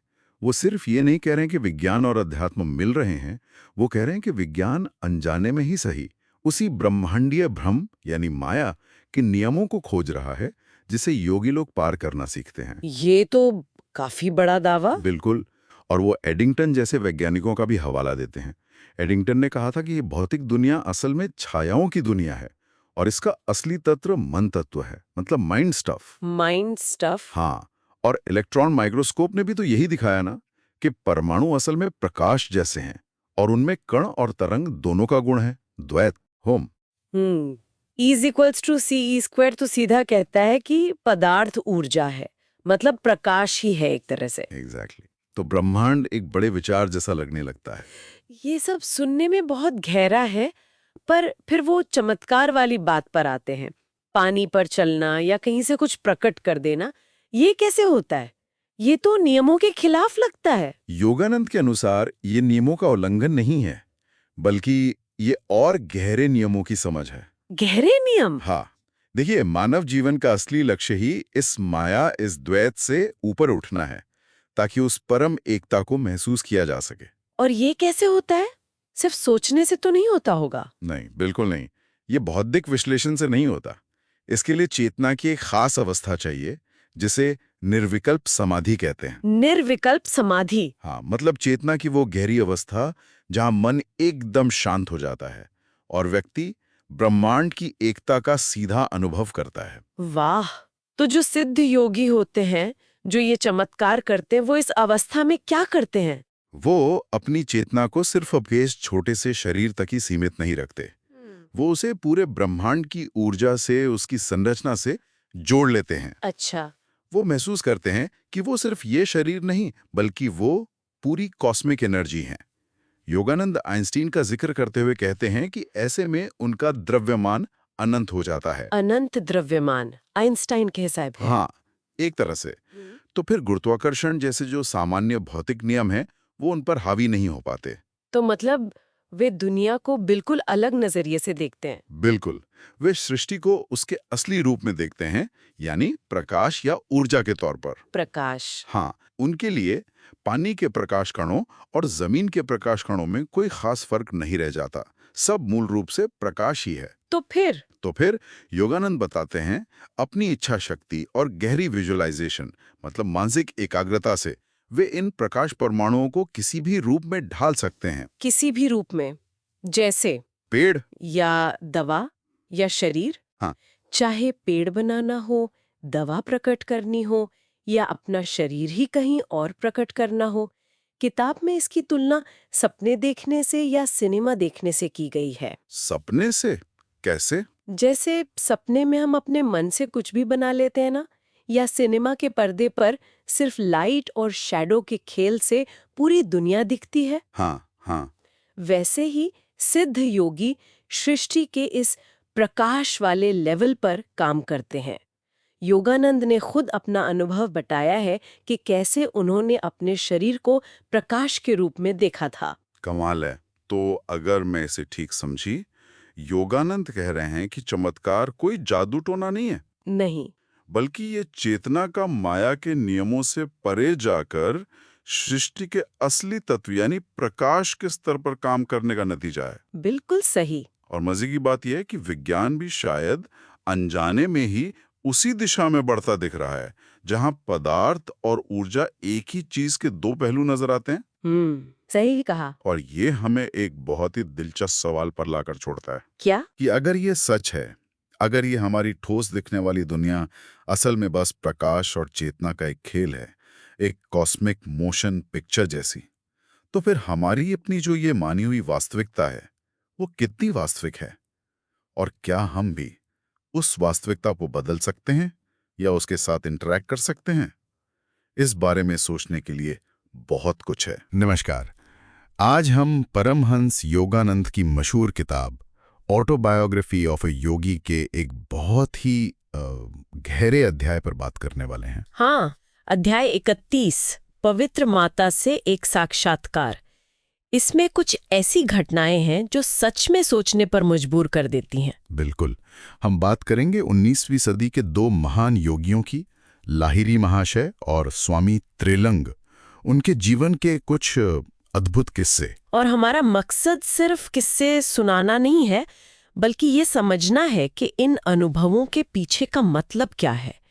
क्या आध्यात्मिक सच्चाई छिपी है इनमें? सही। तो चलिए शुरुआत करते हैं लाहिरी महाशय की पत्नी काशी मोनी के एक अनुभव से। एक रात का वाकया है ये। हाँ, उन्होंने अपने पति को, मतलब लाहिरी महाशय को, ध्यान करते हुए देखा। हाँ, पर बात सिर्फ इतनी नहीं थी। उन्होंने देखा कि वो हवा में है, थोड़ा ऊपर उठे हुए। और वो कमरा किसी दिव्य रोशनी से भर गया था, जैसे देवता उनकी पूजा कर रहे हों। बिल्कुल। और जब उन्हें लगा कि शायद वो सपना देख रही हैं, तो गुरु ने, लाहिरी महाशय ने कहा, नारी, तुम सपना नहीं देख रही हो। सोचिए, ये सिर्फ एक चमत्कार देखना नहीं था, ये काशी मोनी के लिए एक तरह का रूपांतरण था। हाँ, उसी पल उन्होंने अपने पति में अपने गुरु को देखा और फिर उनसे क्रिया योग की दीक्षा ली। क्रिया योग, हाँ, वही ध्यान की तकनीक जिसके लिए लाहिरी महाशय जाने जाते हैं। इस एक घटना ने उनके रिश्ते को एक नया गहरा आध्यात्मिक मोड़ दे दिया। उनके जीवन में ऐसे और भी किस्से हैं, जैसे वो अभोया वाली कहानी। हाँ, याद है। उनकी ट्रेन छूट रही थी बनारस के लिए। हाँ, और वो बहुत परेशान थी। उन्होंने बस मन ही मन गुरु को याद किया और कमाल ये हुआ कि ट्रेन स्टेशन पर रुकी रही, बेवजह। तब तक रुकी रही जब तक वो और उनके पति ट्रेन में चढ़ नहीं गए। बाद में जब वो गुरु से मिली तो उन्होंने मजाक में कहा, तो मुझे तंग करने में कितना मजा लेती हो। ये सिर्फ संयोग नहीं लगता है ना, ये दिखाता है कि गुरु की चेतना कैसे अपने भक्त से जुड़ी होती है, वो सर्वव्यापकता वाली बात। और भक्त का विश्वास, उसकी पुकार कितनी शक्तिशाली हो सकती है। बिल्कुल, ये गुरु की कृपा और भक्त के विश्वास का मेल है जो भौतिक स्थितियों को भी बदल सकता है। अच्छा, अब बात करते हैं स्वामी त्रिलंग की। वो तो और भी विलक्षण योगी थे। ओह हाँ, उनकी तो बात ही अलग है। कहते हैं 300 साल से ज्यादा जिए वो। और शरीर करीब 300 पाउंड का, पर खाना लगभग ना के बराबर। और हमेशा दिगंबर रहते थे, मतलब बिना कपड़ों के। बनारस के घाटों पर उन्हें देखा जाता था, कभी तपती धूप में पत्थर पर लेटे हुए, कभी गंगा पर तैरते हुए, या घंटों पानी के नीचे। वो पुलिस वाला किस्सा भी तो है, उन्हें जेल में डाल दिया था। हाँ, सार्वजनिक रूप से नग्न रहने के लिए, और अगले ही पल वो जेल की छत पर बैठे मिले। कमाल है। लेकिन वो चूने वाले पानी वाला किस्सा शायद सबसे ज्यादा नाटकीय है। किसी ने शक में परीक्षा लेने के लिए उन्हें दूध की जगह चूने का पानी दे दिया। और स्वामी जी ने शांति से पी लिया उसे, उन्हें कुछ नहीं हुआ। कुछ भी नहीं, पर वो आदमी जिसने पिलाया था वो तुरंत पेट दर्द से तड़पने लगा। और तब स्वामी जी ने जो कहा वो बहुत गहरा है। उन्होंने कहा, मेरा जीवन तुम्हारे जीवन के साथ एक है। मतलब ये है कि वो उस एकता को महसूस करते थे कि सब कुछ एक ही चेतना है। उनका अहंकार शून्य था, इसलिए जहर उन पर असर नहीं कर पाया। और कर्म का नियम, वो तुरंत लागू हुआ। जिसने जैसा किया उसे वैसा फल तुरंत मिला। ये दिखाता है कि आत्म साक्षात्कार के बाद योगी प्रकृति के नियमों से कैसे परे हो जाते हैं। अद्भुत। और ये भी कितनी बड़ी बात है कि त्रिलंग स्वामी जैसे महान योगी जो ज्यादातर मौन रहते थे, वो लाहिरी महाशय का, जो गृहस्थ थे, बहुत आदर करते थे। हाँ, ये बहुत महत्वपूर्ण बात है। किसी ने पूछा भी था उनसे, तो उन्होंने क्या कहा? रहते हुए भी वो उस परम अवस्था में है जिसके लिए मैंने, मतलब त्रिलंग स्वामी ने, लंगोटी तक छोड़ दी।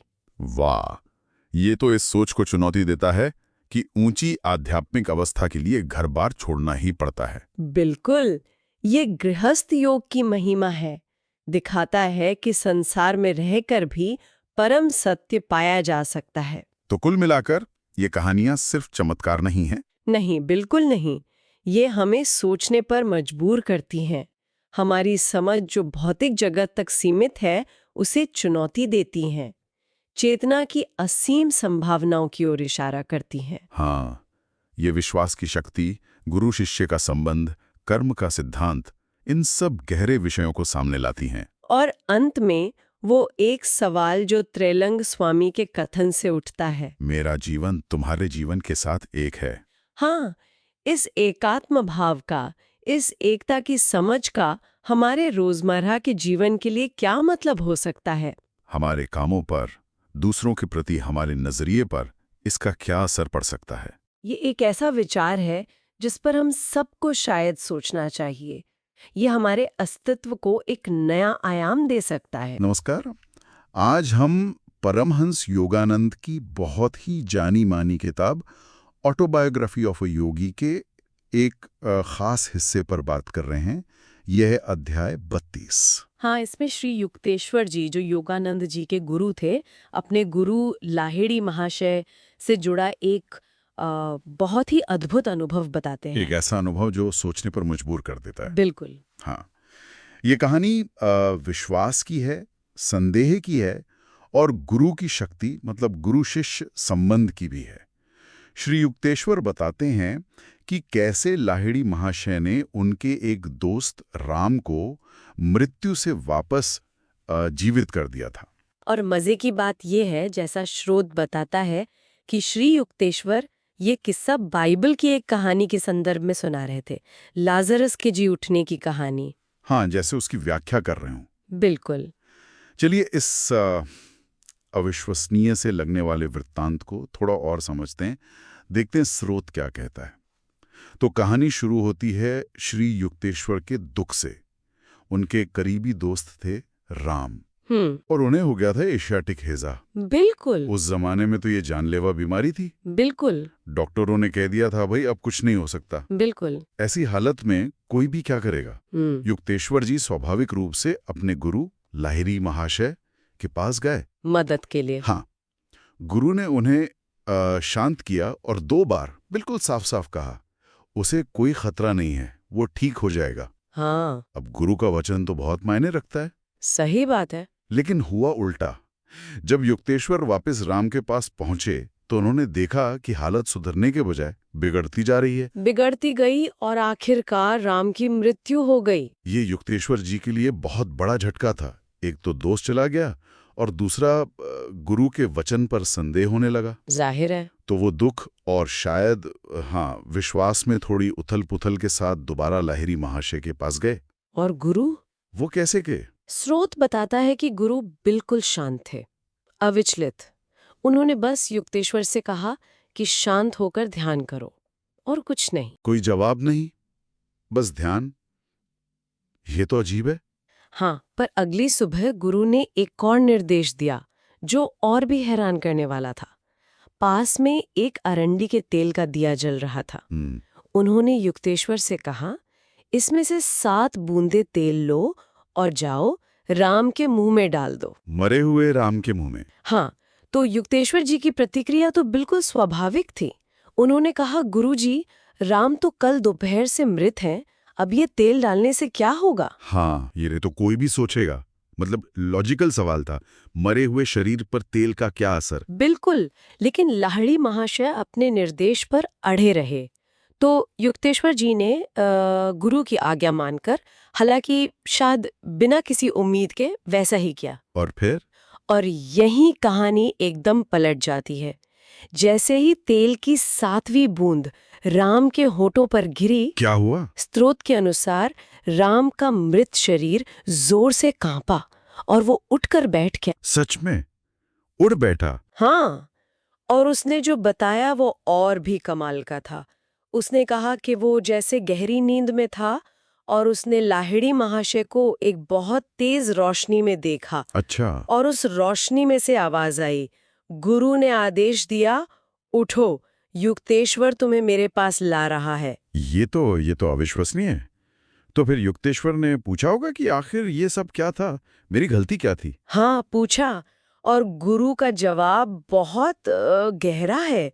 लाहिड़ी महाशय ने समझाया, जैसा स्रोत में लिखा है, मैंने तुमसे 2 बार कहा था कि राम ठीक हो जाएगा। मतलब उनका इशारा था कि युक्तेश्वर पूरी तरह विश्वास नहीं कर पाए। हाँ, बिल्कुल।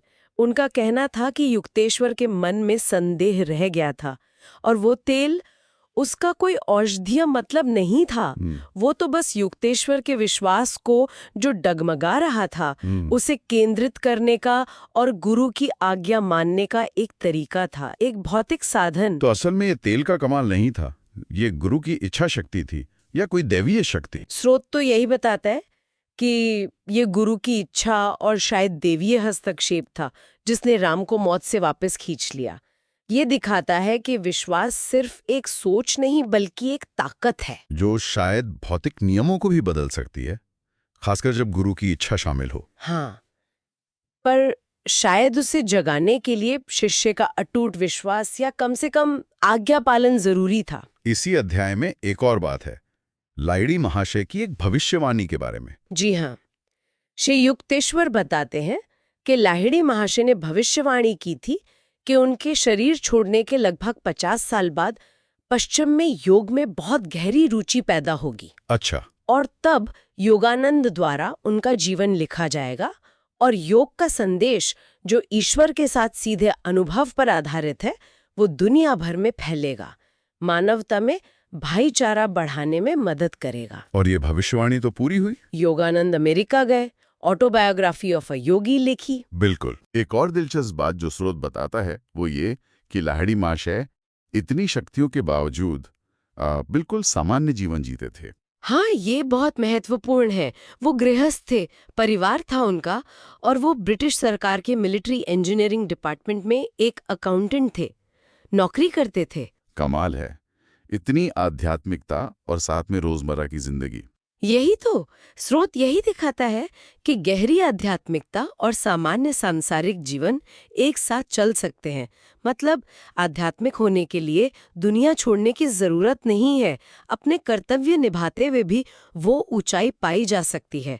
तो कुल मिलाकर ये अध्याय हमें विश्वास पर, गुरु की भूमिका पर और हमारी अपनी समझ की सीमाओं पर गहराई से सोचने को मजबूर करता है।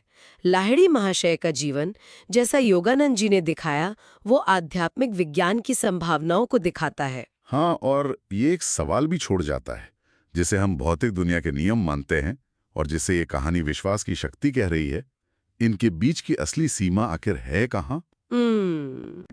वो असल में प्रकृति के ही कुछ ऐसे गहरे नियम हैं जिन्हें हम अभी तक समझ नहीं पाए हैं। ये प्रश्न, ये स्रोत हमारे सोचने के लिए छोड़ जाता है। नमस्कार। आज हम परमहंस योगानंद की जो मशहूर किताब है, एक योगी की आत्मकथा, उसके एक बहुत ही रहस्यमयी अध्याय पर बात करेंगे, 33वां अध्याय। हाँ, और ये अध्याय है महाअवतार बाबा जी के बारे में। बिल्कुल, एक ऐसे योगी, मतलब जिनके बारे में कहा जाता है कि वो सदियों से हिमालय में अपने भौतिक शरीर में ही मौजूद हैं। सोचिए जरा, सदियों से एक ही शरीर में। हाँ, तो आज हम इसी पर थोड़ी गहराई से चर्चा करेंगे, देखेंगे कि ये किताब क्या कहती है उनके बारे में, उनकी भूमिका और ये जो चमत्कार वाली बातें हैं। और ये सवाल कि क्या ये सच में मुमकिन है, हजारों साल एक ही शरीर में? सही। तो शुरू करते हैं। ये बाबा जी आखिर हैं कौन किताब के हिसाब से? तो स्रोत बताता है कि वो लाहिड़ी महाशय के गुरु हैं और रहते हैं हिमालय में। और उन्हें सिर्फ एक योगी नहीं माना जाता, उन्हें अवतार कहा गया है। अवतार मतलब ईश्वर का रूप। हाँ, ईश्वर का मानवीय रूप में धरती पर आना। श्री युक्तेश्वर जी तो कहते हैं कि बाबा जी की जो आध्यात्मिक अवस्था है वो हमारी समझ से बिल्कुल परे है। समझ से परे। हाँ, और ये अवतार वाली बात जो है ना, ये बहुत अहम है। जैसे उपनिषदों में भी जिक्र आता है आध्यात्मिक तरक्की का। अच्छा, कैसे? उसमें अलग अलग स्तर बताए हैं, जैसे जीवन मुक्त, जो जीते जी मुक्त हो गए, और फिर उनसे भी ऊंचे हैं परम मुक्त।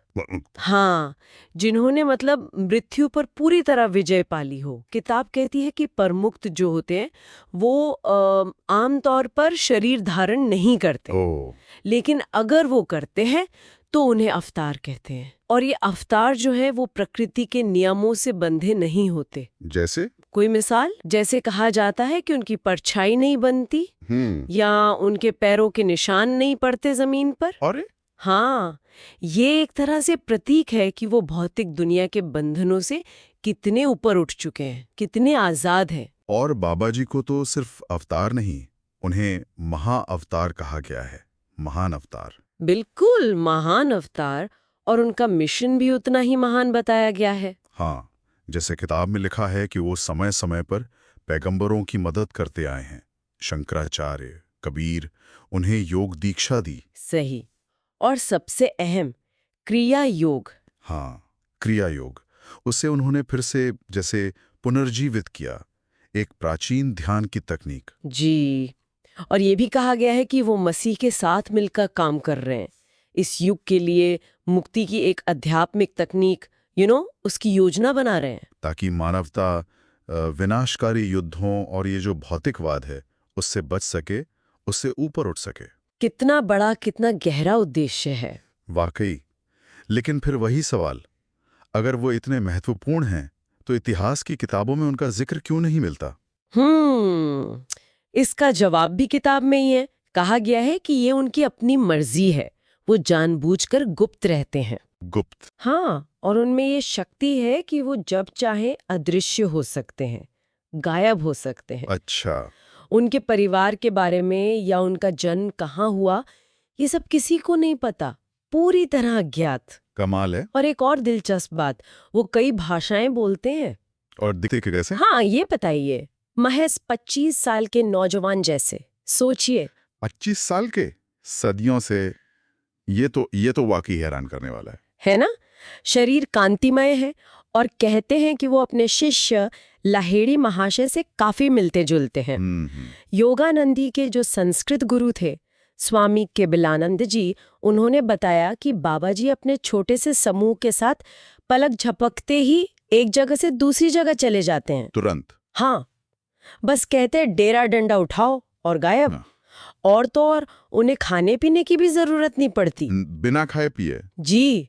और 2 चमत्कारों का भी जिक्र आता है। हाँ, मैंने पढ़ा था। एक तो वो शिष्य को बचाने वाला। हाँ, बिल्कुल। एक शिष्य को उसके कर्मों के फल के तौर पर जलना था, लेकिन बाबा जी ने उसे बस थोड़ी सी तकलीफ देकर बचा लिया। और दूसरा एक आदमी था जो चट्टान से कूद गया था। बाबा जी ने उसे पुनर्जीवित कर दिया और अपना शिष्य बना लिया। पुनर्जीवित? अविश्वसनीय घटना है ये सब। बिल्कुल। और फिर वो अमरता का वचन, उसका भी जिक्र है ना? हाँ, वो भी एक बहुत खास घटना है। राम गोपाल मजूमदार, जिन्हें जागृत संत कहा जाता है, हाँ। उन्होंने एक मुलाकात का जिक्र किया है। बाबा जी, उनकी बहन माता जी और लाहिड़ी महाशय। उस मुलाकात में क्या हुआ?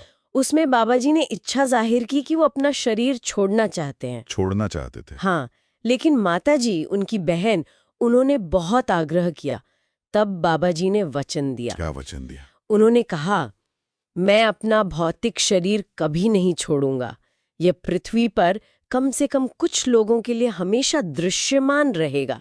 हमेशा दृश्यमान रहेगा? ये तो बहुत गहरा वचन है ना? और किताब इसी ओर इशारा करती है कि शायद उनके सदियों तक इस भौतिक रूप में बने रहने का यही मकसद है। क्या मकसद? मानवता को एक जीता जागता उदाहरण देना, ये दिखाना कि हमारी जो असली पहचान है वो इस शरीर से कहीं ज्यादा है। हम अपनी सीमाओं को पार कर सकते हैं, यहाँ तक कि मौत को भी। एक ठोस उदाहरण। हाँ, एक ठोस उदाहरण की दिव्यता और अमरता संभव है। तो कुल मिलाकर देखें तो एक योगी की आत्मकथा का यह अध्याय हमें बाबा जी की एक ऐसी छवि दिखाता है जो सामान्य समझ से बिल्कुल परे है।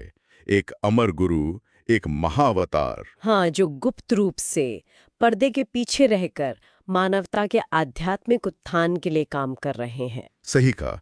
ये सारी बातें, ये सारे दावे विश्वास पर, रहस्य पर और इंसान की अपनी क्षमताओं पर गहरे सवाल खड़े करते हैं। बिल्कुल। और चाहे ये दावे कितने भी अविश्वसनीय क्यों ना लगें, ये उस गहरी आध्यात्मिक खोज की तरफ जरूर इशारा करते हैं जो हर युग में, हर संस्कृति में कहीं ना कहीं मौजूद रही है। और अंत में एक विचार मन में आता है कि अगर ऐसे उन्नत प्राणी, ऐसे योगी वास्तव में हैं जो प्रकृति के नियमों से परे हैं, तो वे दुनिया के साथ बातचीत करने के लिए या अपनी उपस्थिति दर्शाने के लिए इतने गुप्त, इतने अप्रत्यक्ष तरीके क्यों चुनते हैं? इस रहस्यमयता के पीछे क्या उद्देश्य हो सकता है? ये सोचने वाली बात है। नमस्कार, आज हम परमहंस योगानंद की किताब ऑटोबायोग्राफी ऑफ अ योगी के एक बहुत ही अनोखे अध्याय पर बात करने वाले हैं। इसका नाम है हिमालय में एक महल का प्रादुर्भाव। जी हाँ, ये वो मशहूर किस्सा है लाहिड़ी महाशय की उनके अमर गुरु महाअवतार बाबाजी से पहली मुलाकात का। बिल्कुल, एक ऐसी कहानी जो बहुत कम सुनने को मिलती है और हमें बाबाजी की एक झलक सी देती है। तो चलिए आज इसी की परतें खोलते हैं। कैसे 1861 में एक मामूली सरकारी अकाउंटेंट, है ना? हाँ बिल्कुल। उन्हें अचानक हिमालय में बुलाया जाता है और उनकी मुलाकात एक ऐसे योगी से होती है जो उन्हें उनके पिछले जन्मों की याद दिला देते हैं। सुनने में ही कितना अविश्वसनीय लगता है। हाँ, और ये कहानी सिर्फ एक मुलाकात नहीं है। जैसा स्रोत बताता है, ये चेतना, हकीकत की हमारी समझ और कर्म के नियमों पर भी गहरे सवाल खड़े करती है। इसमें एक अजीब सा तबादला है। पिछले जन्म की यादें हैं और वो मन की शक्ति से चीजों को बनाना और मिटाना, ये सब है। सही कहा। तो किस्सा शुरू होता है जब लाहिड़ी महाशय का तबादला होता है रानीखेत। हाँ। और वो ऐसे ही पहाड़ों में घूम रहे होते हैं तो अचानक उन्हें एक आवाज सुनाई देती है, जानी पहचानी सी आवाज, उनका नाम पुकार रही है। हाँ। वो आवाज के पीछे चलते चलते एक गुफा तक पहुंचते हैं और वहां कौन मिलता है? एक तेजस्वी युवा योगी। और कमाल की बात यह कि उनका चेहरा हूबहू लाहिड़ी महाशय जैसा ही है। बिल्कुल। और वो योगी कहते हैं, लाहिड़ी तुम आ गए, मैंने ही तुम्हें यहाँ बुलाया है। गजब। और यहीं पर एक बहुत दिलचस्प बात सामने आती है। बाबाजी बाद में बताते हैं कि लाहिड़ी के जो ऑफिसर थे ना, उनके मन में रानीखेत तबादले का विचार भी उन्होंने ही डाला था। क्या बात है। हाँ, ये स्रोत के अनुसार ये दिखाता है कि कैसे सिद्ध योगियों का मन इतने सूक्ष्म स्तर पर काम करता है कि वो दूसरों के विचारों को प्रभावित कर सकें। ये हमारे रोजमर्रा की समझ से तो बिल्कुल परे है। बिल्कुल परे है। फिर वो योगी लाहिड़ी के माथे को छूते हैं और बस जैसे कोई बिजली कौंधी हो, लाहिड़ी को सब याद आ जाता है। अरे ये तो मेरे पिछले जन्म के गुरु हैं, महाअवतार बाबाजी। हाँ, उन्हें याद आता है कि वो पहले भी इसी गुफा में इन्हीं गुरु के साथ रहे थे। ये जो पिछले जन्म की यादें हैं, इनका लौटना भी चेतना की गहराइयों की तरफ इशारा करता है ना? हाँ, कि शायद हमारी यादें सिर्फ इसी जीवन तक नहीं है। बिल्कुल। अच्छा, फिर बाबाजी उन्हें बताते हैं कि वो तो 30 साल से भी ज्यादा वक्त से उनका इंतजार कर रहे थे। उनकी पुरानी चीजें, आसन वगैरह सब संभाल कर रखा था उन्होंने। जी। फिर लाहिड़ी को शुद्धि के लिए नदी किनारे ले जाया जाता है और फिर आधी रात को वो होता है जो शायद किसी ने सोचा भी ना हो। हाँ, वो महल वाली बात। हाँ, एक सहायक उन्हें एक शानदार सोने के महल में ले जाता है। सोने का महल जो कुछ देर पहले वहां था ही नहीं। उसे बाबाजी ने अपनी इच्छा शक्ति से वहीं प्रकट कर दिया था। कमाल है। देखिए, ये महल सिर्फ एक चमत्कार नहीं है। स्रोत इसे इस तरह समझाता है कि जैसे हम सपने देखते हैं ना, हाँ। और सपने में सब सच लगता है, हाँ। उसी तरह ये पूरा ब्रह्मांड भी उस परम चेतना का एक विचार है, एक तरह का सपना। और जो सिद्ध योगी हैं, जिन्होंने उस चेतना से एकात्म पा लिया है, वो अपने विचारों को हकीकत में बदल सकते हैं। यानी भौतिकीकरण। हाँ, भौतिकीकरण। ये दिखाता है कि मानवीय चेतना की क्षमता शायद हमारी कल्पना से कहीं ज्यादा है। उसी जगमगाते महल में लाहिड़ी महाशय को क्रिया योग की दीक्षा मिलती है। क्रिया योग, हाँ। वो प्राचीन ध्यान की तकनीक, हाँ। जिसे बाबाजी इस युग में फिर से दुनिया को देना चाहते थे। हाँ। लेकिन कहानी यही खत्म नहीं होती। सुबह होती है और वो महल गायब? बिल्कुल गायब। गायब? बाग बगीचे सब गायब, जिसे कभी थे ही नहीं। ये विलोपन या डीमटीरियलाइजेशन कहलाता है। ये उसी सिद्धांत का दूसरा पहलू है। जैसे विचार से रचा वैसे ही विचार से मिटा दिया। इसके बाद बाबा जी एक खाली बर्तन लेते हैं और उससे लाहिड़ी के पसंद का गर्मा गर्म खाना प्रकट कर देते हैं, और फिर पानी भी। अच्छा। और वो समझाते हैं कि देखो, ईश्वर के राज्य में सांसारिक इच्छाएं भी पूरी होती हैं, पर ये बाहरी दुनिया तो माया है, असली चीज नहीं है। इस अनुभव के बाद कहते हैं लाहिड़ी 7 दिनों तक निर्विकल्प समाधि में रहे। हाँ, चेतना की वो गहरी अवस्था जहाँ मन एकदम शांत हो जाता है, दुनिया का कोई भान नहीं रहता। ये उनके लिए गहरा रूपांतरण रहा होगा। बिल्कुल। और इसी के बाद बाबा जी उन्हें वापस दुनिया में भेजते हैं। हाँ, यही तो खास बात है।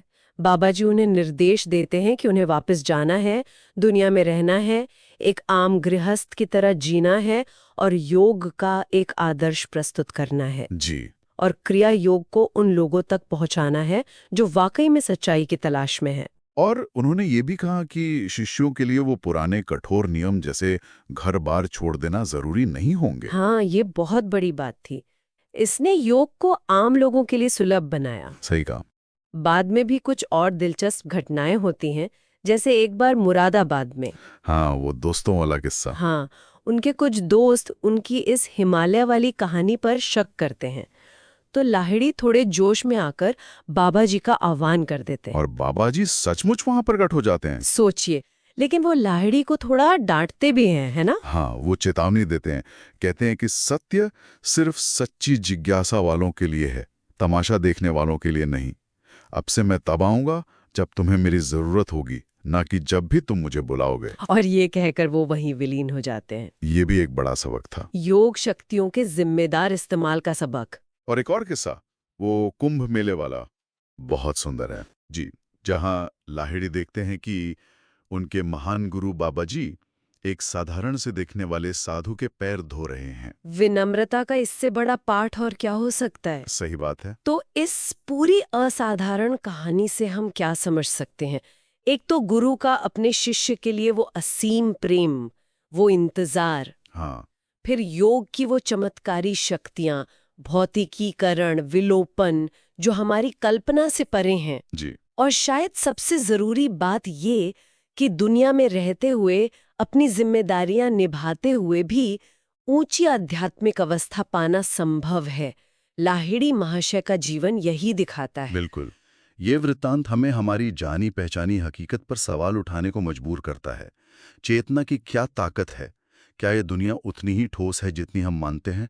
और क्या लाहिड़ी महाशय की तरह एक सामान्य जीवन जीते हुए भी गहरे आध्यात्मिक अनुभव संभव है? स्रोत तो यही कहता है। हाँ, ये इशारा करता है कि हर इंसान के अंदर अनंत संभावनाएं छिपी हैं। यह हमें सोचने पर मजबूर करता है, हमारी अपनी चेतना की सीमाएं आखिर कहाँ तक हैं। नमस्कार। आज हम परमहंस योगानंद की किताब ऑटोबायोग्राफी ऑफ ए योगी के जरिए लाहिड़ी महाशय के जीवन और उनकी शिक्षाओं को जरा गहराई से देख रहे हैं। हाँ बिल्कुल, एक बहुत ही दिलचस्प शख्सियत। तो किताब का एक हिस्सा हमारे पास है जो उनके एक ईसा तुल्य जीवन के बारे में बताता है। आज हम समझना चाहते हैं कि एक गृहस्थ गुरु के तौर पर उनका रास्ता इतना अनोखा क्यों था और उनकी जो मुख्य शिक्षा है क्रिया योग, उसका सार क्या है। सही। किताब में उनके जीवन के कुछ बड़े कमाल के पहलू हैं, जैसे वो एक फैमिली मैन थे, दफ्तर में काम करते थे। हाँ, अकाउंटेंट थे वो। हाँ, और साथ ही इतने ऊंचे आध्यात्मिक गुरु भी। उन्हें एक्सटैटिक बाबू भी कहते थे लोग। हाँ, क्योंकि ऑफिस के काम में भी उनमें वो एक दिव्य आनंद दिखता था लोगों को। चलिए एक खास वाक़ये से शुरू करते हैं। वो घटना जब उन्होंने भारत में बैठे बैठे ही। हाँ, वो अंग्रेज सुपरिंटेंडेंट वाली। हाँ बिल्कुल। उसकी पत्नी लंदन में बीमार थी और इन्होंने यहीं से बता दिया कि वो ठीक हो गई है। हाँ। और उसके खत का हिस्सा भी, जो बाद में एकदम सच निकला। ये घटना तो खैर उनकी चेतना की पहुंच दिखाती है, फिजिकल लिमिट से कितना परे, लेकिन इससे भी ज्यादा अहम मेरे ख्याल से उनकी वो सार्वभौमिकता थी। हाँ। सोचिए जरा, 19वीं सदी का भारत, जाति पाति धर्म कितनी दीवारें थी। बिल्कुल, बहुत कठोर माहौल था। और ऐसे में वो एक उच्च जाति के ब्राह्मण होते हुए बिना किसी भेदभाव के हिंदू मुसलमान ईसाई सबको क्रिया योग की दीक्षा दे रहे थे। हाँ, ये तो वाकई बहुत हिम्मत का काम था उस वक्त। उनके खास शिष्य थे अब्दुल गफूर खान, मुसलमान थे वो। ये उस वक्त के हिसाब से तो एक क्रांति जैसा था। और उनका सारा फोकस क्रिया योग पर रहता था, है ना? बिल्कुल, वो इसे मानते थे कि ये मुक्ति की एक प्रैक्टिकल, एक साइंटिफिक टेक्निक है, कोई फिलोसॉफिकल बहस नहीं। हाँ, सिर्फ बातों की बजाय अनुभव पर जोर।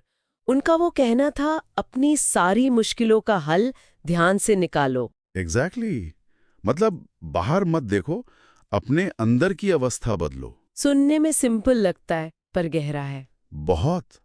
और सबसे जरूरी बात, ये क्रिया योग सिर्फ सन्यासियों या अरण्यवासी योगियों के लिए नहीं था। हाँ, यही तो खास बात है। लाहिड़ी महाशय ने इसे पूरी तरह से गृहस्थ जीवन के साथ जोड़ दिया। वो खुद एक मामूली क्लर्क थे, परिवार पालते थे, साधारण रहते थे, सबके लिए सुलभ थे। हाँ, कोई भी उनसे मिल सकता था। उनका अपना जीवन ही एक मिसाल था कि भाई दुनिया में रहते हुए भी आध्यात्मिक साधना हो सकती है, कोई विरोधाभास नहीं है। ये बात तो न जाने कितनों के लिए प्रेरणा बनी होगी, जो सोचते होंगे कि अरे अध्यात्म के लिए तो घर छोड़ना पड़ता है। बिल्कुल। क्रिया दीक्षा से जुड़ा एक और किस्सा है ना, हाँ। वो वृंदा भगत का, डाकिया थे जो। हाँ, बड़ा मजेदार है वो। जब एक दूसरे शायद पढ़े लिखे शिष्य ने जल्दी से दूसरी दीक्षा मांगी, हाँ, धीर हो रहा था वो, तो गुरु ने पहले वृंदा से पूछा, और वृंदा बेचारे घबरा गए। बोले, गुरुदेव, और दीक्षा नहीं, पहली वाली क्रिया से ही ऐसा नशा चढ़ा है कि चिट्ठियां बांटना मुश्किल हो रहा है। कमाल है। इससे पता चलता है कि आध्यात्मिक तरक्की बाहरी क्वालिफिकेशन या दिमागी समझ पर नहीं, अंदर के अनुभव पर है। हाँ, अभ्यास की गहराई पर निर्भर करती है। लाहिड़ी महाशय ने क्रिया योग को 4 लेवल में बांटा था, लेकिन अगला लेवल शिष्य के असल विकास पर निर्भर करता था, यह नहीं कि उसने कितनी किताबें पढ़ी हैं। अच्छा, इसीलिए तो उन्हें योगावतार कहा गया, योग का अवतार, क्योंकि उन्होंने योग की जो पुरानी जटिल लगने वाली विद्या थी, उसे आम आदमी के लिए सहज सुलभ बना दिया। बिल्कुल। किताब में जॉन द बैप्टिस्ट और जीसस के गुरु शिष्य रिश्ते का भी जिक्र है, और उसकी तुलना बाबाजी और लाहिड़ी महाशय के रिश्ते से की गई है। ये थोड़ा गहरा लगता है। इसका क्या मतलब है? ये तुलना काफी गहरी है। ये सिर्फ गुरु शिष्य की बात नहीं, ये आत्माओं के पुनर्जन्म और उनके बीच युगों तक चलने वाले आध्यात्मिक कनेक्शन की तरफ इशारा है। अच्छा। किताब के अनुसार जैसे जॉन द बैप्टिस्ट पहले एलिजा थे और जीसस पहले एलिशा, वैसे ही बाबाजी और लाहिड़ी महाशय का रिश्ता भी कई जन्मों का है। ये दिखाता है कि सच्चा गुरु शिष्य संबंध एक जीवन का नहीं होता, बल्कि आत्मा के सफर में साथ चलता है। हाँ, कुछ ऐसा ही। ये तो वाकई एक अलग नजरिया है। अच्छा, और उन्होंने अपने शिष्यों को क्या सलाह दी? क्या उन्हें अपने पुराने धर्म छोड़ने को कहा? नहीं, बिल्कुल नहीं। उल्टे उन्होंने सबको अपने अपने धर्म की जो अच्छी बातें हैं, जो अनुशासन है, उनको मानने के लिए प्रोत्साहित किया। अच्छा। क्रिया योग किसी धर्म का रिप्लेसमेंट नहीं था, वो तो एक आंतरिक, एक वैज्ञानिक तरीका था सभी धर्मों के सार तक पहुंचने का। इसीलिए शायद उन्होंने कोई ऑर्गेनाइजेशन या प्रचार वगैरह से मना किया।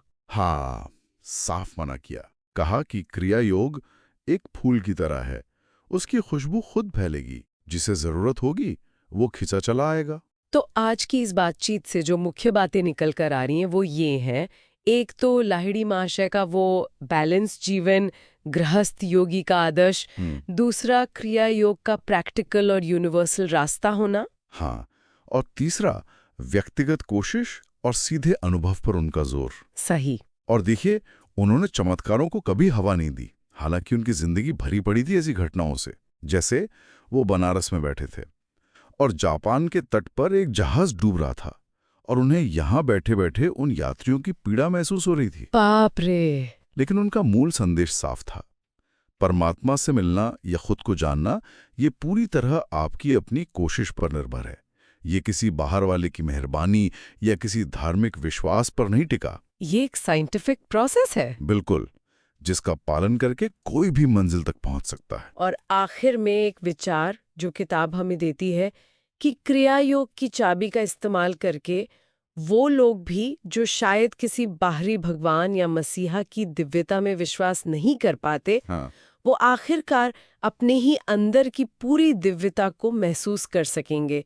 तो सोचने वाली बात यह है कि बाहरी सिद्धांतों से हटकर अपने ही भीतर उस दिव्यता को खोजना, इसका असल मतलब क्या हो सकता है हमारी जिंदगी में? नमस्कार। आज हम परमहंस योगानंद जी की किताब ऑटोबायोग्राफी ऑफ ए योगी से एक बहुत ही खास अध्याय ले रहे हैं। अध्याय 36। हाँ, जिसका शीर्षक है पश्चिम में बाबा जी की रुचि। काफी दिलचस्प है ये। बिल्कुल। इसमें मुख्य रूप से श्री युक्तेश्वर जी के जीवन की 2 अहम घटनाएं हैं। एक तो वो 1894 में कुंभ मेले में महाअवतार बाबा जी से उनकी पहली मुलाकात। हाँ, और दूसरी घटना उनके गुरु लाहिड़ी महाशय के महासमाधि से जुड़ी है। हाँ, और उसके बाद की वो चमत्कारी घटनाएं भी। तो आज हम कोशिश करेंगे कि इन आध्यात्मिक बातों के गहरे मतलब समझें। खास तौर पे वो पूर्व और पश्चिम के संतुलन वाली बात जो बाबा जी ने कही थी। सही कहा। तो चलिए शुरू करते हैं। श्री युक्तेश्वर जी बताते हैं कि जब वो इलाहाबाद कुंभ मेले में पहुंचे तो मतलब वहां की भीड़ भाड़ और कुछ साधुओं का व्यवहार देखकर उन्हें थोड़ी निराशा सी हुई। हाँ, वो थोड़े निराश थे। उन्हें लगा कि शायद ये पश्चिमी वैज्ञानिक ज्यादा सुलझे हुए हैं इनसे बेहतर। लेकिन तभी कहानी एकदम पलट जाती है ना? एक सन्यासी उन्हें एक संत के पास ले जाते हैं। और वो संत कौन थे? वही महाअवतार बाबा जी स्वयं। और कमाल की बात यह है कि बाबा जी ने उन्हें देखते ही स्वामी जी कहा। अच्छा, पर वो तो उस समय स्वामी बने नहीं थे। बिल्कुल नहीं, वो तो दीक्षित भी नहीं हुए थे स्वामी परंपरा में। और फिर बाबा जी ने वो चींटी वाली मिसाल दी। हाँ, वो मशहूर मिसाल कि चींटी बनो जो रेत में से सिर्फ शक्कर चुनती है। सही। मतलब कुछ लोगों की गलतियों को देखकर पूरे समूह को खारिज मत करो, अपना ध्यान अच्छी चीजों पर रखो। ये तो बहुत गहरा पॉइंट है।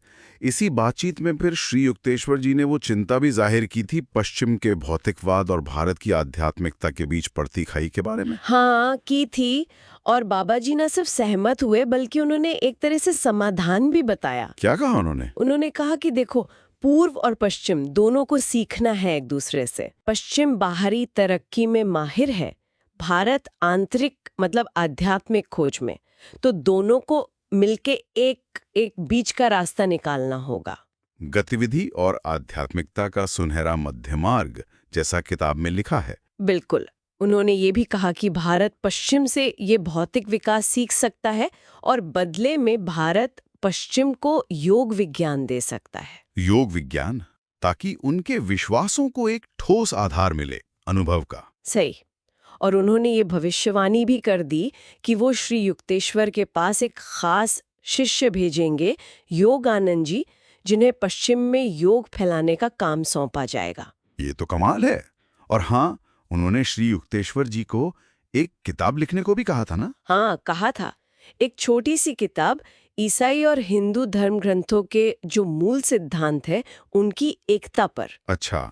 और फिर बातचीत के अंत में उन्होंने एक संदेश दिया श्री युक्तेश्वर को लाहिड़ी महाशय के लिए। हाँ, वो रहस्यमयी संदेश। बहुत गहरा।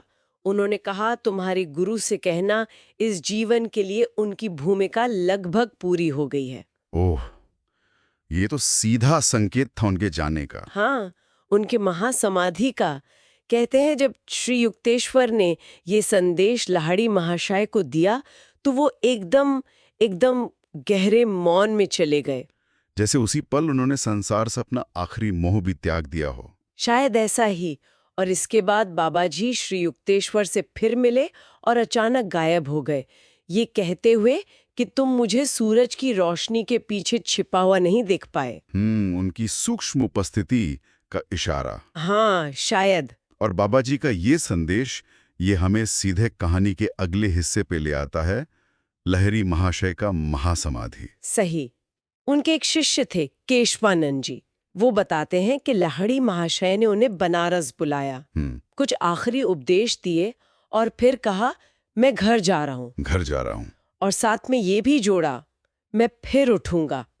और फिर उन्होंने अपना शरीर छोड़ दिया, महासमाधि ले ली। लेकिन जैसा आपने कहा, कहानी यही खत्म हुई, बल्कि शायद सबसे हैरतअंगेज बात तो इसके बाद हुई। वही तो, ये योगिक शक्तियों का चरम है शायद।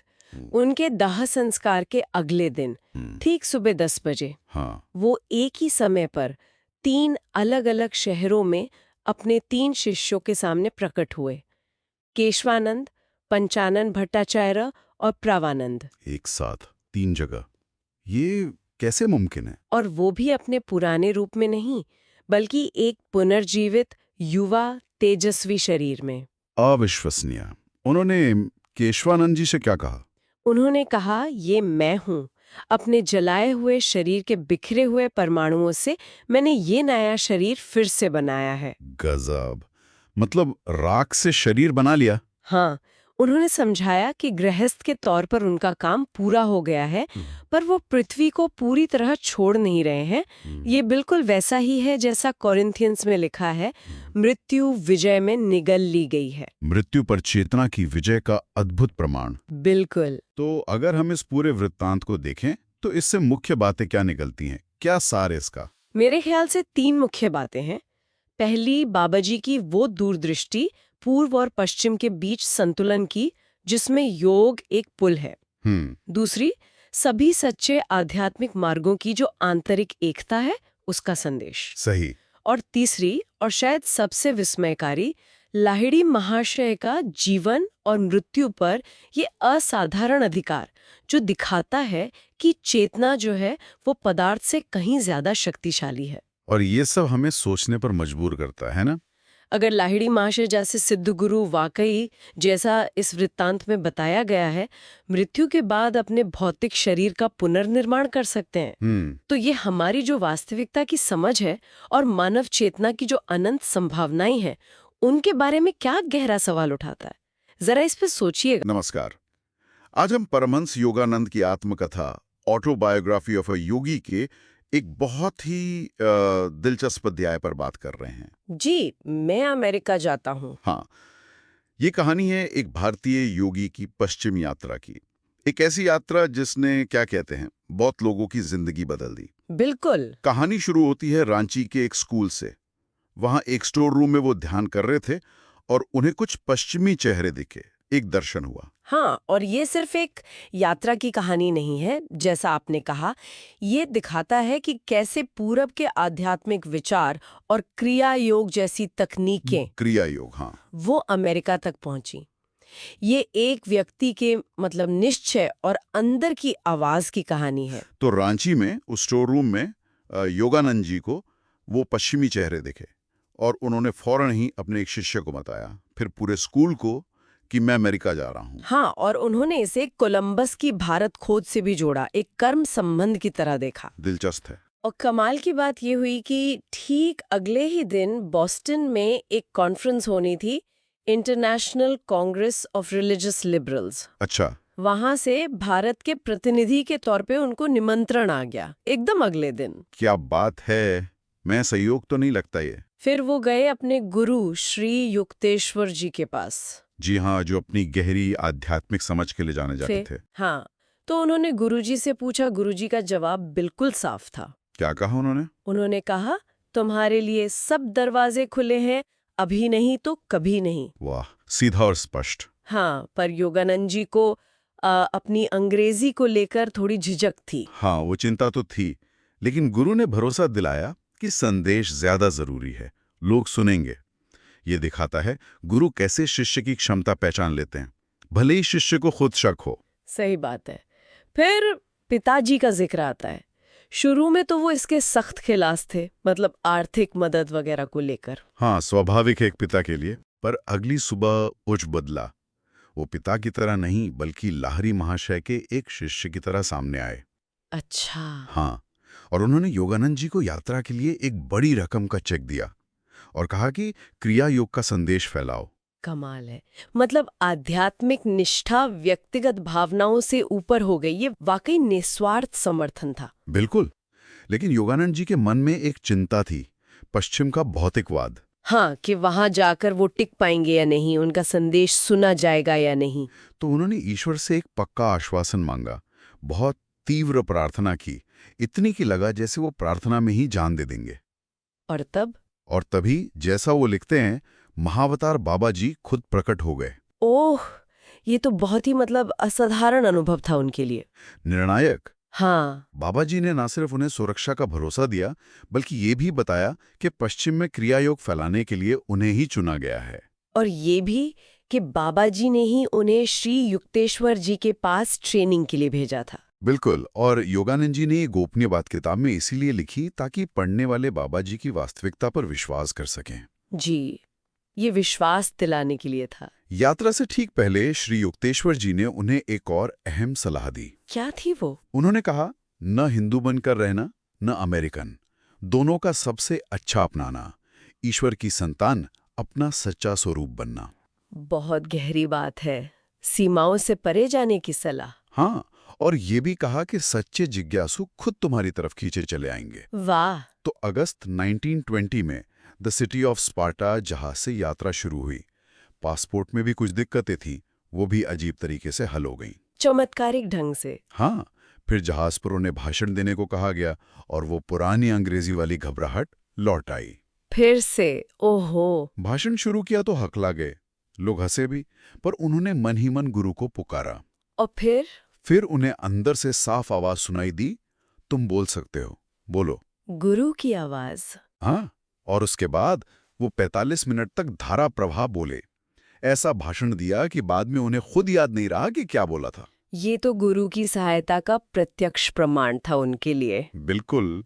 अमेरिका पहुंचकर बोस्टन कांग्रेस में उनका भाषण धर्म का विज्ञान बहुत सफल रहा। हाँ, सुना है, काफी प्रभावशाली था। पिताजी के दिए पैसों से वो अमेरिका में रुके, बोस्टन में 4 साल रहे, लेक्चर दिए, क्लासेस ली और सॉन्ग्स ऑफ द सोल किताब भी लिखी। और फिर 1924 में पूरे अमेरिका का दौरा किया उन्होंने। हाँ, और 1925 में लॉस एंजलिस में माउंट वॉशिंगटन स्टेट्स पर मुख्यालय स्थापित किया। और कमाल की बात यह है कि ये वही इमारत थी जो उन्होंने सालों पहले कश्मीर में एक दर्शन में देखी थी। है ना अद्भुत।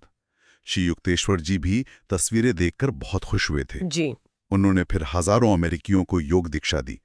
विस्पर्स फ्रॉम इटर्निटी जैसी किताबें लिखीं, जिसमें वो मशहूर कविता है, गॉड गॉड गॉड। हाँ, वो लिखते भी हैं कि कभी-कभी उन्हें भारत की शांति की बहुत याद आती थी, लेकिन पूरब और पश्चिम के बीच जो समझ बढ़ रही थी, उसे देखकर उनकी आत्मा को खुशी मिलती थी। सही। उन्होंने स्टैच्यू ऑफ लिबर्टी पर लिखी एम्मा लेज़रस की पंक्तियों का भी जिक्र किया है, जो स्वागत और उम्मीद का प्रतीक है। तो इस पूरी कहानी का सार क्या निकलता है? एक स्टोर रूम के धुंधले दर्शन से शुरुआत। हाँ। फिर भाषा की मुश्किल, पैसे की चिंता, खुद पर शक, इन सब चुनौतियों को पार करके अमेरिका में एक बड़े आध्यात्मिक आंदोलन की नींव रखना। ये अंदर के विश्वास और गुरु कृपा की शक्ति दिखाता है। निश्चित रूप से। ये कहानी दर्शाती है कि कैसे एक व्यक्ति का गहरा व्यक्तिगत अनुभव और आध्यात्मिक मार्गदर्शन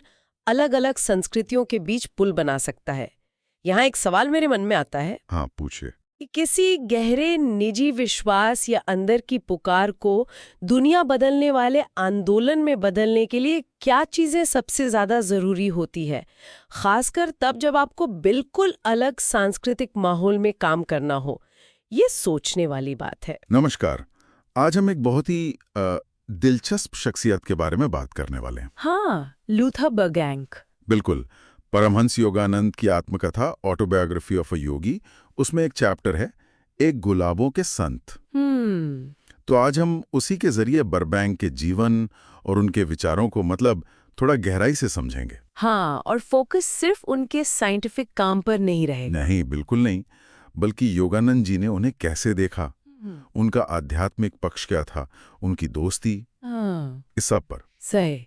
और सोर्स हमारा वही चैप्टर 38 है। तो सबसे पहली और शायद सबसे अजीब लगने वाली बात, बर्बैंक का ये मानना कि पौधों को बेहतर बनाने के लिए सिर्फ साइंस काफी नहीं है, बल्कि प्रेम चाहिए। हाँ, उन्होंने बाकायदा कैक्टस के पौधों से बात की। हाँ, ये किस्सा तो बहुत मशहूर है। कि उन्हें कहा कि डरो मत, कांटे उगाने की जरूरत नहीं है, मैं तुम्हारी रक्षा करूंगा। और नतीजा? कांटे रहित कैक्टस। कमाल है। और योगानंद जी कहते हैं कि बर्बैंक ने उन्हें खुद वो बिना कांटों वाली पत्तियां तोहफे में दी थी। हाँ, और ये सिर्फ कोई कहानी नहीं है, ये दिखाता है कि उनका प्रकृति के साथ कितना गहरा, कितना सम्मानजनक रिश्ता था। उनका ये विश्वास कि वो पौधों से बात कर सकते हैं, शायद ये उनकी उस फीलिंग से जुड़ा था जहां वो खुद को, उन्होंने कहा था, अनंत शक्ति के बहुत करीब महसूस करते थे। अच्छा। मतलब ये सिर्फ लैब का एक्सपेरिमेंट नहीं था, एक अंदरूनी कनेक्शन।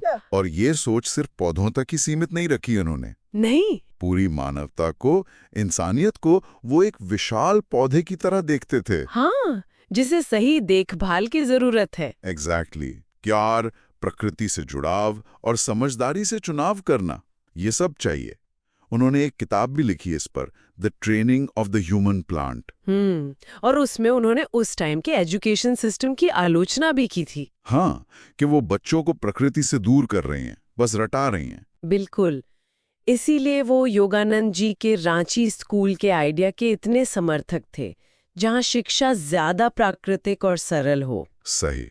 और एक दिलचस्प बात उन्होंने कही थी कि पौधों की सदियों पुरानी आदतें बदलना ज्यादा मुश्किल है बच्चों के मन को ढालने से। अच्छा, ये तो उल्टा लगता है। हाँ, पर इससे पता चलता है कि वो इंसानी क्षमता को लेकर कितने पॉजिटिव थे, अगर सही माहौल मिले तो। कि इंसान में बहुत पोटेंशियल है। बिल्कुल, बस उसे सही तरह से पोषित करने की जरूरत है। अब कुछ ऐसी बातें जो शायद थोड़ी और चौंकाने वाली हैं। ओके। बर्बैंक, और सिर्फ वही नहीं, उनके दोस्त हेनरी फोर्ड भी। हाँ, वो मशहूर उद्योगपति। दोनों पुनर्जन्म में मानते थे। सच में?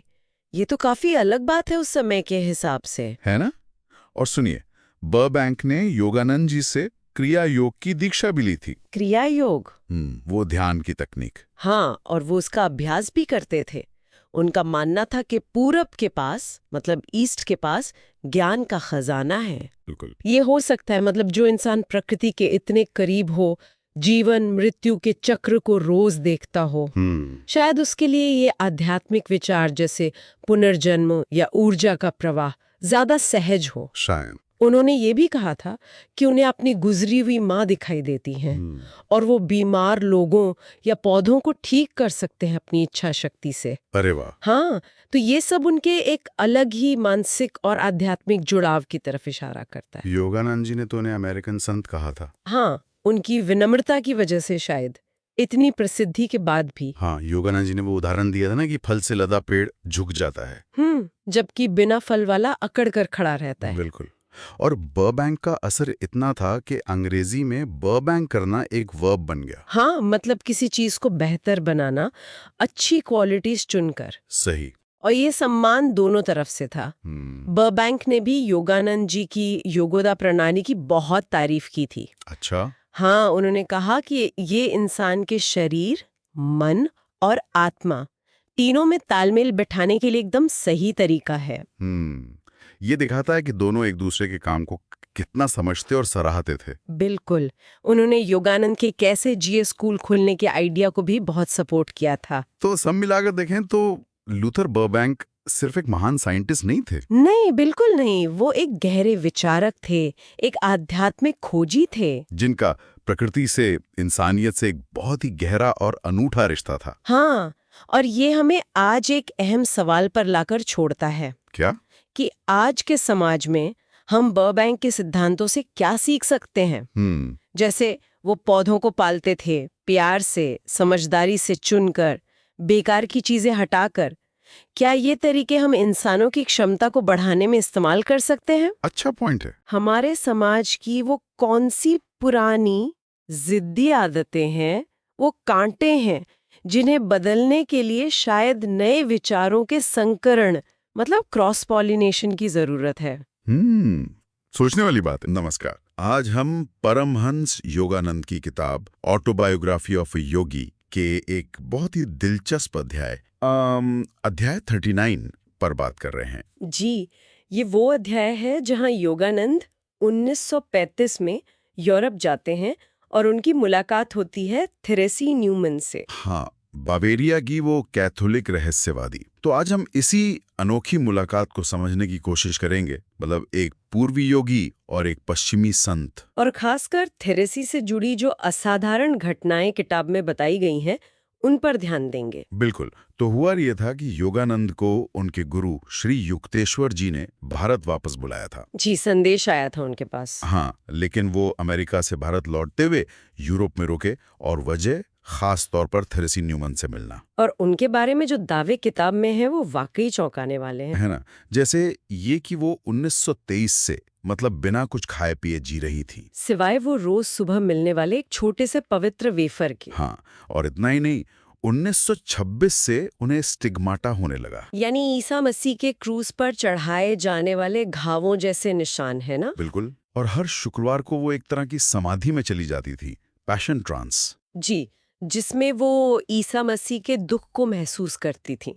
इस दौरान उनके शरीर से खून भी बहता था। और वजन भी घट जाता था। और जो सबसे शायद अजीब बात है, वो भाषा वाली? हाँ, कि ट्रांस में वो प्राचीन आरामी, हिब्रू या ग्रीक बोलने लगती थी। जबकि असल जिंदगी में वो सिर्फ जर्मन जानती थीं।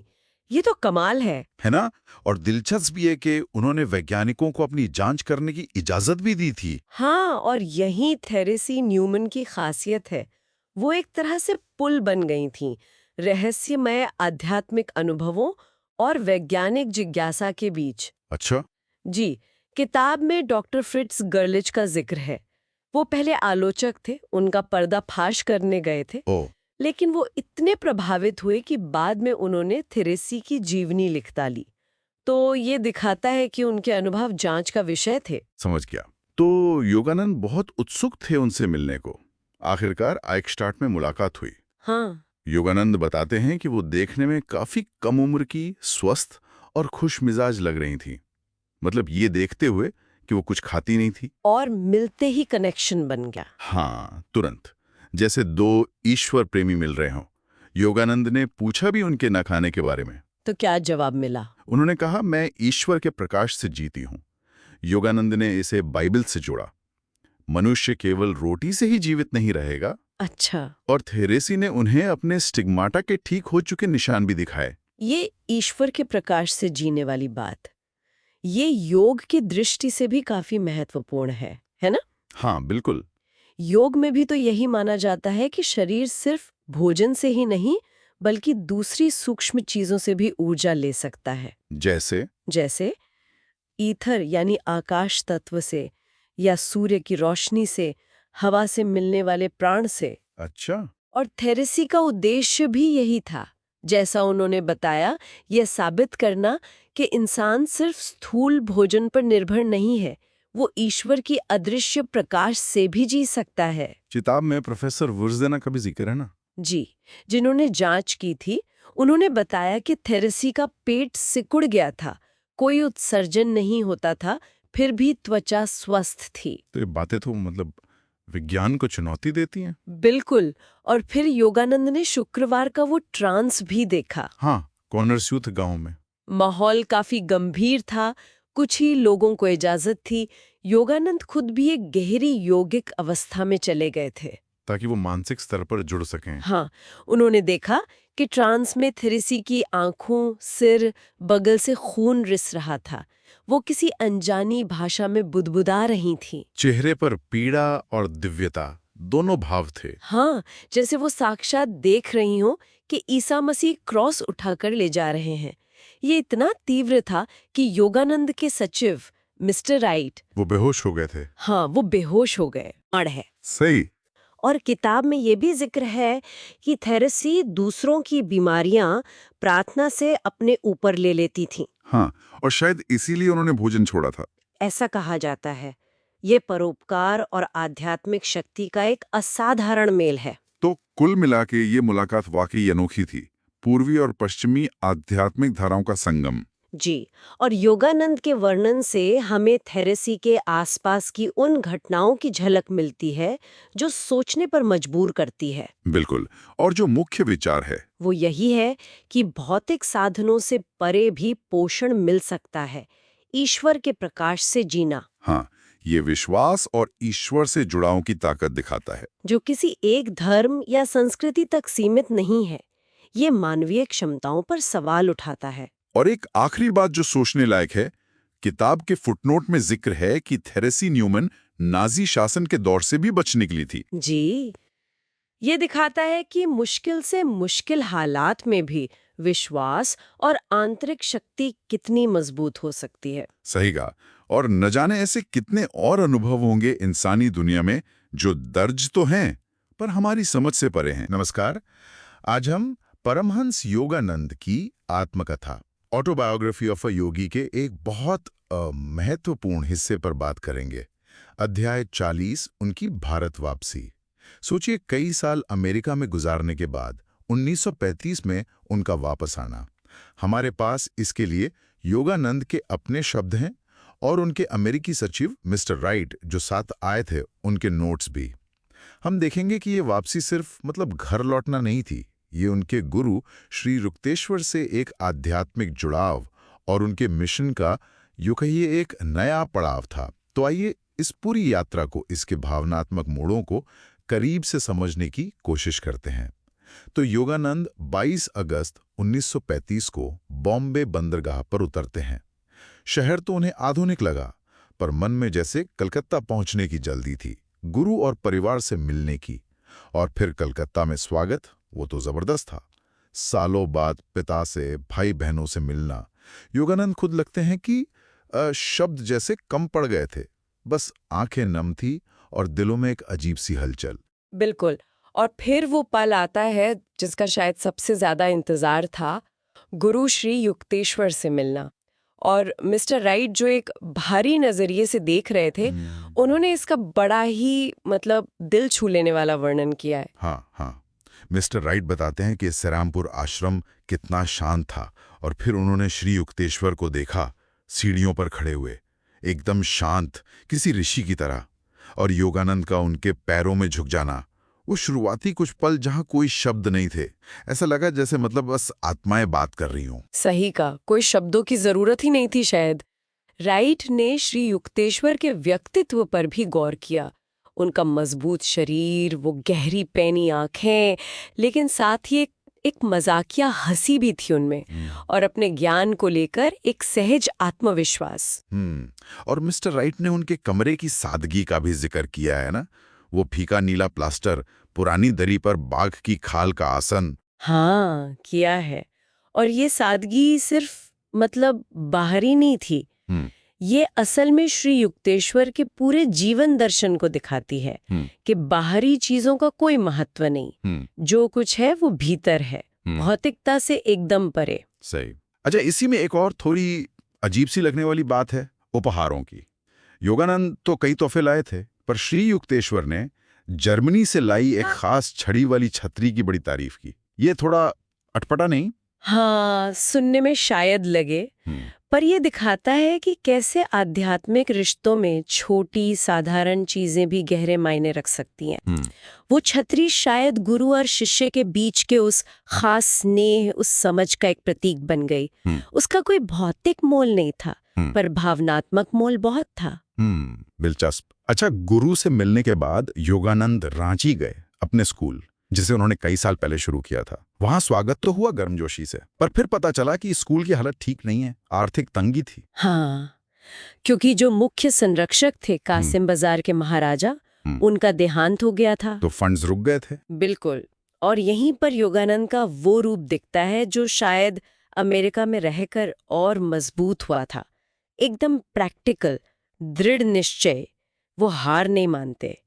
कलकत्ता में नेताओं से मिलते हैं, अपने पिता से बात करते हैं, और अमेरिका से भी बिल्कुल सही वक्त पर कुछ दान आ जाता है। अरे वाह, तो स्कूल बच गया। हाँ, न सिर्फ बचा, बल्कि उसे कानूनी तौर पर स्थायी भी बना दिया गया। ये स्कूल, योगदा सत्संग ब्रह्मचार्य विद्यालय, ये अपने आप में बहुत अलग था, है ना? हाँ, बिल्कुल। खुली हवा में क्लास लगती थी, बच्चों को व्यावसायिक ट्रेनिंग भी दी जाती थी, और छात्र खुद ही अनुशासन समितियां चलाते थे। अच्छा। खेलकूद, योगासन और सबसे जरूरी क्रिया योग की दीक्षा, वो प्राचीन वैज्ञानिक ध्यान पद्धति जिसके लिए योगानंद पश्चिम गए ही थे। और जोर सिर्फ पढ़ाई पर नहीं था, चरित्र निर्माण, आध्यात्मिक विकास। हाँ बिल्कुल, योगानंद ने लिखा भी है कि छोटे छोटे बच्चे घंटों ध्यान में एकदम स्थिर बैठ जाते थे। एकाग्रता तकनीकों पर बहुत जोर था। ये योगानंद के शिक्षा के प्रति पूरे नजरिए को दिखाता है, मन, शरीर, आत्मा, सबका विकास। सही कहा। और इसके अलावा भी स्कूल बहुत कुछ कर रहा था आसपास के आदिवासी समुदायों के लिए। क्लास, लड़कियों के लिए अलग क्लास, एक छोटा सा धर्मार्थ अस्पताल भी था। मतलब सेवा का भाव बहुत स्पष्ट था। बिल्कुल। तो मिस्टर राइट, जो ये सब कुछ देख रहे थे एक बाहरी व्यक्ति की तरह, उन पर भारत का क्या असर पड़ा आखिर में? योगानंद ने जब उनसे पूछा तो राइट का बस एक शब्द में जवाब था, शांति। शांति। हाँ, शायद भारत की वो आध्यात्मिकता, जीवन की भागदौड़ के बीच भी एक अंदरूनी ठहराव, वो उन्होंने महसूस किया होगा। तो अगर हम सब कुछ समेटे तो योगानंद की ये भारत वापसी सिर्फ घराना नहीं था, ये उनके मिशन को एक नई ऊर्जा देना था, गुरु के साथ अपने रिश्ते को फिर से ताज़ा करना था और भारत में शिक्षा और सेवा के जरिए अपने काम को दोबारा खड़ा करना था। और कैसे मुश्किल हालात में भी इंसान अपनी सोच को, अपने विजन को हकीकत बना सकता है। ये अध्यात्म और कर्मठता का मतलब एक संगम दिखाता है। और हाँ, एक विचार यहाँ छोड़ा जा सकता है आगे सोचने के लिए। कैसे किसी एक इंसान का सपना, जैसे योगानंद का वो रांची स्कूल का सपना था, दूसरों की निस्वार्थ सेवा और सामूहिक कोशिशों से, जैसे वो शिक्षक थे, जो दान देने वाले लोग थे, उन सबके मिलने से एक स्थायी असरदार हकीकत बन जाता है। नमस्कार। आज हम परमहंस योगानंद की आत्मकथा, ऑटोबायोग्राफी ऑफ अ योगी, के एक बहुत ही खास अध्याय पर बात करेंगे। शीर्षक है दक्षिण भारत का रम्य प्रवास। जी, ये 1935 की उनकी यात्रा है अपने सचिव के साथ दक्षिण भारत की, खासकर मैसूर। हाँ, तो इस यात्रा वर्णन में सिर्फ घूमना फिरना नहीं है, है ना? बिल्कुल नहीं, इसमें इतिहास है, आध्यात्म है, उस जमाने के भारत की एक झलक मिलती है और कुछ बड़ी हैरान करने वाली मुलाकातें भी हैं। अच्छा, तो चलिए देखते हैं इसमें क्या क्या है। हाँ जरूर। ये अध्याय असल में भारत की जो पुरानी समझ है और उस वक्त की जो नई तरक्की थी, उसका एक संगम दिखाता है। मैसूर की खूबसूरती, फिर वो सिकंदर और भारतीय संतों वाला किस्सा। हाँ, वो तो बहुत मशहूर है। जी, और प्राचीन भारतीय समाज पर भी बात है, तो कई परतें हैं इसमें। तो शुरुआत मैसूर से करते हैं। योगानंद और उनके साथी मिस्टर राइट वहाँ स्टेट गेस्ट थे। हाँ, महाराजा कृष्ण राजा वाडियर चतुर्थ के मेहमान। उन्होंने महाराजा से मुलाकात की, युवराज से भी, हजारों लोगों को संबोधित किया। जी। पर उनके सचिव मिस्टर राइट वो मैसूर से बहुत प्रभावित हुए थे। जी हाँ, उनके लिखे से पता चलता है, वो हरे भरे धान के खेत, पहाड़ियां और वो सूर्यास्त का वर्णन लिखते हैं जैसे भगवान ने खुद रंग बिखेर दिए हों। बिल्कुल, और खासकर कृष्णराज सागर बांध। हाँ, उसकी वो रंगीन रोशनियां, फव्वारे। वही मिस्टर राइट ने बड़ा अच्छा लिखा है। वो एक तरह का विरोधाभास दिखाते हैं जी। कि एक तरफ तो वो सदियों पुराने खेत और आम लोग, और दूसरी तरफ ये मॉडर्न इंजीनियरिंग, बांध, बिजली की रोशनी। ये उस वक्त के मैसूर की तरक्की को दिखाता है। और सोचिए, हिंदू महाराजा थे और उनके दीवान सर मिर्जा इस्माइल एक मुस्लिम। ये तो काफी प्रगतिशील बात हुई उस समय के हिसाब से। और वहां एक विधानसभा भी थी। ये दिखाता है कि मैसूर उस वक्त कितना आगे था। सही बात है। अच्छा, यहाँ से कहानी एक और दिलचस्प मोड़ लेती है। इतिहास में सिकंदर महान और भारतीय ज्ञानियों का वो आमना सामना। हाँ, ये ग्रीक इतिहासकारों के हवाले से है। दंडमिस नाम के एक योगी थे। हाँ, सुना है। सिकंदर ने बुलवाया था उन्हें। जी, उसके दूत ओनेसिक्रेटोस ने जाकर कहा कि सिकंदर बुला रहे हैं, नहीं आए तो सजा मिलेगी, शायद सर काटने की धमकी भी दी। बाप रे, फिर? तो दंडमिस हंसे और उन्होंने जो जवाब दिया वो सुनने लायक है। उन्होंने कहा, सिकंदर भी ज्यूस का बेटा है, मैं भी, पर असली राजा तो ईश्वर है। वाह। वो जो शांति बनाता है, जीवन देता है, युद्ध नहीं। और फिर ये भी कहा, सिकंदर भी तो मरेगा एक दिन। जब तक उसने अपने अंदर के साम्राज्य को नहीं जीता, वो दुनिया का मालिक कैसे हो सकता है? गजब, क्या नजरिया था। ये तो सीधी टक्कर थी बाहरी ताकत और अंदरूनी ज्ञान की। बिल्कुल। दुनिया जीतने निकले शहंशाह को एक निहत्थे योगी की ये चुनौती। सिकंदर पर इसका कुछ असर हुआ होगा क्या? लगता तो है, तभी तो उसने दूसरे ब्राह्मणों से भी सवाल पूछे थे। बड़े दिलचस्प सवाल जवाब थे वो। जैसे पूछा, जिंदा लोग ज्यादा हैं या मरे हुए? क्या जवाब मिला? जवाब था जिंदा, क्योंकि मरे हुए तो हैं ही नहीं।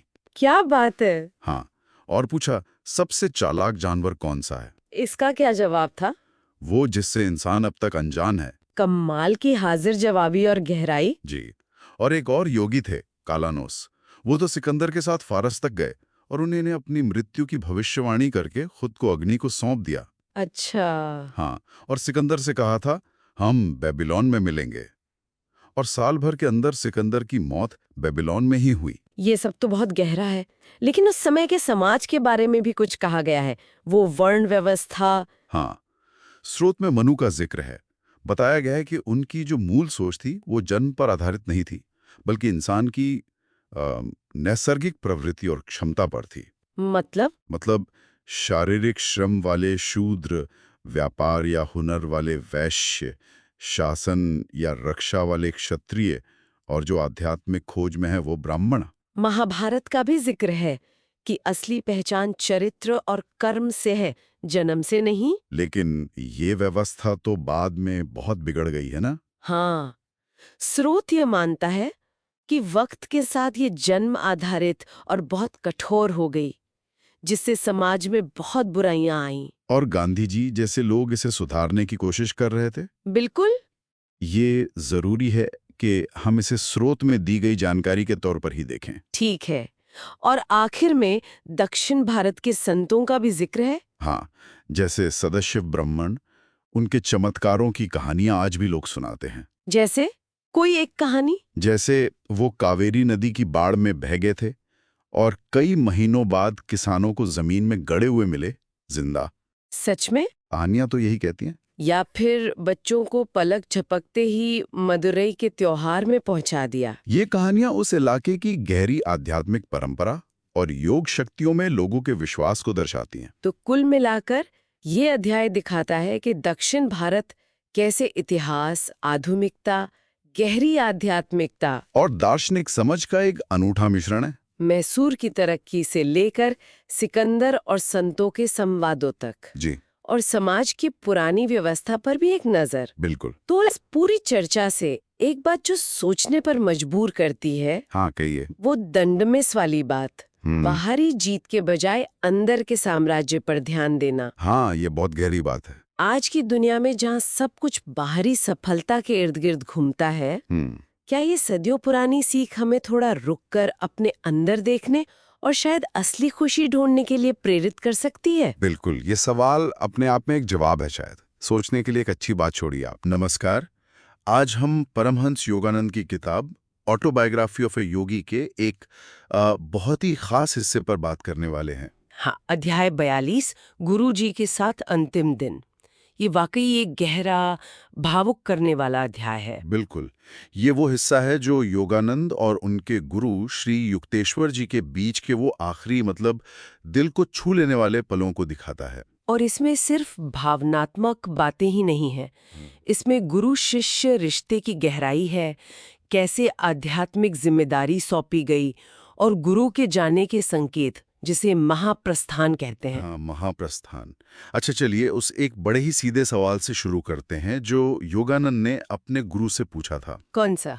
कि इतने सालों में गुरुजी ने सिर्फ एक ही बार क्यों कहा मैं तुमसे प्यार करता हूँ? एक शिष्य की तरफ से ये कितना मानवीय सवाल है ना? बिल्कुल, बहुत ही स्वाभाविक सवाल है और गुरुजी का जवाब भी उतना ही, मतलब सोचने लायक था। क्या कहा उन्होंने? पहले तो उन्होंने कहा कि भाई, जो दिल में महसूस होता है उसे शब्दों में क्यों ढालना, लेकिन फिर शायद योगानंद की इच्छा का मान रखते हुए उन्होंने आखिरकार कहा, योगानंद, मैं तुमसे हमेशा प्यार करता हूँ। ओह, ये सुनना योगानंद के लिए कैसा रहा होगा? हाँ, उनके लिए जैसे सारे बंधन खुल गए। ये सिर्फ स्नेह दिखाना नहीं था, ये दिखाता है कि आध्यात्मिक ऊंचाई पर पहुंचकर भी मानवीय भावनाएं खत्म नहीं होती, बल्कि उनका मतलब और गहरा हो जाता है। सही कहा। और इसी बातचीत के आसपास वो एक बहुत बड़ा पल भी आया था ना। हाँ, श्री युक्तेश्वर जी ने योगानंद को परमहंस की उपाधि दी। परमहंस, ये सिर्फ एक नाम या सम्मान तो नहीं था। इसका क्या मतलब है? नहीं, बिल्कुल नहीं। देखिए, परमहंस योगियों के लिए एक बहुत बहुत ऊंची आध्यात्मिक अवस्था मानी जाती है। जैसे हंस पानी और दूध को अलग कर सकता है, कहते हैं, वैसे ही परमहंस सत्य और भ्रम में भेद कर सकता है। अच्छा। तो ये उपाधि देना एक तरह से गुरु का ये कहना था कि देखो, अब मेरी जिम्मेदारी पूरी हुई, तुम्हें इस काम को आगे ले जाना है। विरासत सौंपना। हाँ, बिल्कुल। उन्होंने पूरे आश्रम के लिए स्वामी सेवानंद को भेजने और अपनी संपत्ति वगैरह दान करने की बात भी कही।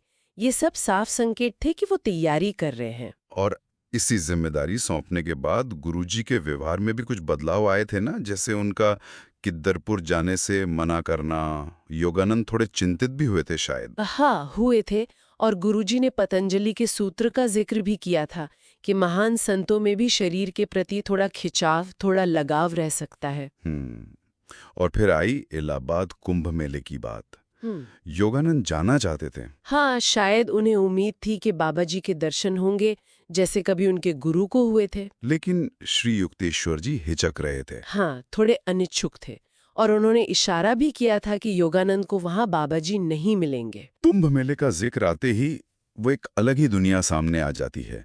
विशाल भीड़, तरह तरह के साधु संत। योगानंद वहां कुछ लोगों से मिले भी थे, जैसे वो युवा साधु कारपात्री। हाँ, बिल्कुल। और इलाहाबाद के बाद जब वो वृंदावन गए तो वहां स्वामी केशवानंद से उनकी मुलाकात हुई। अच्छा। और ये मुलाकात बहुत अहम साबित हुई। कैसे?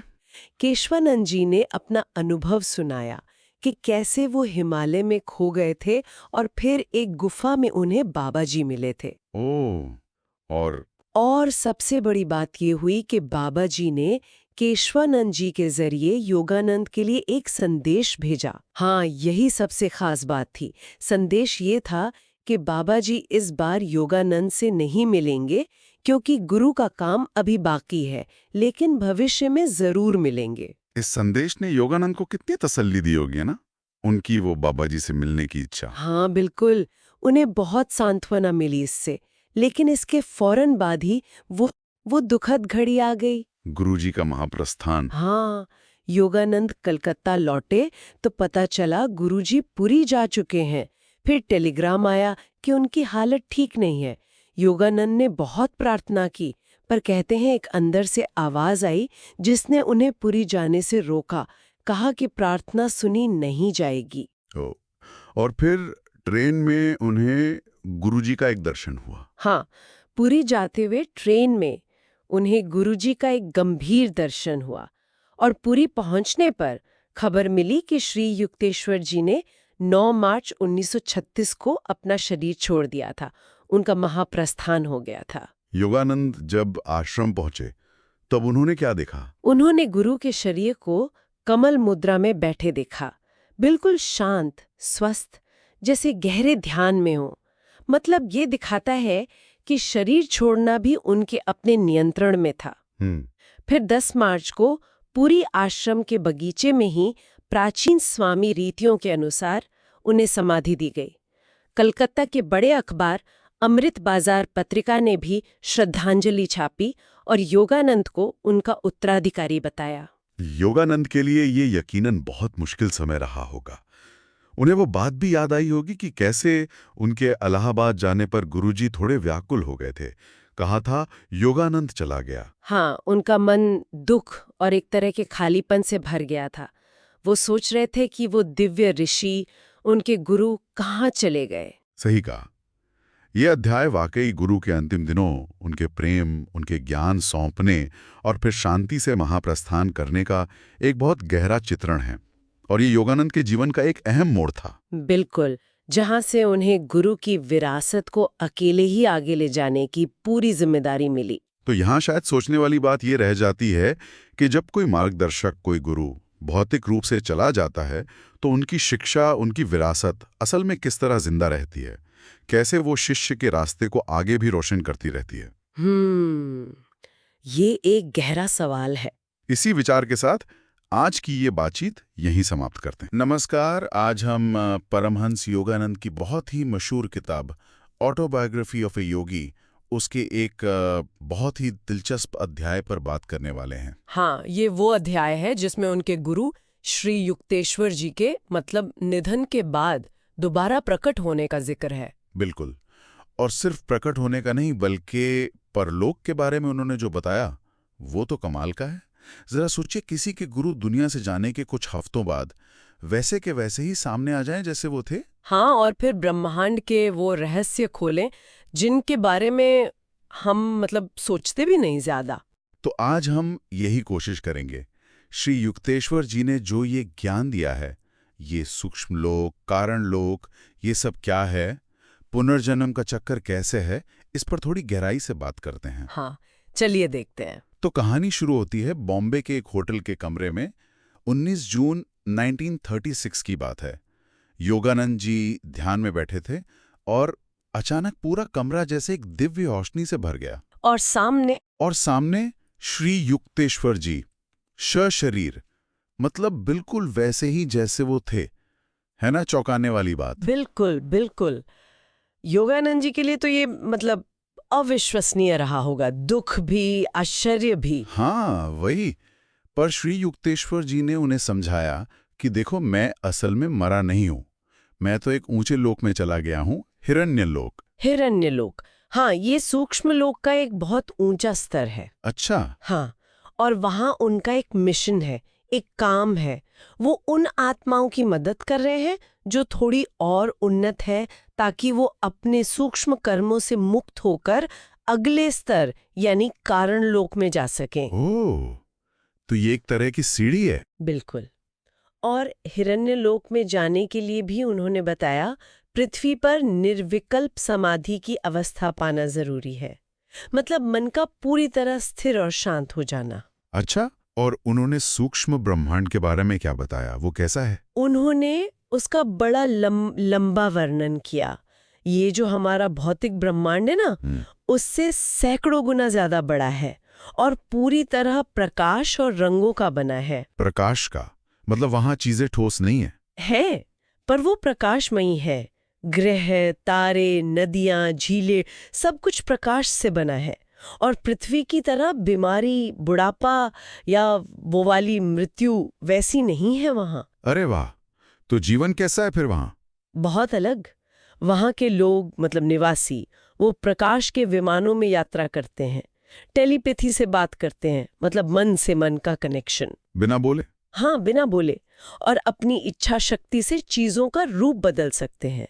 भोजन भी मुख्य रूप से रोशनी ही है, ब्रह्मांडीय प्रकाश, या फिर प्रकाशमयी सब्जियां समझ लीजिए। कमाल है। उन्होंने वो शरीरों के बारे में भी कुछ बताया था, है ना? हाँ, बिल्कुल। 3 तरह के शरीरों का जिक्र किया था उन्होंने। हाँ। एक तो ये हमारा स्थूल शरीर जो पृथ्वी पर है। ठीक है। दूसरा है सूक्ष्म शरीर, 19 तत्वों वाला। हाँ। हमारी भावनाएं, हमारा मानसिक स्वभाव, वो सब इसी में रहता है। और तीसरा है कारण शरीर। ये और भी सूक्ष्म है। 35 विचारों का ढांचा, आत्मा का मूल रूप, उसके संस्कार। बाप रे, तो इन सब से हम बंधे कैसे हैं? इच्छा, सिर्फ इच्छा। हमारी इच्छाएं ही हमें इन शरीरों से बांध कर रखती हैं। इच्छा ही बंधन का कारण है। हाँ। अच्छा, और ये जो सूक्ष्म लोक हैं, इनके भी मतलब अलग अलग लेवल होते हैं? हाँ, बिल्कुल। कर्मों के हिसाब से, जैसा कर्म वैसा लोक। अच्छे कर्म वाले ऊंचे, ज्यादा प्रकाश वाले लोकों में जाते हैं। और बुरे कर्म वाले? वो निचले स्तर के लोकों में, जो शायद उतने प्रकाशमय ना हो। और सूक्ष्म लोकों में जीवन भी बहुत लंबा हो सकता है। पृथ्वी के हिसाब से सैकड़ों या हजारों साल। और वहां मृत्यु, वो कैसी होती है? वो बस प्राण तंतुओं का विवर्तन है, लाइफ ट्रॉन्स जिसे कहते हैं, मतलब जीवन ऊर्जा की जो सूक्ष्म इकाइयां हैं वो बिखर जाती हैं। कोई दर्दनाक चीज नहीं। और इसके बाद वो कारण लोक। हाँ, वो तो और भी ज्यादा सूक्ष्म है। वो विचारों का क्षेत्र है, समझिए। वहाँ आत्माएं लगभग मुक्त होती हैं। वो सिर्फ सोचकर ही रचना कर सकती हैं। सोचकर रचना। हाँ, वो ब्रह्मांड को ऐसे देखती हैं जैसे वो ईश्वर के विचारों की, उनके स्वप्न की अभिव्यक्ति हो। तो फिर मतलब अंतिम लक्ष्य क्या बताया उन्होंने?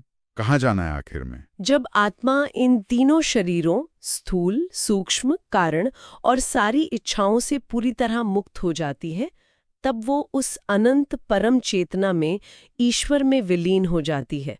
वही अंतिम लक्ष्य है, विलीन हो जाना। लेकिन उन्होंने ये भी कहा कि जो आत्माएं मुक्त हो गई हैं, वो चाहें तो वापस आ सकती हैं। वापस? पृथ्वी पर, पृथ्वी पर या किसी और लोक में? दूसरों की मदद करने के लिए, एक मार्गदर्शक की तरह। जैसे वो खुद हिरण्यलोक में कर रहे थे। अच्छा, जैसे वो खुद कर रहे थे। और ये बात भी है ना कि ये अनुभव सिर्फ योगानंद जी का ही नहीं था। सही कहा। उनकी एक और शिष्या थी, बुजुर्ग थी, जिन्हें सब माँ कहते थे। हाँ, माँ। उन्होंने भी श्री युक्तेश्वर जी को उनके निधन के कुछ दिन बाद पुरी में टहलते और बात करते हुए देखा था। उन्हें तो पता भी नहीं था कि गुरुजी का देहांत हो गया है ना? तो जब उन्हें खबर मिली, उन्हें यकीन ही नहीं हुआ। इससे तो ये घटना और भी पुख्ता हो जाती है। बिल्कुल। तो ये पूरी कहानी सिर्फ कोई चमत्कार की कहानी नहीं है। ये हमें जीवन, मृत्यु, कर्म और ब्रह्मांड के बारे में बहुत गहरी बातें बताती है। हाँ, ये सोचने पर मजबूर करती है। ये बताती है कि चेतना के कई स्तर हैं और मृत्यु शायद अंत नहीं, बस एक अवस्था का बदलना है। श्री युक्तेश्वर जी की वापसी ने एक तरह से मृत्यु के डर को चुनौती दी और चेतना की अमरता का संदेश दिया। हाँ, तो श्री युक्तेश्वर के दोबारा प्रकट होने की ये जो कहानी है, ये जीवन और मृत्यु से परे देखने का एक नजरिया देती है। यह चेतना की अलग-अलग अवस्थाओं और आत्मा की जो अनंत संभावनाएं हैं, उन पर सोचने को प्रेरित करती है। सही कहा। यहाँ एक विचार है जिस पर शायद मनन किया जा सकता है। अगर हमारा होना, हमारा अनुभव सब चेतना और विचारों पर ही आधारित है, जैसा श्री युक्तेश्वर के वर्णन से लगता है, तो हमारे अपने विचारों, हमारी इच्छाओं, हमारे विश्वासों में कितनी रचनात्मक शक्ति हो सकती है। हम किस हद तक अपने जीवन के अनुभव को खुद बना सकते हैं, सोचने वाली बात है। नमस्कार। आज हम एक बहुत ही दिलचस्प मुलाकात पर बात करने वाले हैं। जी। ये मुलाकात है परमहंस योगानंद और महात्मा गांधी के बीच अगस्त 1935 में वर्धा में, और इसका ब्यौरा हमें मिलता है योगानंद की किताब ऑटोबायोग्राफी ऑफ ए योगी से। बिल्कुल। और ये स्रोत इसलिए खास है क्योंकि ये गांधी जी के आश्रम जीवन, उनके रोजमर्रा के कामकाज और उनके विचारों को एक बाहरी नजरिए से दिखाता है। योगानंद एक आध्यात्मिक गुरु थे, तो उनका नजरिया थोड़ा अलग था। हाँ, एक आध्यात्मिक व्यक्ति का नजरिया। तो कहानी शुरू होती है योगानंद के वर्धा पहुंचने से। उनका स्वागत होता है खादी की मालाओं से। खादी की मालाएं, हाँ। और फिर वो सीधे गांधी जी से मिलने जाते हैं। पर उस दिन गांधी जी का मौन व्रत था। हाँ, तो वो लिखकर बात कर रहे थे। योगानंद ने लिखा है कि वो दुबले पतले थे, मुश्किल से 100 पाउंड वजन होगा। 100 पाउंड, लेकिन वो कहते हैं कि उनमें गजब की, मतलब शारीरिक, मानसिक और आध्यात्मिक सेहत झलक रही थी। बिल्कुल। और फिर आश्रम का जिक्र है, मगनवाड़ी, एकदम सादा। हाँ, न्यूनतम जरूरतें, रस्सी की चारपाई, मिट्टी के बर्तन, जैसे आपने कहा, सादगी। वहीं पर महादेव देसाई ने योगानंद को सत्याग्रह के 11 व्रतों के बारे में भी बताया। अहिंसा, सत्य, अस्तेय, ब्रह्मचर्य, अपरिग्रह, ये सब। ये आश्रम के जीवन का आधार थे, है ना? हाँ, मतलब ये सिर्फ नियम नहीं थे, ये जीने का तरीका था वहां। फिर दोपहर के खाने का जिक्र आता है। वो बड़ा दिलचस्प है। गांधी जी करीब 25 लोगों के साथ जमीन पर बैठे हैं। हाँ, सब एक साथ। और खाना क्या है? चपाती, उबली सब्जियां, हाँ, और नीम की पत्तियां। नीम की पत्तियां। और योगानंद लिखते हैं कि गांधी जी उन्हें बड़े स्वाद से खा रहे थे, जैसे कोई मिठाई खा रहे हो। योगानंद तो हैरान रह गए। ये दिखाता है उनका आत्मसंयम, मतलब इंद्रियों पर कितना नियंत्रण था उनका, स्वाद जैसी चीज पर भी। कमाल है।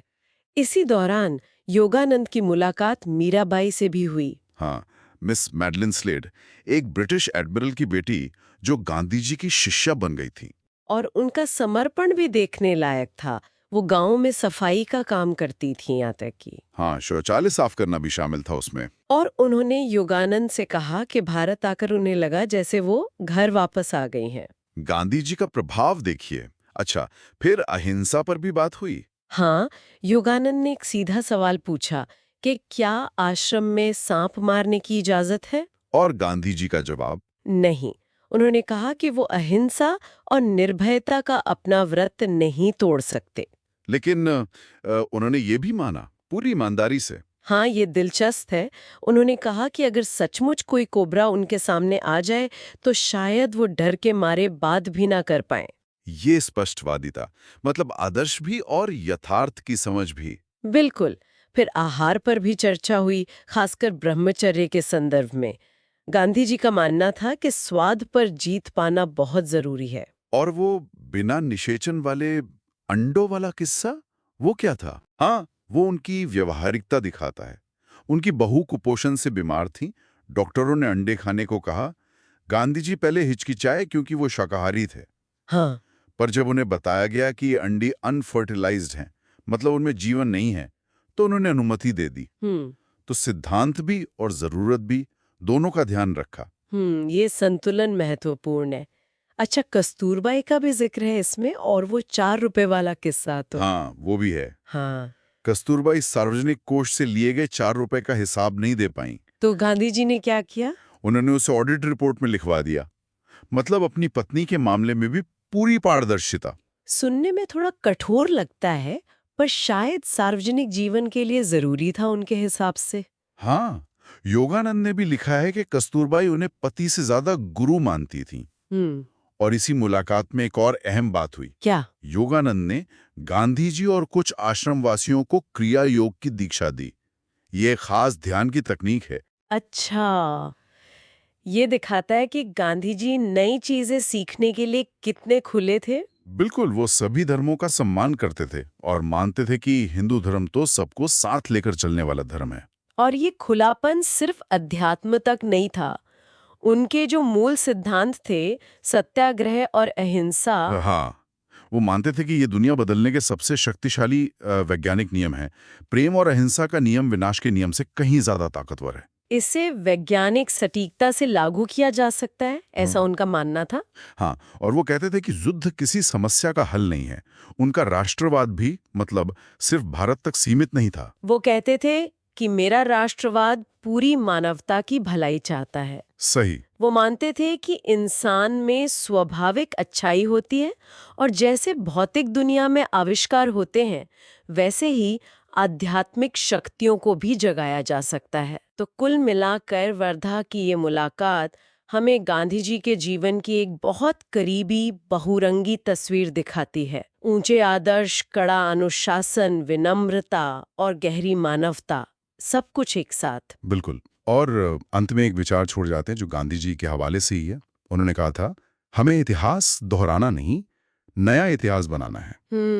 तो सोचने वाली बात यह है कि क्या आज की दुनिया, जहां विनाशकारी ताकतें इतनी दिखती हैं, गांधी जी के बताए रास्ते पर चलकर रचनात्मकता और प्रेम के नियम को अपनाकर वाकई एक नया बेहतर इतिहास रच सकती है? ये सवाल आज भी उतना ही अहम है। बिल्कुल, सोचने के लिए एक महत्वपूर्ण बिंदु। नमस्कार। आज हम परमहंस योगानंद जी की जो यादगार किताब है, ऑटोबायोग्राफी ऑफ योगी, उसके एक बहुत ही खास हिस्से पे बात करने वाले हैं। जी। अध्याय 45, जिसका नाम है the Bengali Joy permitted mother. ये हमें आनंदमयी माँ से मिलवाता है। हाँ, आनंदमयी माँ, उनके बारे में काफी कुछ सुना है। हाँ, योगानंद जी ने भी अपनी भतीजी से ही सुना था उनके बारे में। उनकी मतलब कमाल की पवित्रता और एक चमत्कार का भी जिक्र था कि कैसे उन्होंने एक मरते हुए आदमी को ठीक कर दिया। अच्छा। तो जाहिर सी बात है, योगानंद जी उनसे मिलने के लिए बड़े उत्सुक हो गए। तो आज हमारी कोशिश यही रहेगी कि योगानंद जी के अनुभव से समझें कि आनंदमयी माँ कौन थी उनका अनुभव कैसा था, थोड़ा गहराई में जाएं। बिल्कुल, चलिए शुरू करते हैं। तो कलकत्ता में जो पहली मुलाकात हुई वो बड़ी ही मतलब असाधारण थी। हाँ, कैसे? आनंदमयी माँ एक गाड़ी में खड़ी थीं, भक्तों को आशीर्वाद दे रही थी, लेकिन जैसे ही उन्होंने योगानंद जी को देखा, वो नीचे उतरी, सीधे उनके पास गईं, गले लगा लिया और बोली, पिताजी आप आ गए। अरे, मतलब योगानंद जी तो उन्हें जानते भी नहीं थे। जानते तक नहीं थे, पर माँ ने ऐसे पहचान लिया जैसे जैसे पता नहीं कितने जन्मों से जानती हूं। और मिलते ही वो तुरंत समाधि में चली गईं। वो गहरी आध्यात्मिक अवस्था। ये तो सचमुच कमाल है। समाधि यानी परमात्मा में पूरी तरह से खो जाना। और यहाँ सबसे दिलचस्प बात यह है, जैसा आप बता रहे हैं, कि ये पहचान किसी बाहरी रूप या इस जीवन के जान पहचान पर नहीं थी। हाँ, ये तो आत्मा के स्तर का कनेक्शन था। शरीर, लिंग, ये सब पहचाने तो पीछे छोड़ गईं। वो बस एक आत्मा को दूसरी आत्मा, या कहें परमात्मा के एक भक्त को दूसरे भक्त के रूप में पहचान रही थी। बिल्कुल। योगानंद जी लिखते भी हैं कि उनका चेहरा एक ऐसे आनंद से दमक रहा था जिसे शब्दों में बताना मुश्किल है, और शायद इसीलिए उन्हें आनंदमयी माँ कहते थे। आनंद से भरी हुई माँ। जी।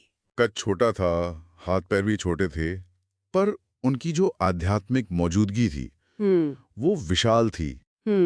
फिर योगानंद जी को माँ की एक शिष्या मिली, उनसे और बातें पता चलीं, जैसे माँ पूरे भारत में घूमती हैं, ऊंच नीच जात पात कुछ नहीं मानती, और अपने शरीर का तो उन्हें ख्याल ही नहीं रहता। अच्छा, मतलब शिष्यों को उन्हें खिलाना पड़ता है। अगर कोई खिलाए नहीं तो वो खाएंगी नहीं, और अक्सर तो कई कई दिन समाधि में ही डूबी रहती हैं। सोचिए जरा, ये तो शारीरिक जरूरतें और जो समाज के बंधन हैं उनसे पूरी तरह ऊपर उठ जाना हुआ।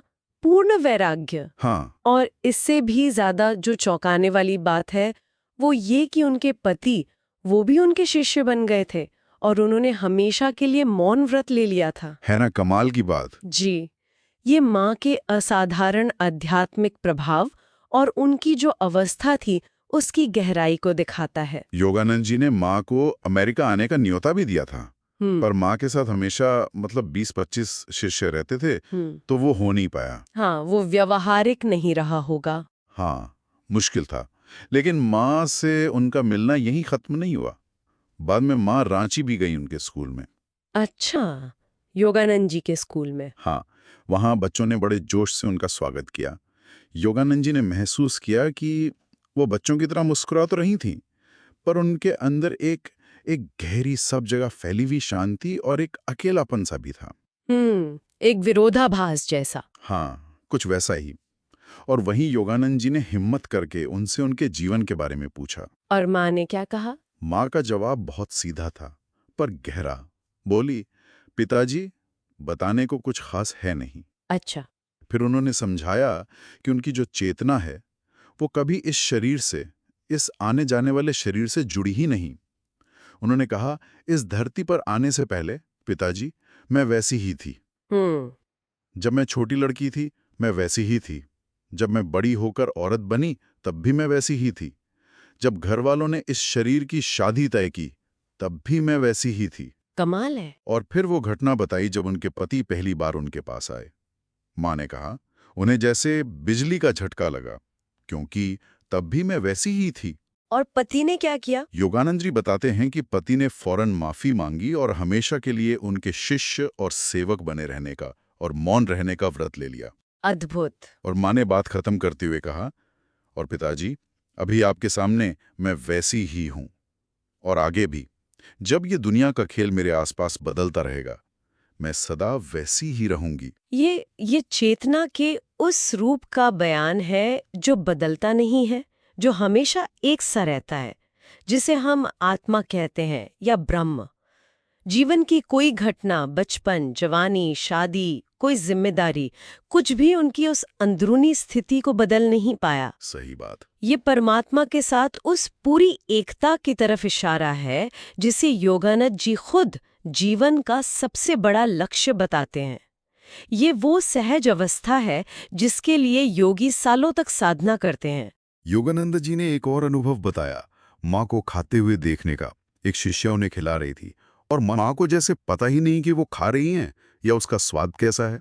वो अपनी मस्ती में मग्न थी। जी। योगानंद जी कहते हैं कि माँ ने जीवन की जो असली समस्या है उसे हल कर लिया था, ईश्वर के साथ अपनी एकता को फिर से पा लेना। और वो इसे ईसा मसीह के पहले आदेश से जोड़ते हैं कि ईश्वर को पूरे दिल, आत्मा, दिमाग और ताकत से प्यार करो। बिल्कुल सही जोड़ रहे हैं वो। हाँ, और एक मजेदार बात और पता चलती है फुटनोट से कि माँ पढ़ी लिखी नहीं थी औपचारिक रूप से, लेकिन संस्कृत के श्लोक और ज्ञान की ऐसी गहरी बातें करती थी कि बड़ी बड़ी विद्वान भी हैरान रह जाते थे। ये भी हमारी योग परंपरा में माना जाता है कि सच्चा ज्ञान केवल किताबी नहीं होता, वो अंदर की चेतना जागने पर सीधे मिलता है। तो कुल मिला के देखें तो योगानंद जी के लिए आनंदमयी माँ एक ऐसी हस्ती थी जो हमेशा परमात्मा के आनंद में लीन रहती थी, जिनका होना शारीरिक या दुनियावी पहचान से कहीं कहीं आगे था। वो हमेशा एक जैसी आनंद की अवस्था में रहती थी। उनकी कहानी वाकई हमें चेतना और भक्ति की गहराइयों के बारे में सोचने पर मजबूर करती है। बिल्कुल। और उनका वो जो कहना था, मैं सदा वैसी ही रहूंगी, ये हमें अपने अंदर देखने को कहता है। हमारे अपने जीवन में कितने बदलाव आते हैं, हालात बदलते हैं, शरीर बदलता है, हमारी पहचान वो भी बदलती रहती है। तो इन सब के बीच क्या हमारे अंदर भी कुछ ऐसा है, कोई ऐसा तत्व जो सच में सदा वैसा ही रहता है? ये एक गहरा सवाल है जिस पर सोचा जा सकता है। नमस्कार। आज हम एक बहुत ही कह सकते हैं चौंकाने वाले विषय पर बात कर रहे हैं, परमहंस योगानंद की किताब से। हाँ, ऑटोबायोग्राफी ऑफ अ योगी। हाँ, और उसमें वो गिरिबाला वाला किस्सा है ना। बिल्कुल।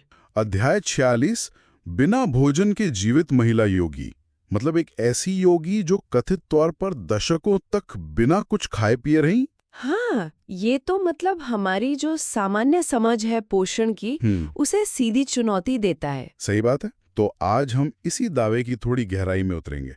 योगानंद जी ने क्या लिखा, क्या अनुभव किया और गिरिबाला की कहानी क्या है, ये समझेंगे। और दिलचस्प बात यह है कि योगानंद जी ने उनके बारे में सुना तो बहुत पहले था, करीब 25 साल पहले। हाँ, स्थितिलाल नंदी बाबू से।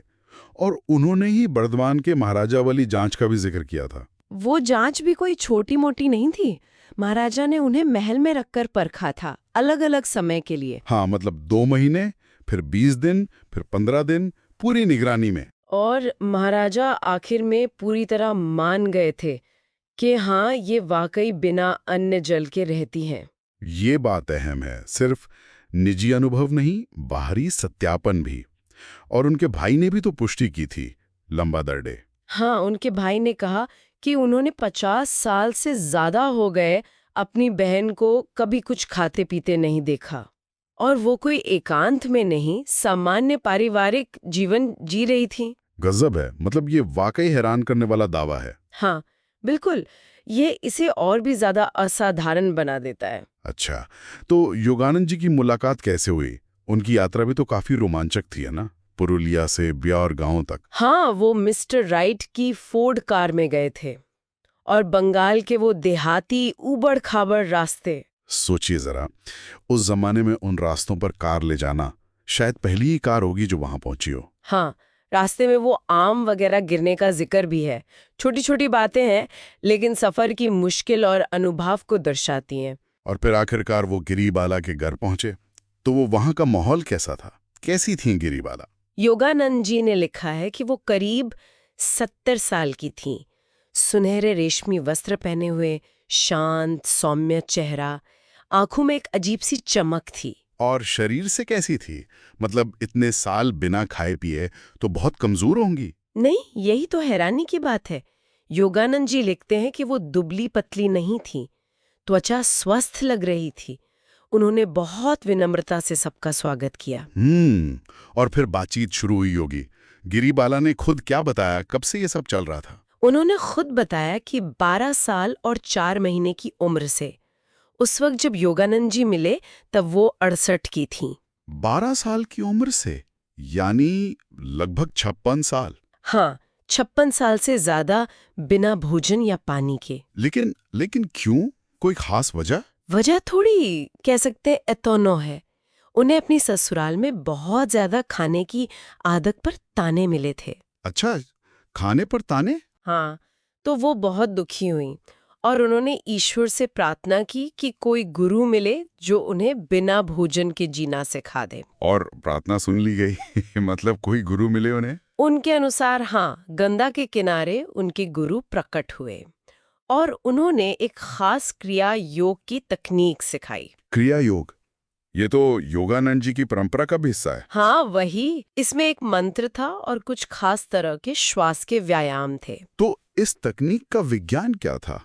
मतलब ये कैसे काम करती थी कि खाने की जरूरत ही ना पड़े? गिरिबाला के मुताबिक ये तकनीक शरीर को स्थूल भोजन पर निर्भर रहने के बजाय सीधे सूक्ष्म ऊर्जाओं से जोड़ती है, जैसे हवा और धूप से मिलने वाली ऊर्जा। हवा और धूप से? हाँ, और कपाल कंद यानी मेडुला ऑब्लोंगेटा के जरिए ब्रह्मांडीय शक्ति से। उनका कहना था कि शरीर इस तरह सीधे पोषण ले सकता है। ये तो मतलब विज्ञान की समझ से बिल्कुल परे लगता है। और उन्होंने क्या बताया सोने के बारे में, बीमारियां? बताया कि वो बहुत कम सोती हैं, कभी बीमार नहीं पड़ी, चोट लगे तो हल्का दर्द होता है पर शरीर से कोई मल त्याग नहीं होता, और ध्यान में अक्सर अपने गुरु और दूसरी महान आत्माओं को देखती हैं। सब कुछ अविश्वसनीय सा लगता है, लेकिन अगर ये तकनीक इतनी कारगर थी तो उन्होंने इसे दूसरों को क्यों नहीं सिखाया? ये सवाल तो योगानंद जी ने पूछा ही होगा। हाँ बिल्कुल पूछा था। गिरिबाला ने कहा कि उनके गुरु का सख्त आदेश था कि इसे गुप्त रखा जाए। गुप्त? पर क्यों? अगर इससे लोगों का भला हो सकता था। उनका मानना था कि ये शायद ईश्वर की योजना में, सृष्टि के नाटक में दखल देना होगा। उनका कहना था कि शायद दुख, भूखमरी, बीमारियां ये सब कर्म के चाबुक हैं। कर्म के चाबुक? मतलब जो हमें आखिरकार जीवन का सही अर्थ खोजने के लिए प्रेरित करते हैं। अगर सबको बिना मेहनत ऊर्जा मिल जाए तो शायद वो प्रेरणा खत्म हो जाए। ये एक अलग दृष्टिकोण है। तो फिर उनके इस तरह जीने का मकसद क्या था? वो क्या साबित करना चाहती थी? उनका कहना था कि वो ये दिखाना चाहती हैं कि मनुष्य आत्मा है और जैसे जैसे व्यक्ति आध्यात्मिक रूप से उन्नत होता है वो धीरे धीरे भोजन पर निर्भरता छोड़कर शाश्वत प्रकाश यानी दिव्य ऊर्जा पर जीना सीख सकता है। तो ये थी गिरिबाला की कहानी योगानंद जी के शब्दों में। एक असाधारण दावा जिसकी बाहरी पुष्टि भी हुई। हाँ, और ये विचार कि शरीर हवा, धूप, ब्रह्मांडीय शक्ति जैसी सूक्ष्म ऊर्जाओं से पोषण पा सकता है, यह हमारी सामान्य समझ को तो हिला देता है। हालांकि विज्ञान भी ये मानता है कि हमारा भोजन भी तो आखिर में सूरज की ऊर्जा का ही एक रूप है जिसे पौधे बदलते हैं। सही बात है। तो क्या ये उस ऊर्जा को सीधे ग्रहण करने का कोई तरीका हो सकता है? ये कहानी इस संभावना की तरफ इशारा करती है। अंत में योगानंद जी ने उनसे यादगार के तौर पर उनकी साड़ी का एक टुकड़ा भी मांगा था, है ना? हाँ, और उन्होंने वो दे भी दिया था। ये पूरा वृतांत वाकई सोचने पर मजबूर करता है। मानव शरीर की, हमारी चेतना की असली क्षमताएं क्या हैं? बिल्कुल। क्या ऊर्जा और पोषण की हमारी समझ बहुत सीमित है? गिरिबाला का जीवन इसी दिशा में गहरे चिंतन के दरवाजे खोलता है। क्या कुछ अनुभव विज्ञान की मौजूदा सीमाओं से परे भी हो सकते हैं? ये एक बड़ा सवाल है। स्वागत है आपका हमारे इस खास बातचीत में। आज हमारे सामने है परमहंस योगानंद की किताब ऑटोबायोग्राफी ऑफ अ योगी का एक बहुत ही अहम अध्याय, चैप्टर 47। हाँ, पश्चिम को मेरी वापसी और रजत कप, ये शीर्षक है इसका। बिल्कुल। तो हमारे पास इस चैप्टर के कुछ खास हिस्से हैं और आज हम समझने की कोशिश करेंगे कि इस अध्याय में क्या-क्या हुआ, खासकर योगानंद जी की पश्चिम वापसी और वो क्रिसमस वाली कहानी। हाँ, वो कहानी तो वाकई कमाल की है। सही में कैसे एक छोटा सा, मतलब एक साधारण सा तोहफा दशकों पुरानी भविष्यवाणी का प्रतीक बन गया, है ना? बिल्कुल। तो चलिए शुरू करते हैं। हाँ। तो बात शुरू होती है सितंबर 1936 से। योगानंद जी इंग्लैंड वापस लौटे और लंदन में उनका स्वागत मतलब बहुत ही गर्मजोशी से हुआ। हाँ, उनके लेक्चर्स में तो जैसे भीड़ उमड़ पड़ी थी। कैक्सटन हॉल में तो उनको एक्स्ट्रा सेशन भी रखने पड़े। अच्छा। और उनकी योग क्लास भी, वो भी काफी पॉपुलर हुई।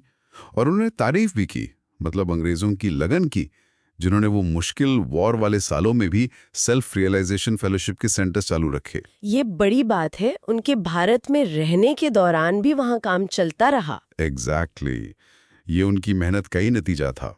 फिर अक्टूबर के आखिर में वो ब्रेमेन जहाज से निकले अमेरिका के लिए। हाँ, और न्यूयॉर्क पहुंचकर फिर अपनी वो फोर्ड गाड़ी से पूरा कॉन्टिनेंट क्रॉस किया। सोचिए, और साल के अंत तक कैलिफोर्निया में अपने माउंट वॉशिंगटन आश्रम वापस पहुंच गए। और पहुंचते ही 1936 का जो क्रिसमस था लॉस एंजलिस सेंटर में, वो बहुत खास तरीके से मनाया गया। हाँ, उसके बारे में बताइए जरा। देखिए, 24 दिसंबर को तो 8 घंटे लंबा मेडिटेशन सेशन था। उन्होंने उसे कहा आध्यात्मिक क्रिसमस। 8 घंटे, कमाल है। और फिर अगले दिन एक बड़ा भोज दावत, वो था सामाजिक क्रिसमस। अच्छा, और उसमें तो सुना है दूर दूर से लोग आए थे। हाँ, दोस्त, शिष्य सब शामिल हुए। और खाने का इंतजाम भी बहुत खास था। कश्मीर से लाई हुई घुची मशरूम थी, रसगुल्ले थे, पापड़ थे, और यहाँ तक कि केवड़ा एसेंस वाली आइसक्रीम। वाह, मतलब पूरी तैयारी थी। बिल्कुल। और क्रिसमस ट्री के नीचे तो जैसे तोहफों का ढेर लगा था। 3 कॉन्टिनेंट्स से लाए हुए गिफ्ट्स थे, फिलिस्तीन, Egypt, India, England, France, Italy. क्या क्या था उसमें, जैसे कुछ याद है? अरे बहुत कुछ, जैसे जैतून की लकड़ी पर नक्काशी, कश्मीरी शॉल, मैसूर से चंदन की ट्रे, शिव बुलजाए पत्थर, पुराने सिक्के, जड़ाऊ बर्तन, बहुत कुछ था।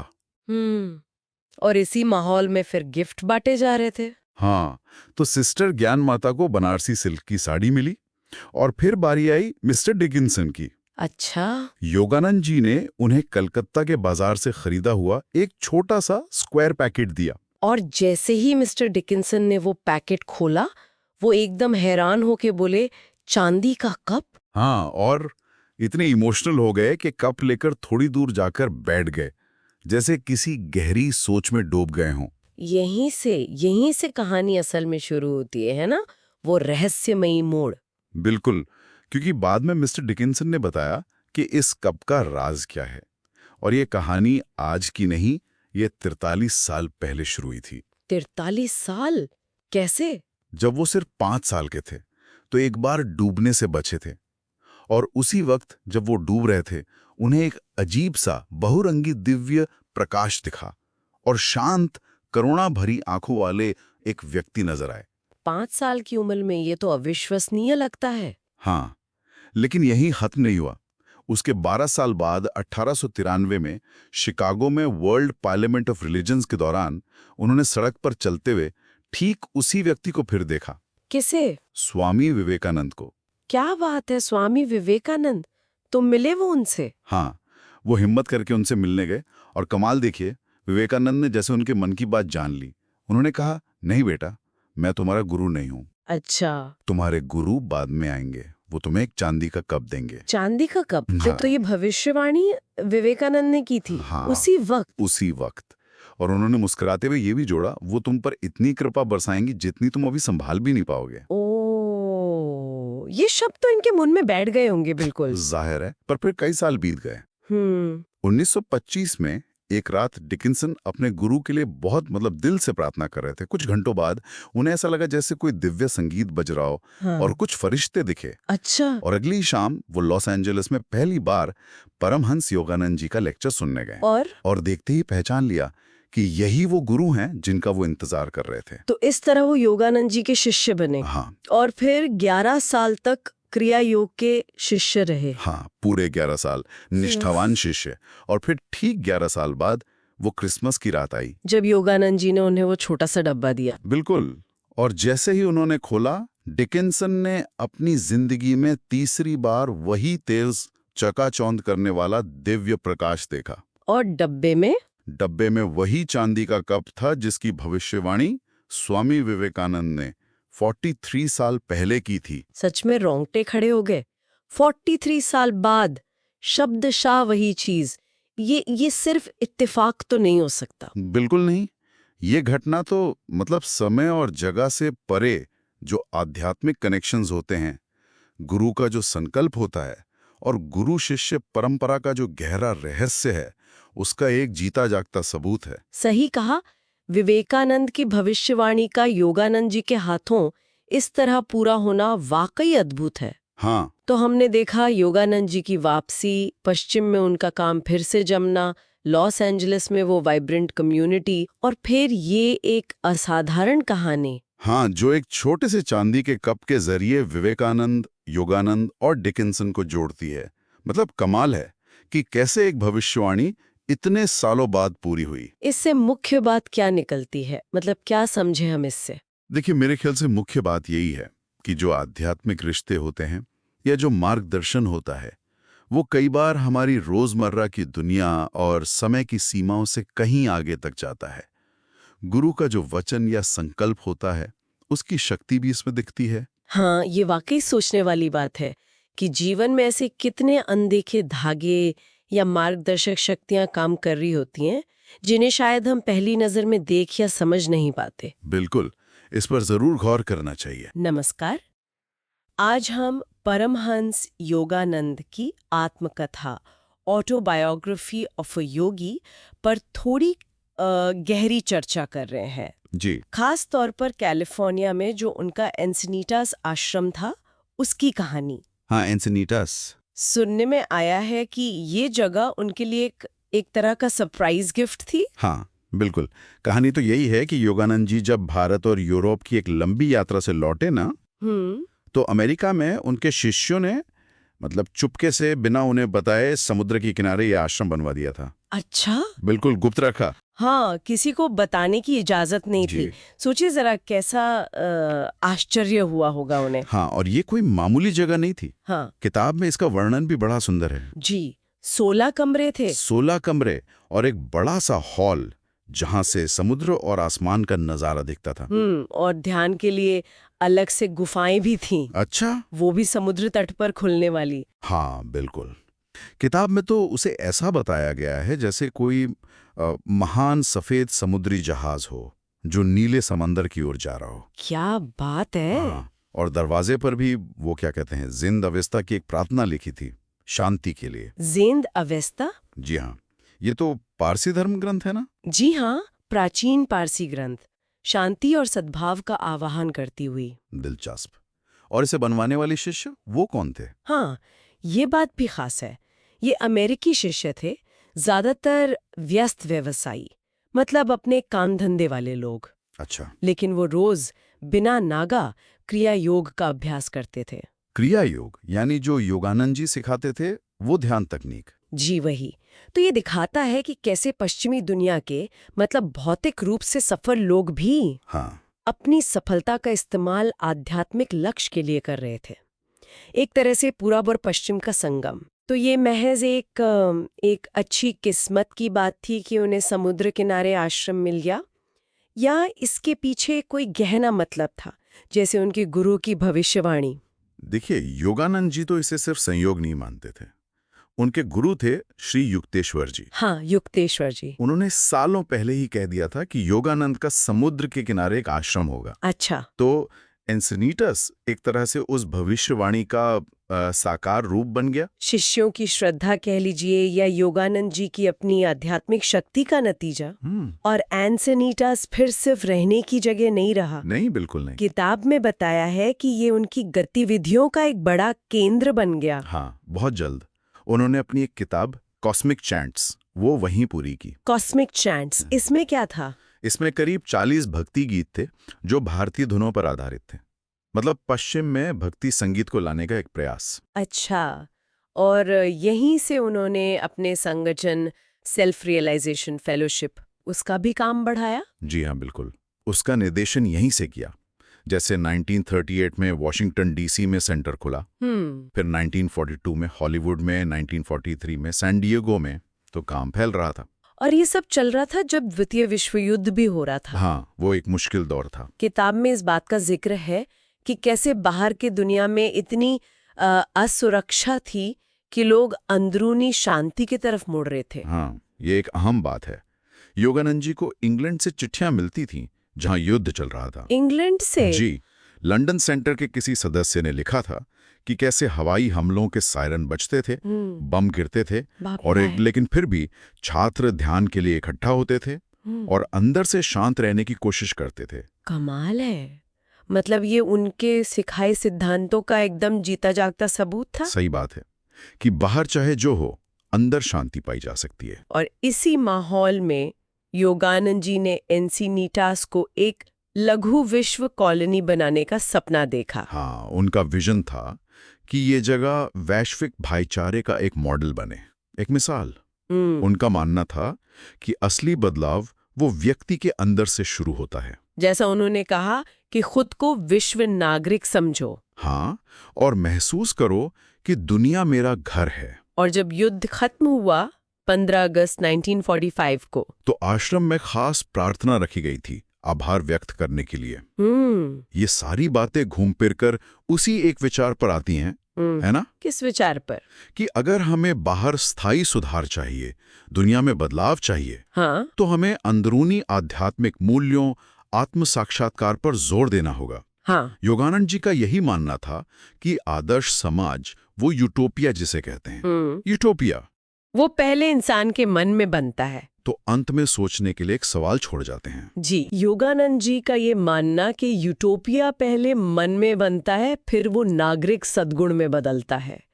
आज की दुनिया को देखते हुए, जिसमें इतनी उथल पुथल है, भारी बदलाव लाने के लिए ये अंदरूनी सुधार वाली बात, ये कितनी प्रासंगिक लगती है आज।